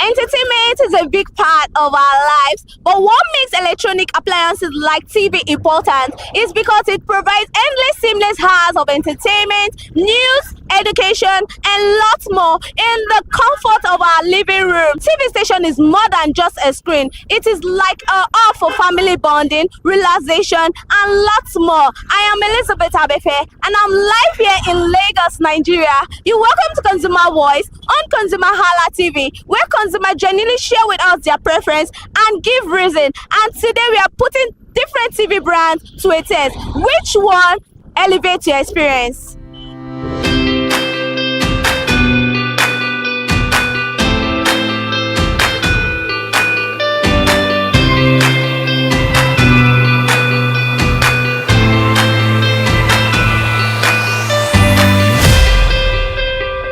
Yeah, Yeah, good morning. What is your name? My name is Olawale. Okay, do you have a TV at home? Yes, I have a TV. Okay, which brand of TV do you own at home? Right now, yeah, I use iSense now. iSense. For how long have you been using iSense? That's about 3 years now. 3 years. Okay, do you know of other TV brand or have you used other brands? Yes, I've used many other brands. Like? I've used Polystar, LG, Samsung, and the Sony. Okay, so why did you now stick to iSense? What does iSense have that other does not have? Well, I can't really differentiate what iSense have that the other TV doesn't have, because the last time I got my TV, I only went to the LG office. I had another plan to buy another TV, but not precisely an iSense. Okay. But it was during when they're doing this COF TV. Okay. So and I saw it and I like it and I buy it then. So immediately I bought it and I've been using it since then. Okay, now you told me that you don't want to go for this brand, but then you have another brand in mind before. Yes, I have another brand, and which is Samsung. Okay, Samsung. So why did they now have to convince you? What conviction? How were they able to convince you for you to stick to iSense? Well, what I saw there is just how the TV is being manufactured. The COF TV, precisely we've been using LED and some other TVs in the past, and the plasma and all that. So when I saw the TV, I felt so in love with it, with the curve, with the shape and all that. That's all. And the quality of the pictures. And that's what I love about it. So now I will ask you this, even though you made mention of part of it, but then I still want you to explain it in an elaborated form. What do you look out for when purchasing a TV? Okay, firstly, I look out at the beauty and the quality and the durability of the brand. That is what I look for. So I will ask you this, what do you want iSense to improve on? Well, right now, if I'm going to give them a review, I can say they were 99 over 100, because what I've seen, depends on the availability of the money you have. That is when you can buy a product that oh, this is what I want. So ever since I've been using it, there's no power failure, no electric shock, nothing like a power circuit, breakable, something like that. So I'm really satisfied with that. I wanted to ask you, does it worth the money? But you already told me satisfaction. You are satisfied with it. Exactly, I'm satisfied. So what's your favorite show to watch on this your TV now? What favorite show do you watch on it? Yeah. Well, precisely, I'm a football lover. So mostly I watch football weekend, because my kids watch all this Nickelodeon, Disney, all those that. But mostly weekend and every Tuesday and Wednesday I watch football. Okay, so TV now is for what? Well, TV is just like something very important to humanity. You understand? You can't just sit down at home and feel so bored without watching a TV. There are many other visitors that can come. You understand? I could remember vividly when we were still very small that we're using all these presidents. You understand? I'm 40 years of age right now. So around 80s, when we go to our neighbors to watch TV, we saw a lot of hell, embarrassment and others. So as a parent now, it's a must you provide it for your children so that at least they feel more comfortable about it. Thank you very much, sir.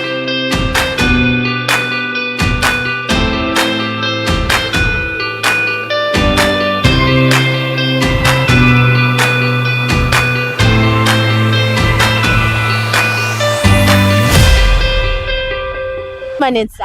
Good morning. What is your name? I'm Ebenezer Olodare by name. Okay, do you have a TV at home? Of course, yes, I do. Okay, so which of the brand do you own at home right now? Okay, I have an LG TV and Samsung.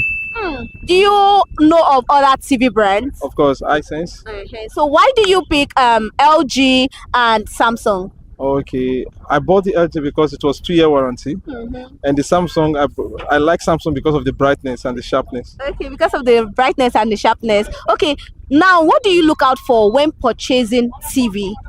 Of course, now the same thing as if buying phone, I look at the warranty, one, then the brightness, just as you looking at the camera of your phone. So those are the things I check out for. Okay. I look at the brightness and the sharpness, but I prefer Samsung or the LG. Okay, so what would you like them to improve on? This is your LG and Samsung. Is there something you want them to improve about that? LG should improve on their color, the brightness, and the volume. Those are the things. Okay, now this TV now. What's your favorite show to watch on these two TV?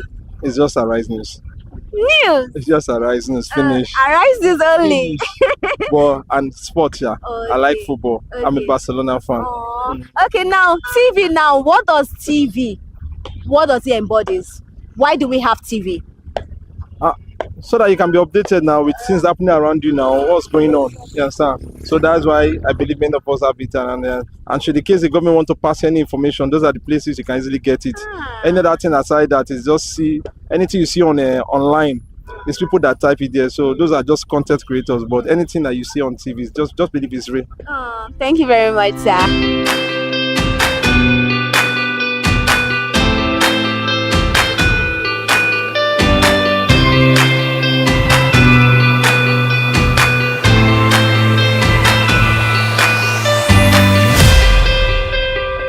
Morning, sir. Good morning. What is your name, sir? My name is Sunday Idoko, but they call me old soldier because I'm a retired soldier. Oh, that's nice. Yeah, thank you. Okay, so do you own a TV at home? Yeah, of course I own a TV.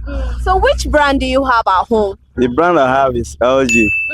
So for how long have you been using this LG for? I've been using this LG since 2015. 2015. Okay, now do you know of other brand? Have you tried other TV brand? Well, I've tried Sony. The picture is clear too. Okay. Yeah. So now, why do you stick to LG right now? Well, I stick to LG is that when I bought it, they told me that they gave me a 1-year guarantee. Okay. And for the first time, the TV, maybe the fuse had a problem. I took it there, and it was done without them collecting a penny from me. And ever since then, it has been serving me. It has been working fine.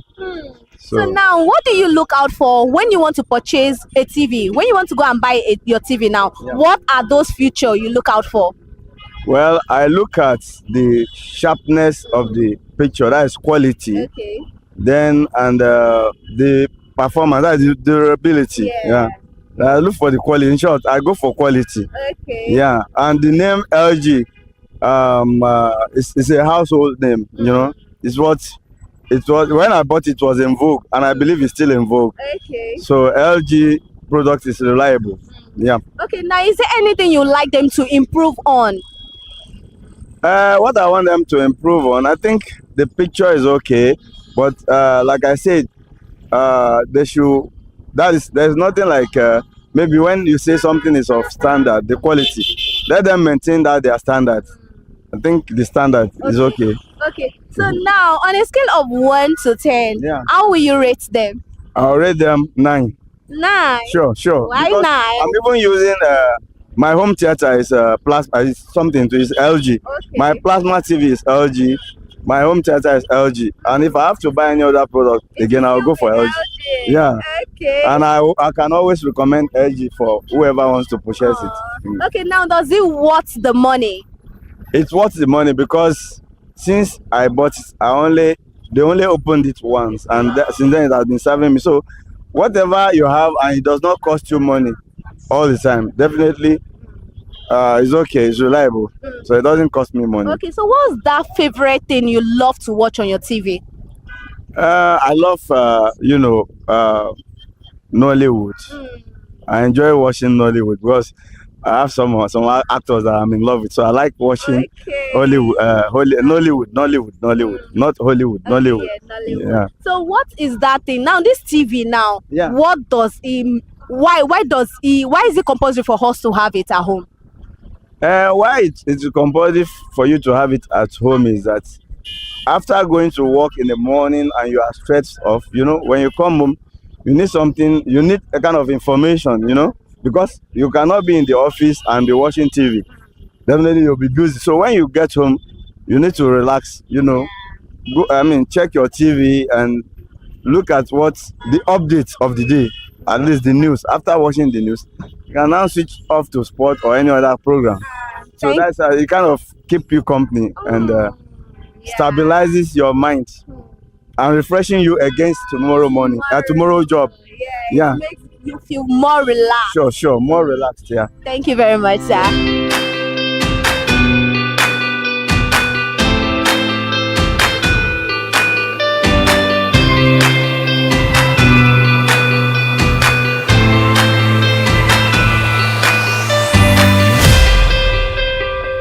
Yeah, good morning. What is your name? Rico. Okay, so do you have a TV at home? Yes, I do. Which brand of the TV do you have? LG LG. For how long have you been using this LG for? 2019. 2019. Okay. Which other TV brand do you know of or have you used? Hisense, Samsung, a couple of them. So then why do you stick to LG? Nothing really. I would say the name. I trust the name. It's been a while. It's been around. So you are the team brand's name. Something like that. Okay, what if the brand is just like that? It's not giving you what you want. So you're just going to say because it's a popular brand, you have to go for it. No, if it's not giving me what I want, we'll change them now. It's ASAP. Okay, now what do you look out for when you want to purchase a TV? Is there something specific you look out for when purchasing a TV? Nothing really, but the color will show if it's original or not. Most times when I check to show if it's China or not. Yeah. So do you want them to improve on anything? The remote is so expensive and it spoils easily. So yeah, that. So on a scale of 1 to 10, how well will you rate LG? Good. 10. 10. I have any reason not to give them 10. Okay, it's your choice. Anyway, so how do you feel now? Why must we have TV at home? Why must I? Yeah. For aesthetic. Yeah, aesthetic. Okay, so what's that favorite thing you love watching on your TV? Series, any good series, I'm good with that. Oh, thank you very much.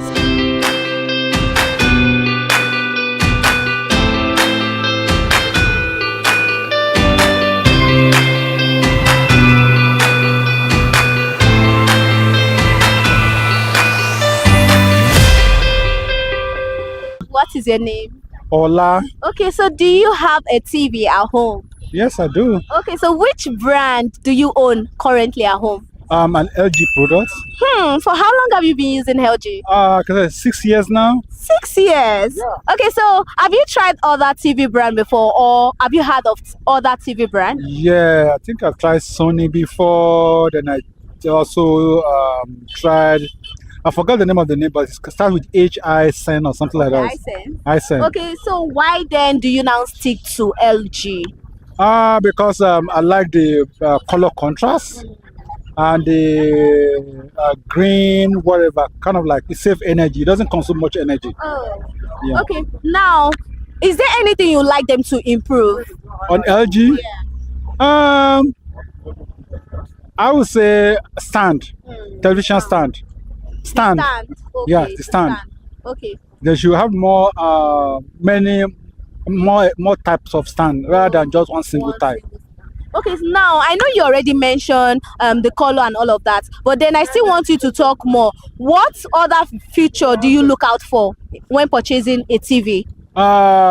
Internet compatible, and also other device like they have other input device like your USB, like your computer, like your audio outputs, and also other input and output device. So on a scale of 1 to 10, how well will you rate this your LG? I would say 10 to 10. 10? Yeah. You give it a 10? Exactly. Okay, now what's your favorite show to watch on this your TV? It's good on Netflix. Why it's on Netflix? Because Netflix has a good color contrast. So yeah, and the internet's capability is really, really good. Okay, so now what's that favorite show? Maybe football, news. What's that particular thing you love sitting that you watch on your TV?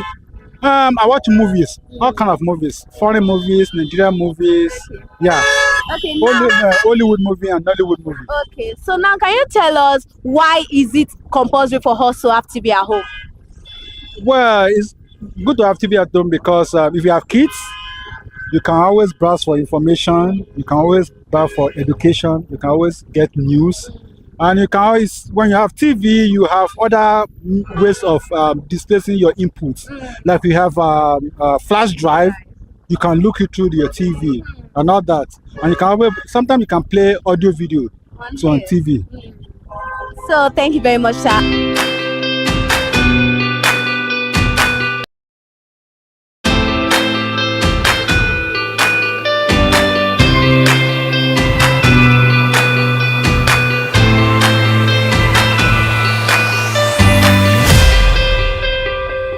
Good morning. What is your name? My name is Sam. Okay, so do you own a TV at home? Of course, I do. Okay, so which of the brand are you currently using? I use an LG. LG. For how long have you been using LG? Maybe 6 months, thereabout. 6 months? Yeah. Oh, so before you started using LG now, what other TV brand have you used? I use an iSense, and before iSense, I used some other brands, but can't remember right now. But iSense and LG basically. So then, why do you now stick to LG? LG. I really wouldn't say, but I remember growing up, LG was DVD, those DVD players then was LG. Our TV set was LG. Even they just have this home theater then. Yeah, it was LG. So probably my father probably just transferred that loyalty to me. I just stuck with LG. Even other of my appliances to their LG as well. Yes. Okay, LG. now you said something like you've made use of iSense before. Yeah. So what do you like about iSense? So if I ask. I really don't know. I mean, if it's fine, I like it. Okay, so you are the team. Looking at the outer part. I'm not a tech geek at all. I don't know what features are. Yeah, I wanted to ask for future, but the way you said it, you don't know really any. Okay, is there anything you want LG to improve on? Give us better products. Just improve. Just innovate. I don't know. But I'm satisfied with what I have currently. Okay. So what's your favorite thing or show to watch on your TV? I like to Netflix a lot. I like watching business-oriented movies. I'm currently watching this movie. This series is called Succession. You should watch it. It's very nice. Okay. It's about this family. They had this company, and the father was trying to, sort of like pitch them against each other to sort of compete for the next CEO of the company. So I watch a lot of. I don't watch a lot of movies, but when I watch movie, I watch business-oriented movies. Yeah, it has to be business-oriented or stuff. politically, or has a political intrigue. Yeah. So now you connect your Netflix to your TV to be able to have this larger view. It's a smart TV, so it has Netflix. Okay. Yeah. Okay. Yeah. Okay. Now, why is it a must we have TV at home? For entertainment, basically, and I mean also for aesthetics. I mean, just imagine going to your house without TV, so bland, and but aesthetics and entertainment, basically. Okay. Yeah, So on a scale of 1 to 10, how will you rate LG? LG 100. You broke your scale. Yeah, 100. Okay. Yeah. Okay. Yeah. Thank you very much, Thank sir.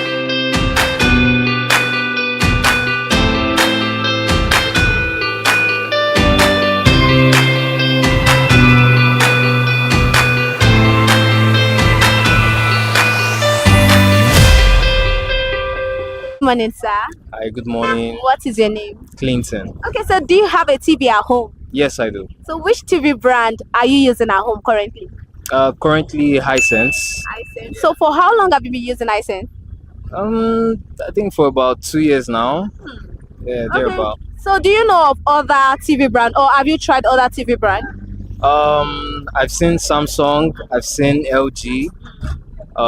Which other one? I think those are the major ones I've seen so far. So why do you prefer iSense? Cost, according to the quality at the time. Yeah, so quality wise was okay. Yeah, and the price was okay too at the time. Yeah, So what do you look out for when you want to get or purchase a TV? What is that feature you look out for? the quality. picture color. You know, picture color is very important to me. The sharpness, how sharp is it? I'm a gamer. I like to game, so I like quality.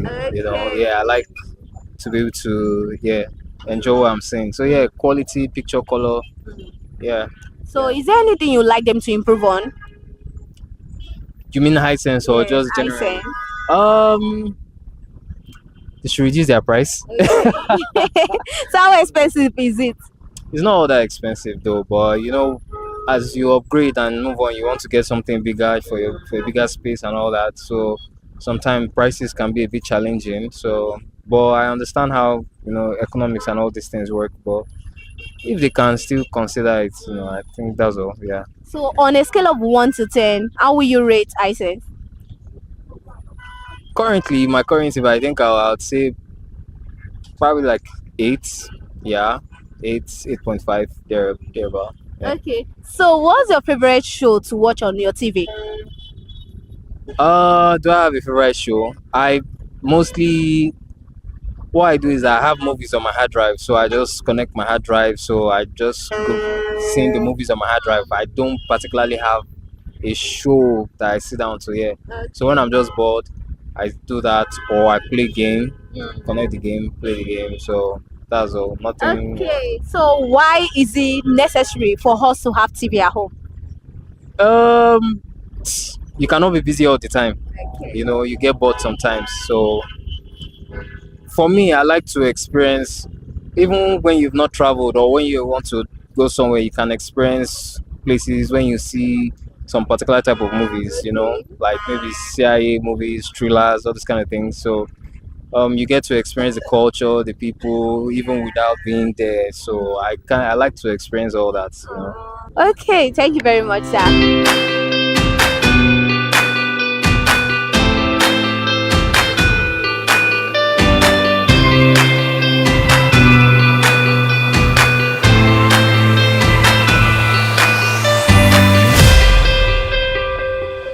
First, are you entertained? Of course, on this edition, we are all entertained on Consumer Voice. Consumers have made their choice and they have already picked who they want to go with. And on today's edition, LG won the heart of the consumers. Mainly, they have something to say on the sharpness, on the outer look, on the performance. As we already know, and we always say, we are not here to criticize any other brand or say a thing about any other brand, but just for them to improve. I am Elizabeth Abefe, and that is all we have for today's edition on Consumer Voice. Don't forget to follow us on all our social media platforms on ConsumerHallaTV, Facebook, ConsumerHallaTV, Instagram, ConsumerHallaTV. Remember, follow, like, share, and of course, put on the notification button so that whenever we upload a video, you will be notified. Bye.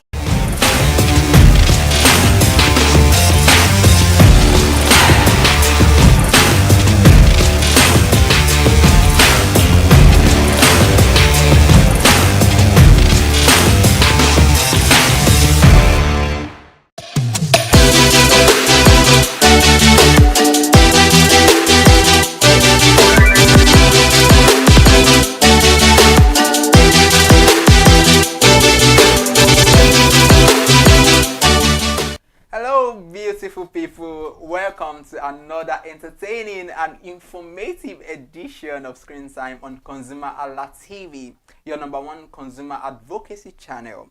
On this show, you enjoy spicy entertainment from exclusive interviews to top 5 countdown, celebrity of the week, and new movie release updates. I am Iremofe Kofoworola, a man clothed in wealth and strength.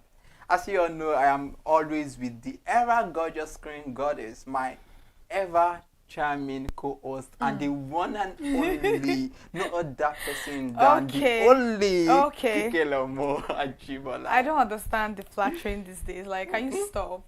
Come on, if I don't flatter you, will now? Alright guys, welcome to another beautiful edition of Screen Time on ConsumerHallaTV, and trust me, this is the particular program you have to sign up for. Today we are going to enjoy ourselves. We're going to have a lot of fun because the topic we're talking about today is not something that we it is really explored like in the Nollywood industry, but it is a very beautiful one, and I'm so happy to be on this program this evening. Thank you so much for joining us on another edition of Screen Time on ConsumerHallaTV. As you all know, I'm Kikelomo Ajibola, and today, as I said, we are going to be having fun. Iremofe, what do you think today is going to be I like? mean, it's not just fun. Like I said, we are going to be learning so much. Yep. We are going to be learning on the ropes when it comes to documentary, because I mean, generally people document things, and historically, you know, we have a lot of documents about sometimes it could be about our country, it could be about our culture,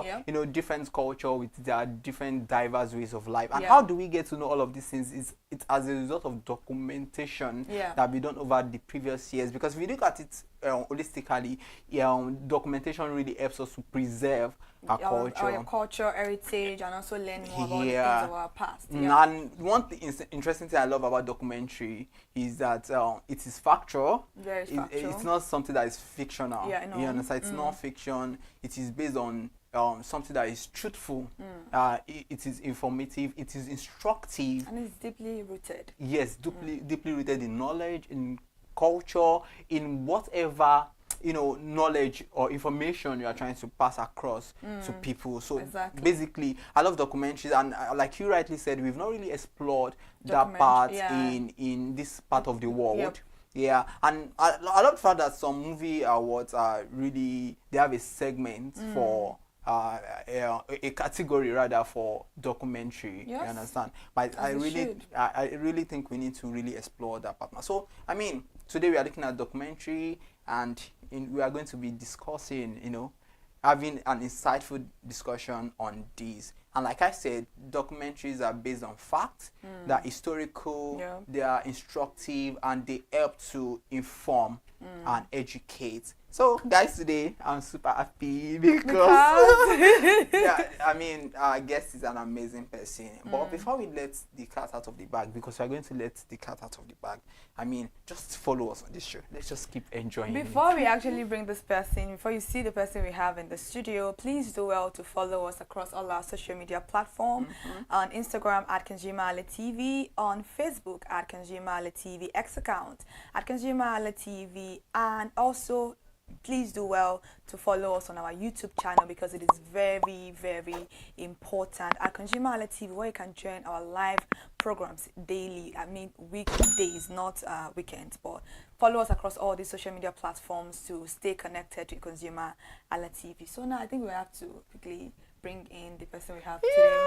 Drum roll. I think we have to do drum roll, because today's own is very interesting. Very different. We are not only talking about documentary. We're talking about a lot of things aside. We should not tell them. Okay, they said I should not tell you. Me, I wanted to help all of us out of this team, but Remember said I have to keep you guys in the dark. Until when you watch. For now, let's continue.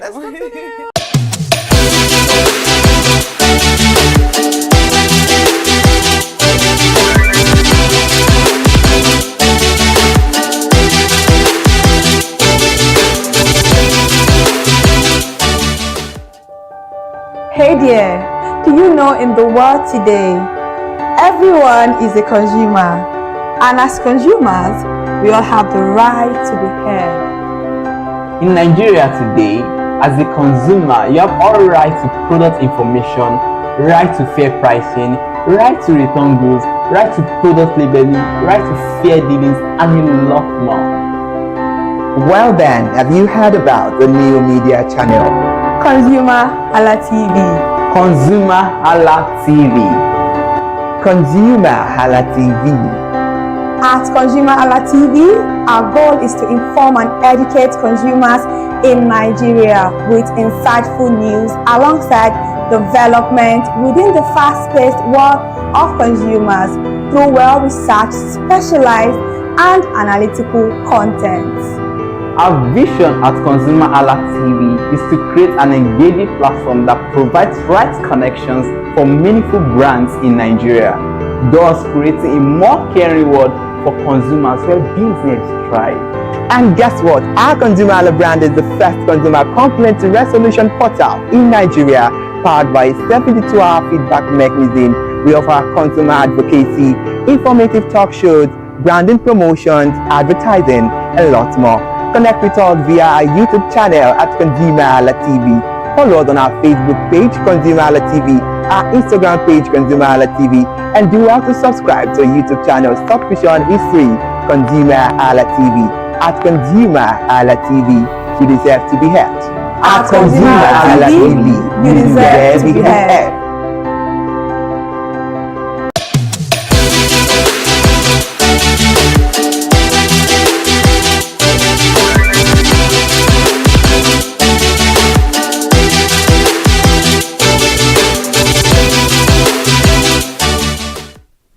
Our guest today is an award-winning Nigerian cinematographer, director, executive producer whose works span across film, television, and documentary. He's an African Magic Viewers' Choice Awards winner. Join us as we introduce to you Allen Ohinge. Hi. Yeah, thank you so much for joining us on the show today. Thank you so much for honoring our invitation, just like you said. But before we go straight into the questions, I think earlier on in our introduction, we spoke about documentary a little bit and how it's not really been explored in this part of the world. Documentary, we all know, is like based on fact, is deeply rooted, connected to history, for record's sake. So we'd like for you to briefly talk about documentary and how you found it, your niche in it, basically. Hi, thank you for having me. So documentaries, or filmmaking generally is just telling stories or ideas that you have in your head.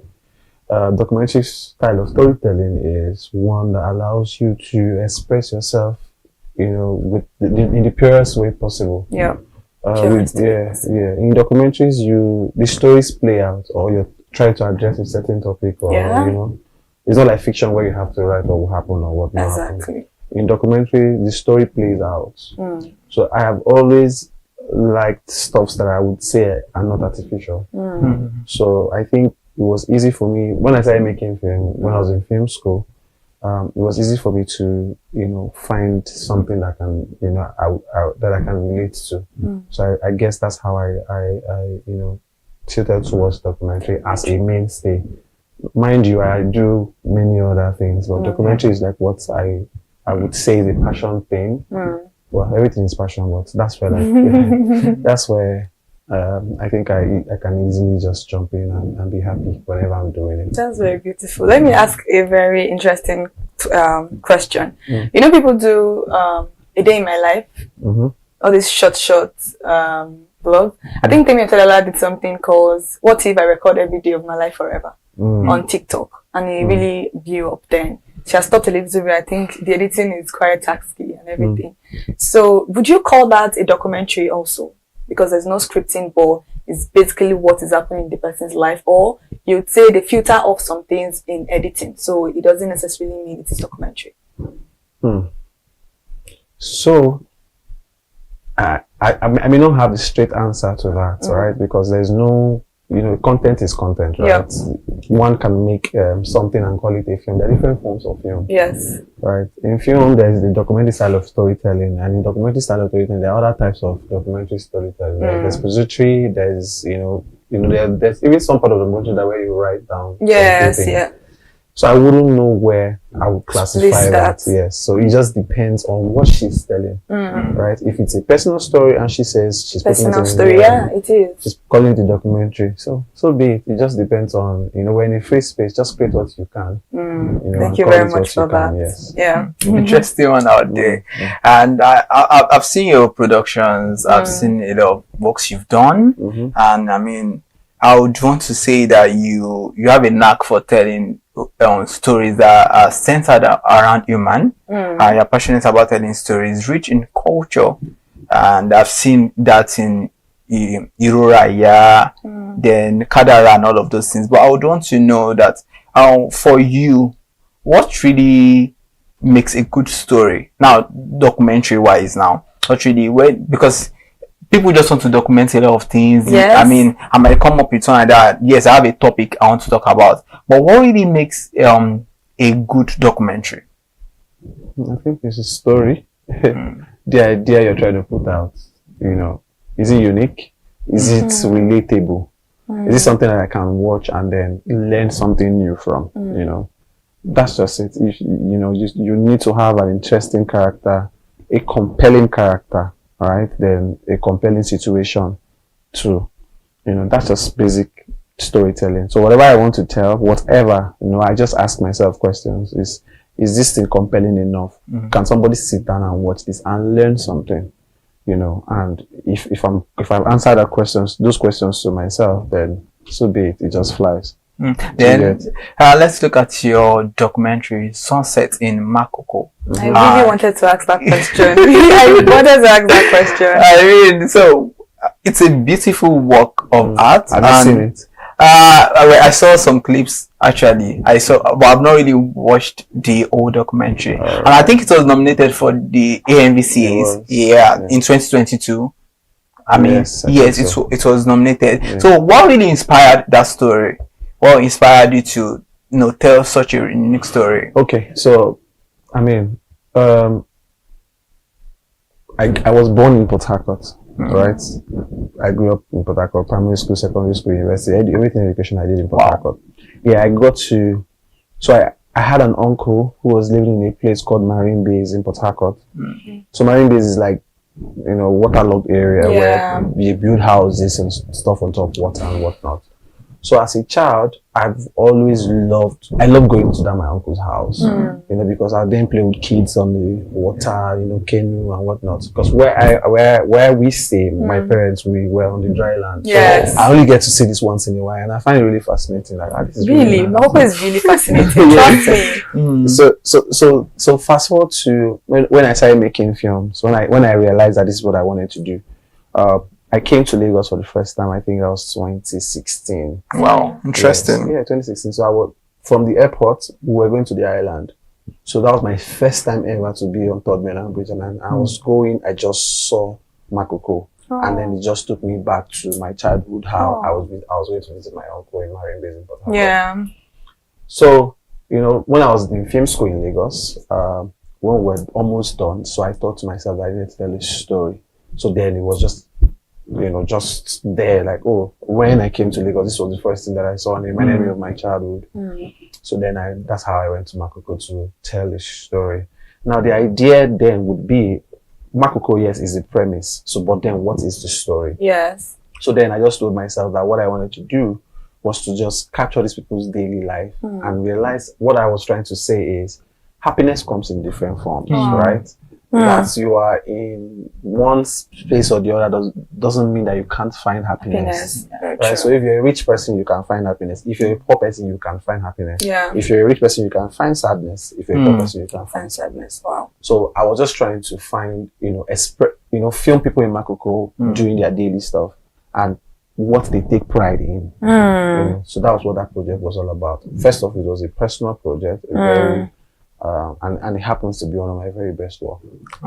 I do agree with you. Till today, Makoko actually fascinates me when we talk about how people live daily lives in Makoko. Makoko has one school, one hospital, hospital on a waterlogged area, and they do their daily tasks there. They walk with the canoe and every other thing, and children are there. Although it may not be the best way of living life because of all the diseases that comes with living there, but these people are actually doing their things, and a lot of people have gone there. But for you to say you want to create a documentary, and that was the first thing that you saw, I'm like, okay, this actually brought me back to my childhood, and that's what we talk about, relatability. If a story is not really relatable, what exactly are you telling that story for? Because people are probably going to get confused and be like, okay, what's really going on here? But Makoko is something that people always would like to hear about, what's really going on here. So to be able to exploit that particular story is a very beautiful one, I must say. And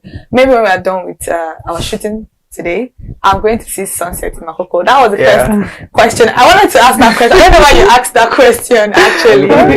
It's not free anywhere. Oh my God. It has been commissioned by different people at some point, yes. So it's not out there. That's what I mean. That's how I read. So for us, I just saw it was as if I said that was I said I've not really watched it. I just saw Well, we'll talk about that. Okay. I think we're getting somewhere. Yeah. You mentioned earlier on that you're not only into documentary. You've seen the part of the cinematography. You've seen the part of executive producer, directing, all these things in one. I think we should just give you the crown of the most busiest person. You know? Seriously. And you won the NBC last year. Yeah. I mean, what category was that? Was it for documentary? It was for indigenous, best indigenous story. Uraya won it.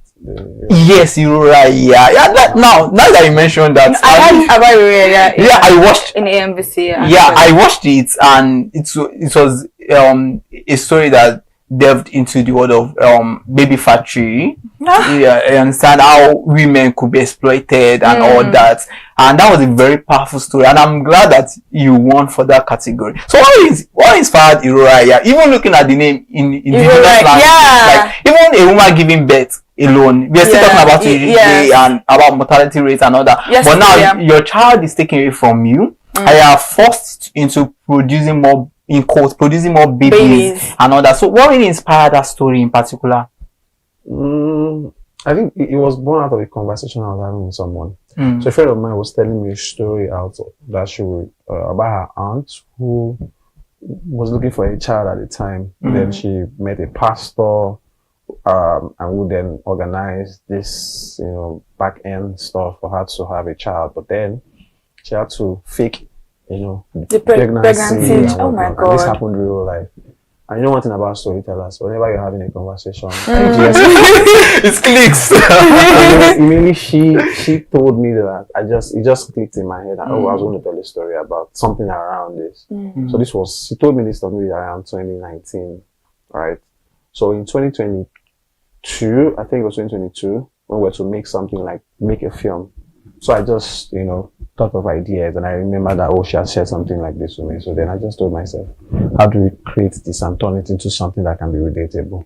And then we thought of the different characters that we created at the time. And then, that's very beautiful. Talking about Baby Factory and talking about documentaries, it's very coincidental that BBC Africa, they have a documentary on this particular topic issue. I don't know if anybody has seen it. I think I told you about it. Where they inject mothers. They have people that give them this baby too, but they will inject you. They will even tell you get pregnant. They call it miracle pregnancy, but it cannot show in scan. It cannot show in all those kind of, I don't know how they do it, but because of the fact that people want to just have a baby, they don't think logically anymore. They think, okay, this is how it is done, and they don't even want to understand the fact that how they are getting it is not right. They don't want to know, but they believe that baby is their baby, and even if your DNA comes out today, most of them have been so manipulated that they don't want to even have that conversation.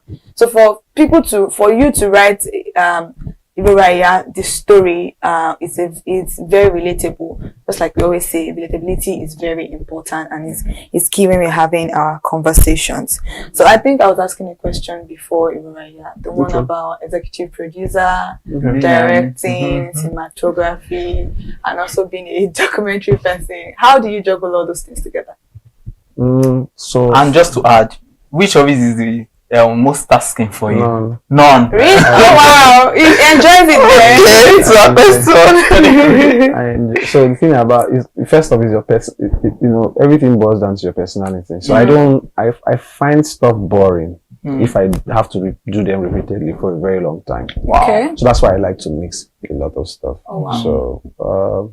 So your personality? Producing, executive producing, directing. How do you do everything together? And so, because everything is not coming at the same time, right? So right now I'm working on some documentary. I'm working on my short film. I'm working on Cycles. Cycles. Yeah, I'm working on a feature-length film, 2 feature-length films as well. So it depends on when I'm going to film. So right now we're in production. Okay, for my documentary I'm in post. So now we're editing. Then for my own short films I'm in post. So the next stuff that are coming, I have one documentary that is coming. I also have 2 feature films that are coming. So it depends on how they come. Do you get? So today I can wear the shoes of being an executive producer. if there's something I want to work on in the near future. If there's something I have to DP for, so Okay. be it. If there's something I have to produce, so be it. So it just depends on how they come.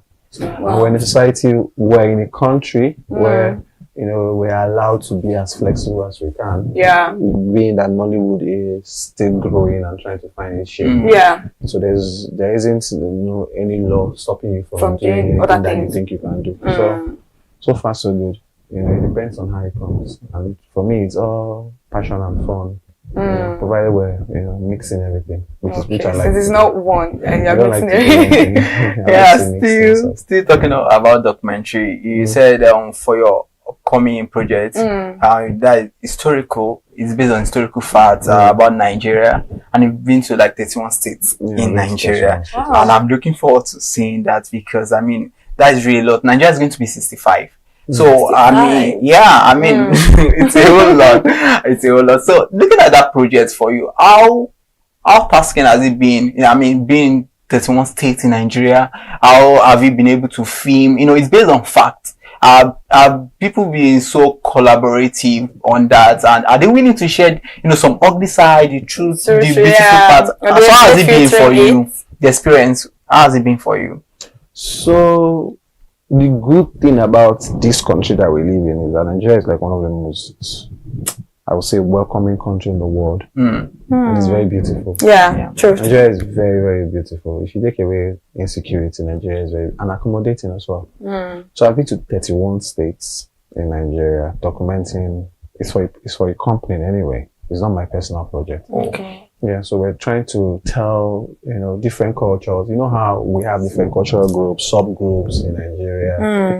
We're trying to tell everybody's story. Nigeria is not just Hausa, Yoruba. Yes. Right. Like I'm from River State, Port Harcourt, right? People say that we're Igbos.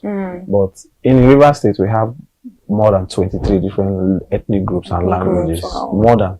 In my own local government, we have 4 languages that if you speak, is the next thing I will not hear from. So are you trying to say that because they are less than 1 million or less than say 500,000 that they do not exist? Yes, that's true. Their story. So that's what we're trying to do.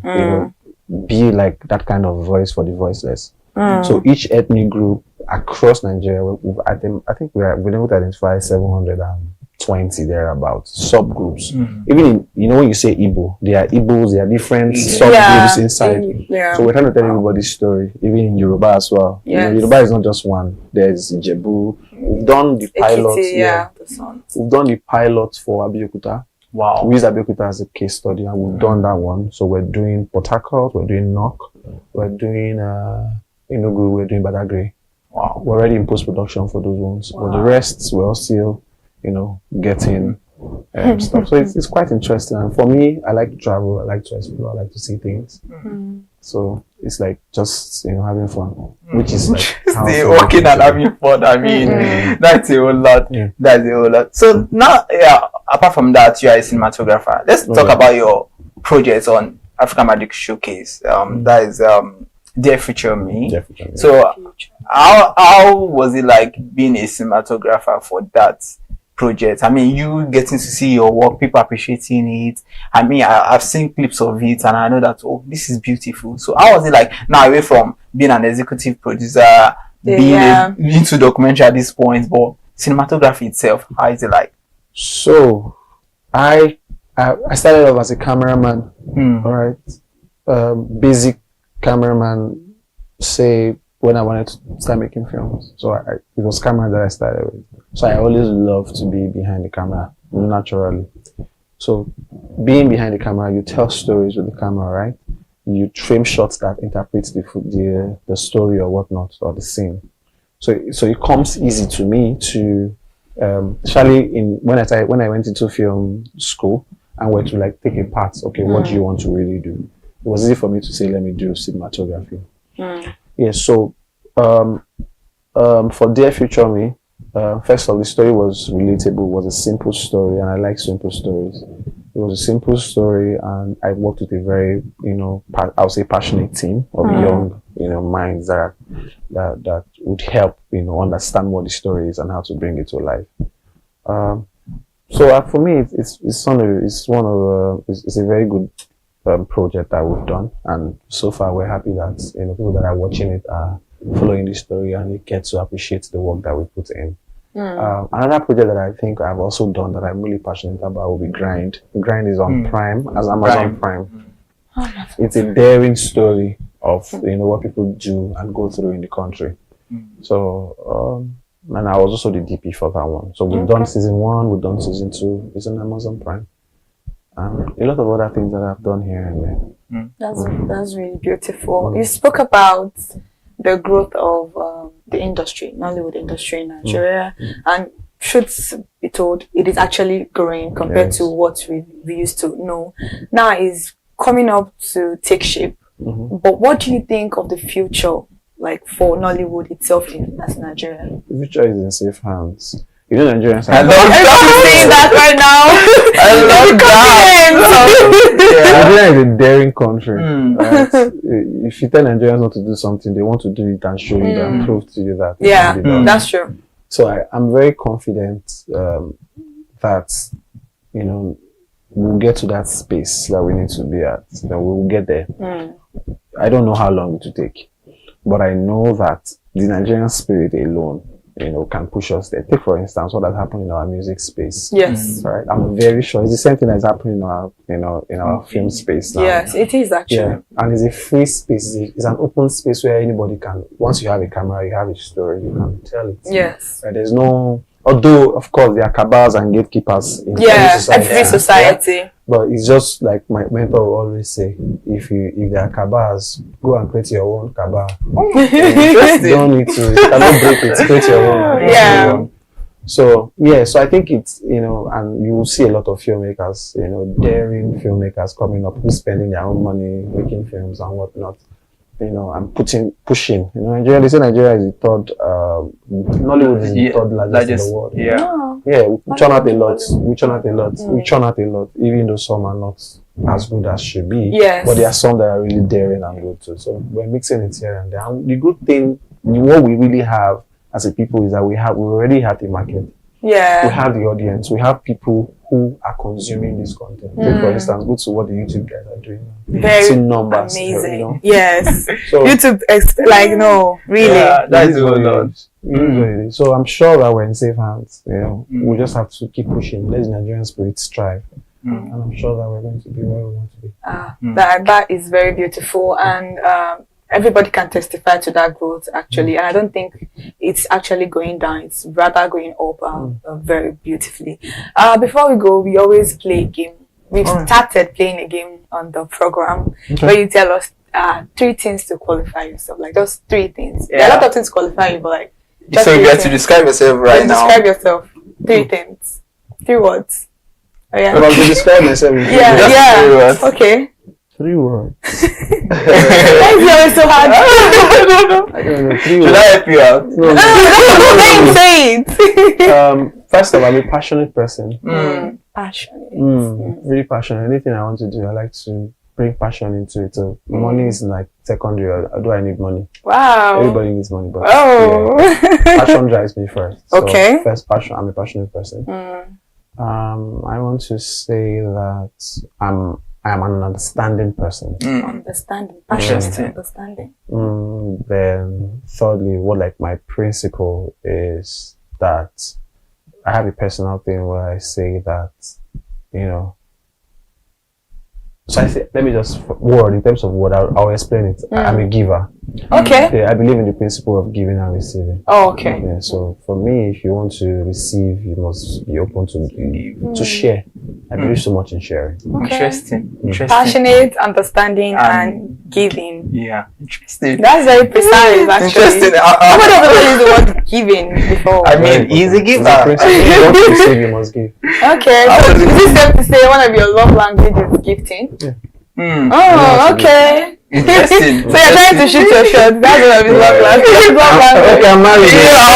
I'll go into that too. I do.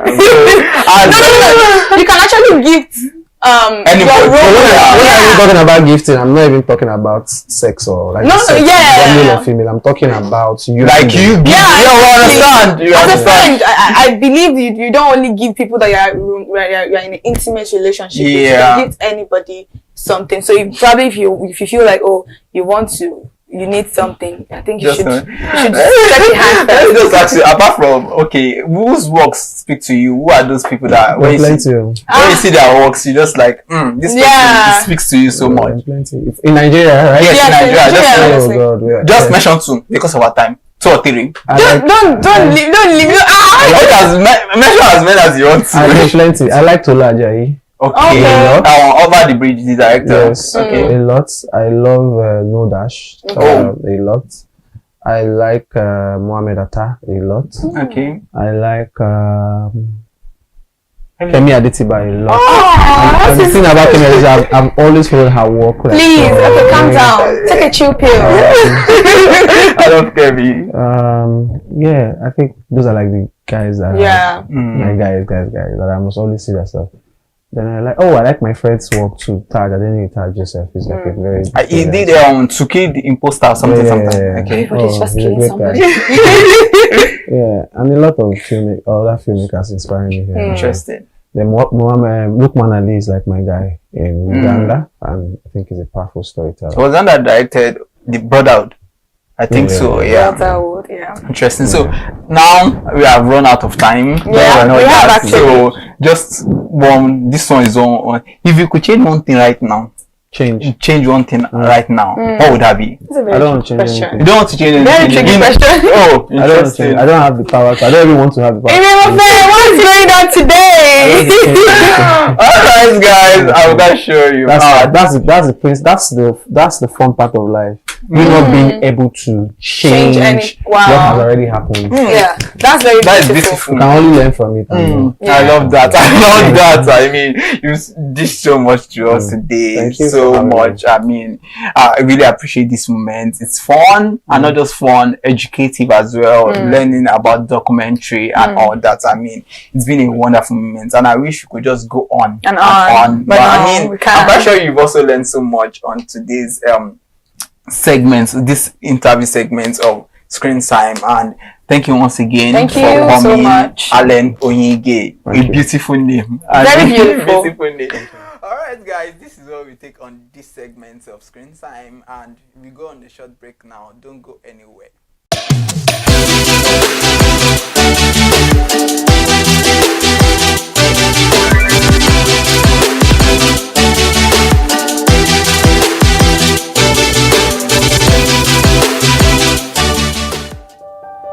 Hey there, do you know in the world today, everyone is a consumer, and as consumers, we all have the right to be heard. In Nigeria today, as a consumer, you have all right to product information, right to fair pricing, right to return goods, right to product labeling, right to fair dealings, and a lot more. Well then, have you heard about the new media channel? ConsumerHallaTV. ConsumerHallaTV. ConsumerHallaTV. At ConsumerHallaTV, our goal is to inform and educate consumers in Nigeria with insightful news alongside development within the fast-paced world of consumers through well-researched, specialized, and analytical content. Our vision at ConsumerHallaTV is to create an engaging platform that provides right connections for meaningful brands in Nigeria, thus creating a more caring world for consumers where business thrive.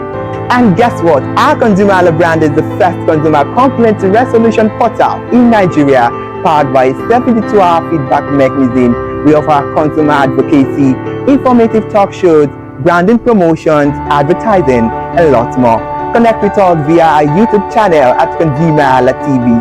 Follow us on our Facebook page, ConsumerHallaTV, our Instagram page, ConsumerHallaTV, and do well to subscribe to our YouTube channel. Subscription is free. ConsumerHallaTV. At ConsumerHallaTV, you deserve to be heard. At ConsumerHallaTV, you deserve to be heard.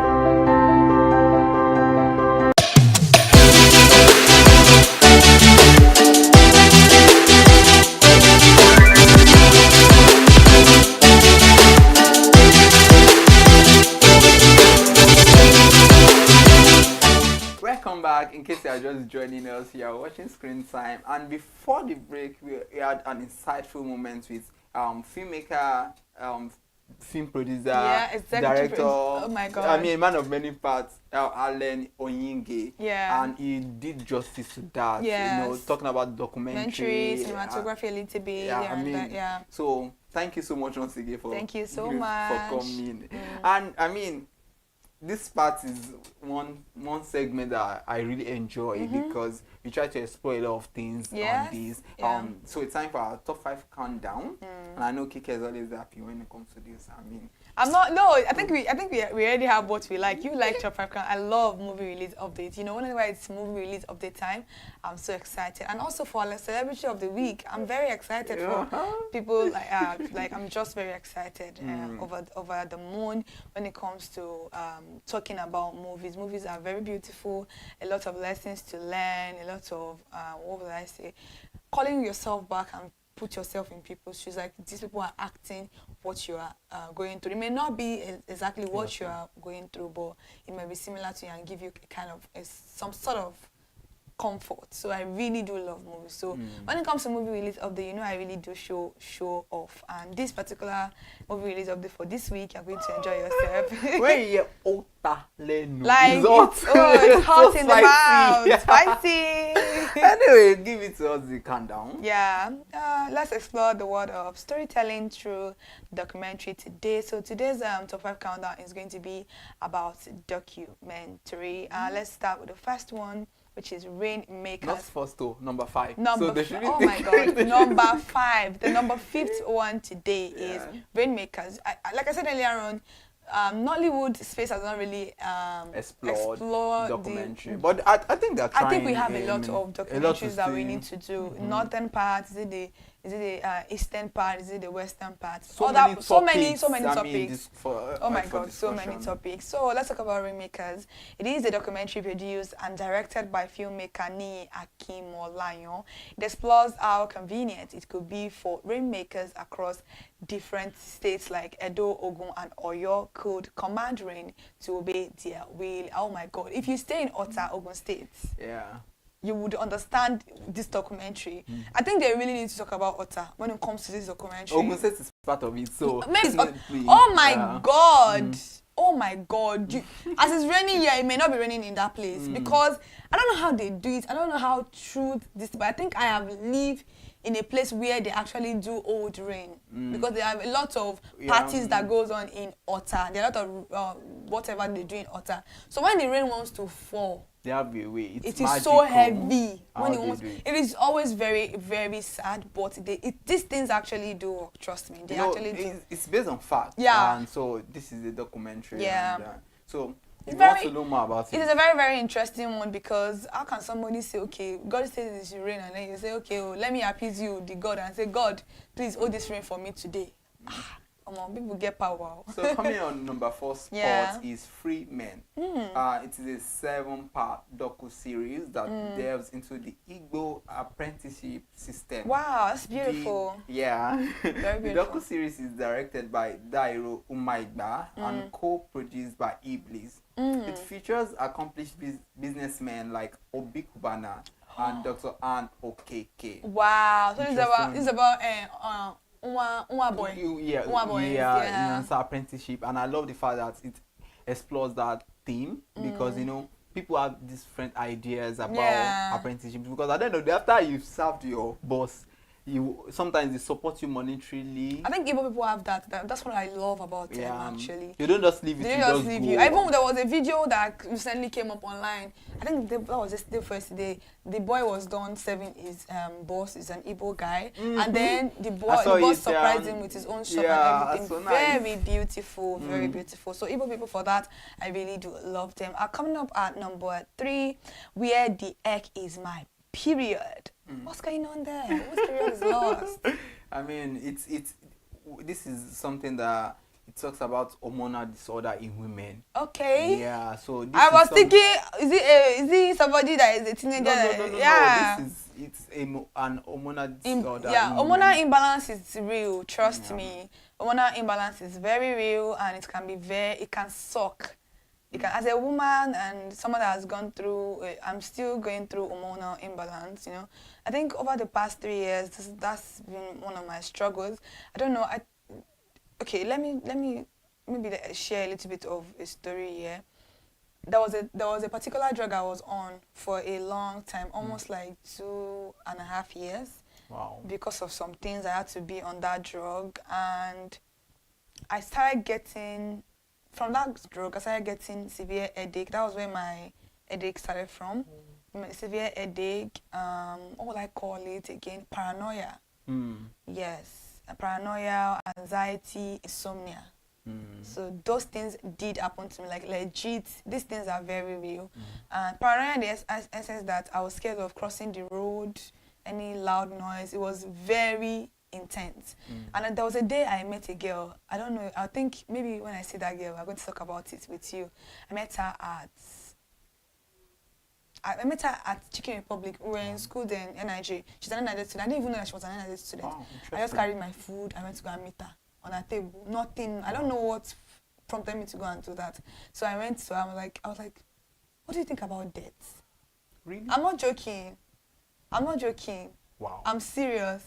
And she was like, hello. I'm like, do you think I can just cross the road now and a truck will hit me? And do you know what causes that? There was a trigger, because that was when Mufia Folabi, may so rest in peace, died, and it just long. So I kept on for like a month. I kept on seeing myself as that person. And paranoia is something that can.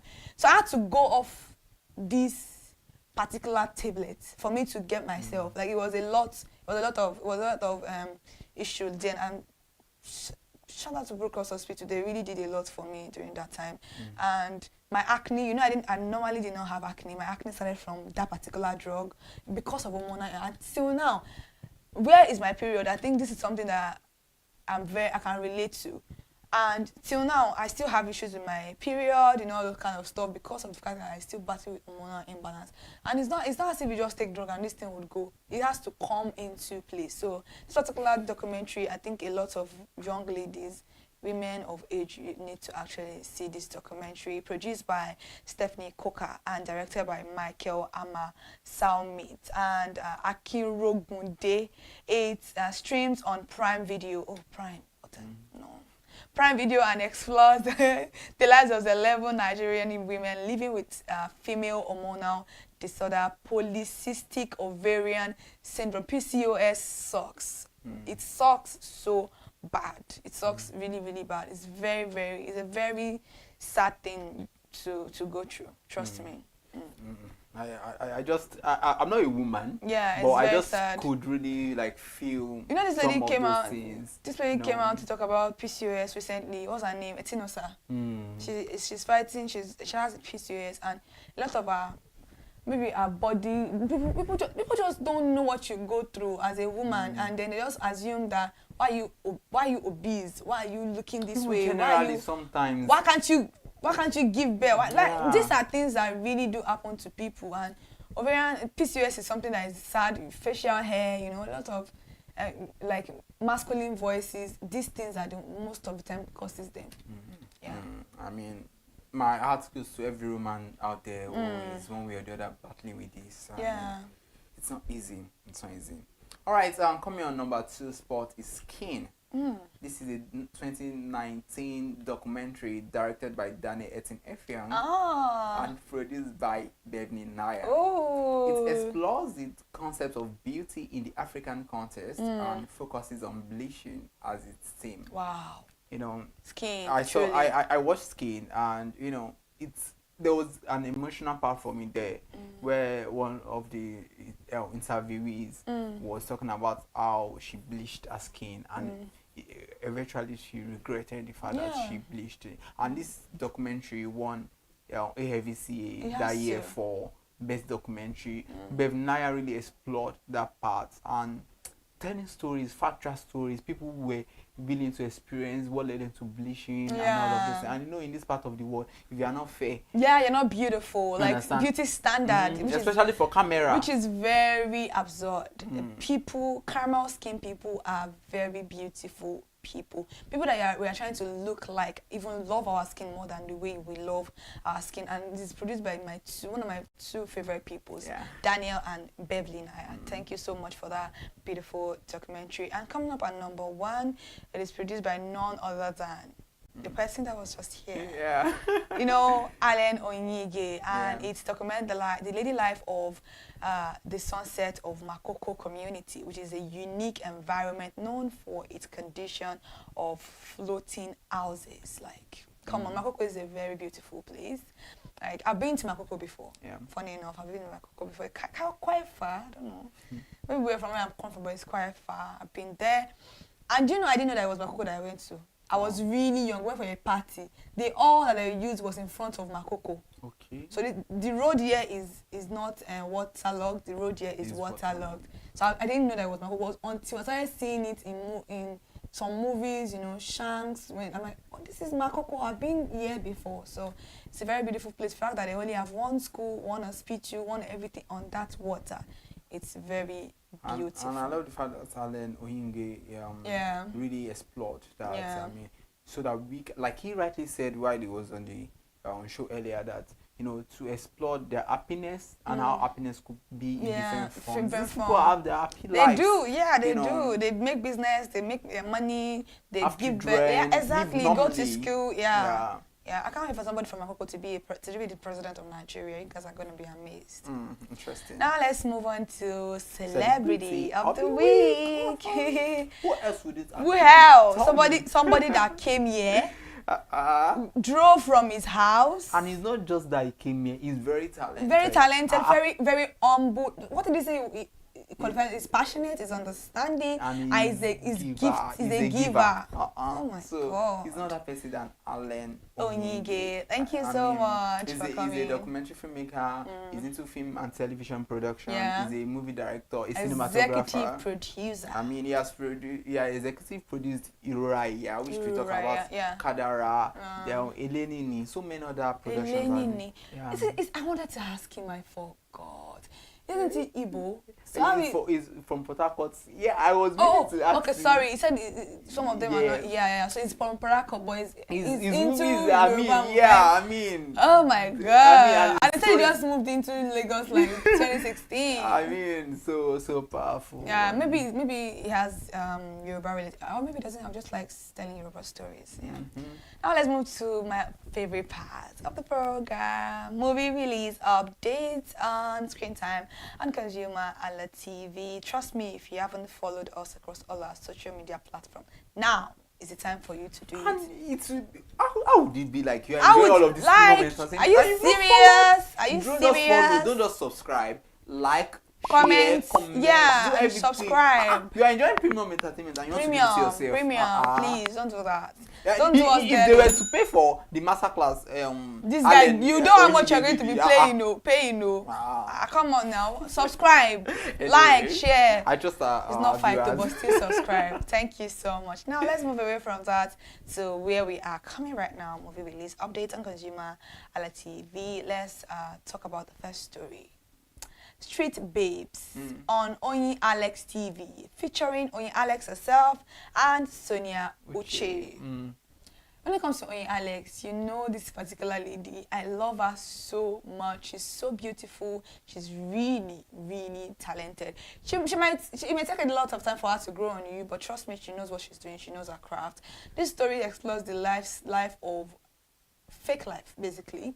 But now it's not centered in Lagos State, it's centered in Abuja. And it really spoke about all the vices that happen in Abuja. Is it lesbianism? Is it people doing all sort of thing for money? You know, all of those things that... Dark things. Your moral... Normal people with moral instincts will actually not venture into. So this movie centered around young ladies that want to make money fast without doing too much, selling their body and all. But I really love the ending, and I love the way the story plays out, because a lot of people have already explored this particular storyline, but they were able to understand the fact that I think I need to do something better to make my life better, and they were able to achieve it. It shows us that whatever you put your mind or your heart into, you are going to able to come in flying in colors. Yeah, that is it. I think you said it too, that what you love to do, if you continue the consistency, is going to give you the result of this thing. So Street Babes on Consumer on Oyin Alex TV featuring Oyin Alex featuring Oyin Alex and Tonia Uche. Go and watch it. It's on YouTube. Very beautiful story. Just go there with your data. You're going to see beautiful story. This particular one, 6 months of grace. Oh my God. I love the title. Yeah, on Uche Montana TV featuring Uche Montana, Deyemi Okonlawon. Oh my God. This story, I don't want to say too much about it. Go and watch it on Uche Montana TV and you're going to enjoy it. Uche Montana always produces good movies, so go and watch it on her TV. She just dropped it recently. Now let's move to another one, Love Bank. Ruth Kadiri 247, Mama Ruth, featuring Ruth Kadiri, Van Vika, oh my God, and Ifeanyiwa Okocha. Mamika is like coming back to our screen, and I love Van Vika. Van Vika during those days, oh my God. Van Vika and Maggie. Maggie, yeah. The light-skinned guys. Oh, no. Come on, it's not a meaning then, no. It's not a meaning now. Those were our lover boys. Ramsey Noah. Oh my God, yeah. Beautiful days. So Love Bank on with Kadiri 247 on YouTube. Go and watch it. The story also is like well exploited, but there are a little bit of things that you may not see coming in the movie. Very beautiful. Yeah, very beautiful story. Go and watch it on with Kadiri TV. Love Bank. Yeah, this particular story. You know how much I've been telling you to go and watch this movie. There are a lot of movies that I may have issues with. No matter how much I love you, I think criticism and feedback, or constructive criticism, and feedback is very, very important. Like, it's very important. And this particular story, I loved it so much. It's a story that speaks so into women, basically. Chef Tolu, that's the name of the movie. Chef Tolu on Irewole Olaniyan TV. My namesake Ire, but Mufe is also very different. Ire is Shadi. Okay. We do good things now. It features Irewole Olaniyan.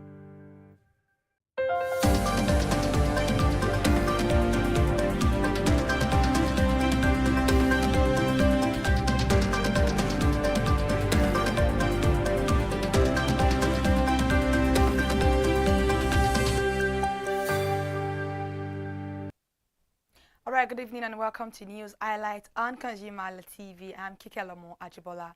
Starting with our first highlight with the Vice President of Nigeria, Kashim Shettima, as he has departed Abuja, Nigeria to attend the 80th session of the United Nations General Assembly holding in New York, United States of America.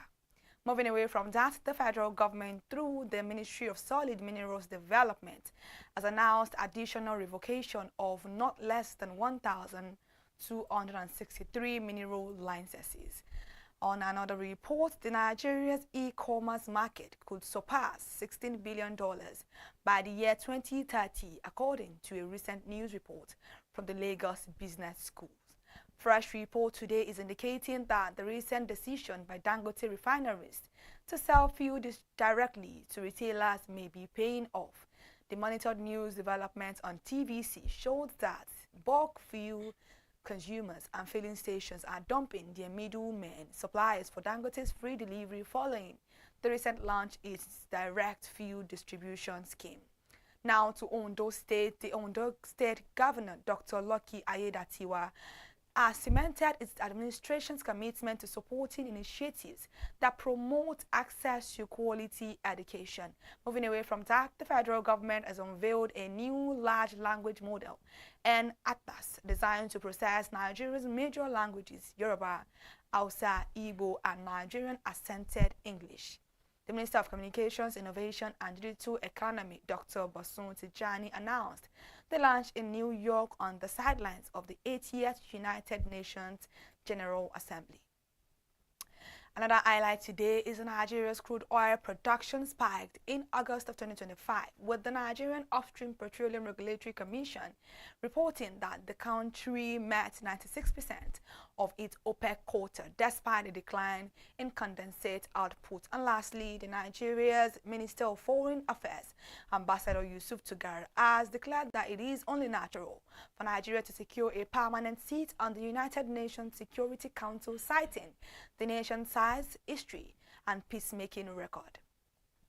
And that's all the news highlight today on ConsumerHallaTV. Thank you so much for sticking with us all through today. And if you haven't followed us across all our social media platforms on Instagram, Facebook, X, and YouTube, especially, subscription is free to join our daily news and program from 8 o'clock a.m. to 6 p.m. every weekday. Thank you so much for today, and see you tomorrow at 8 o'clock a.m. I'm Kikelamo Ajibola. Good night.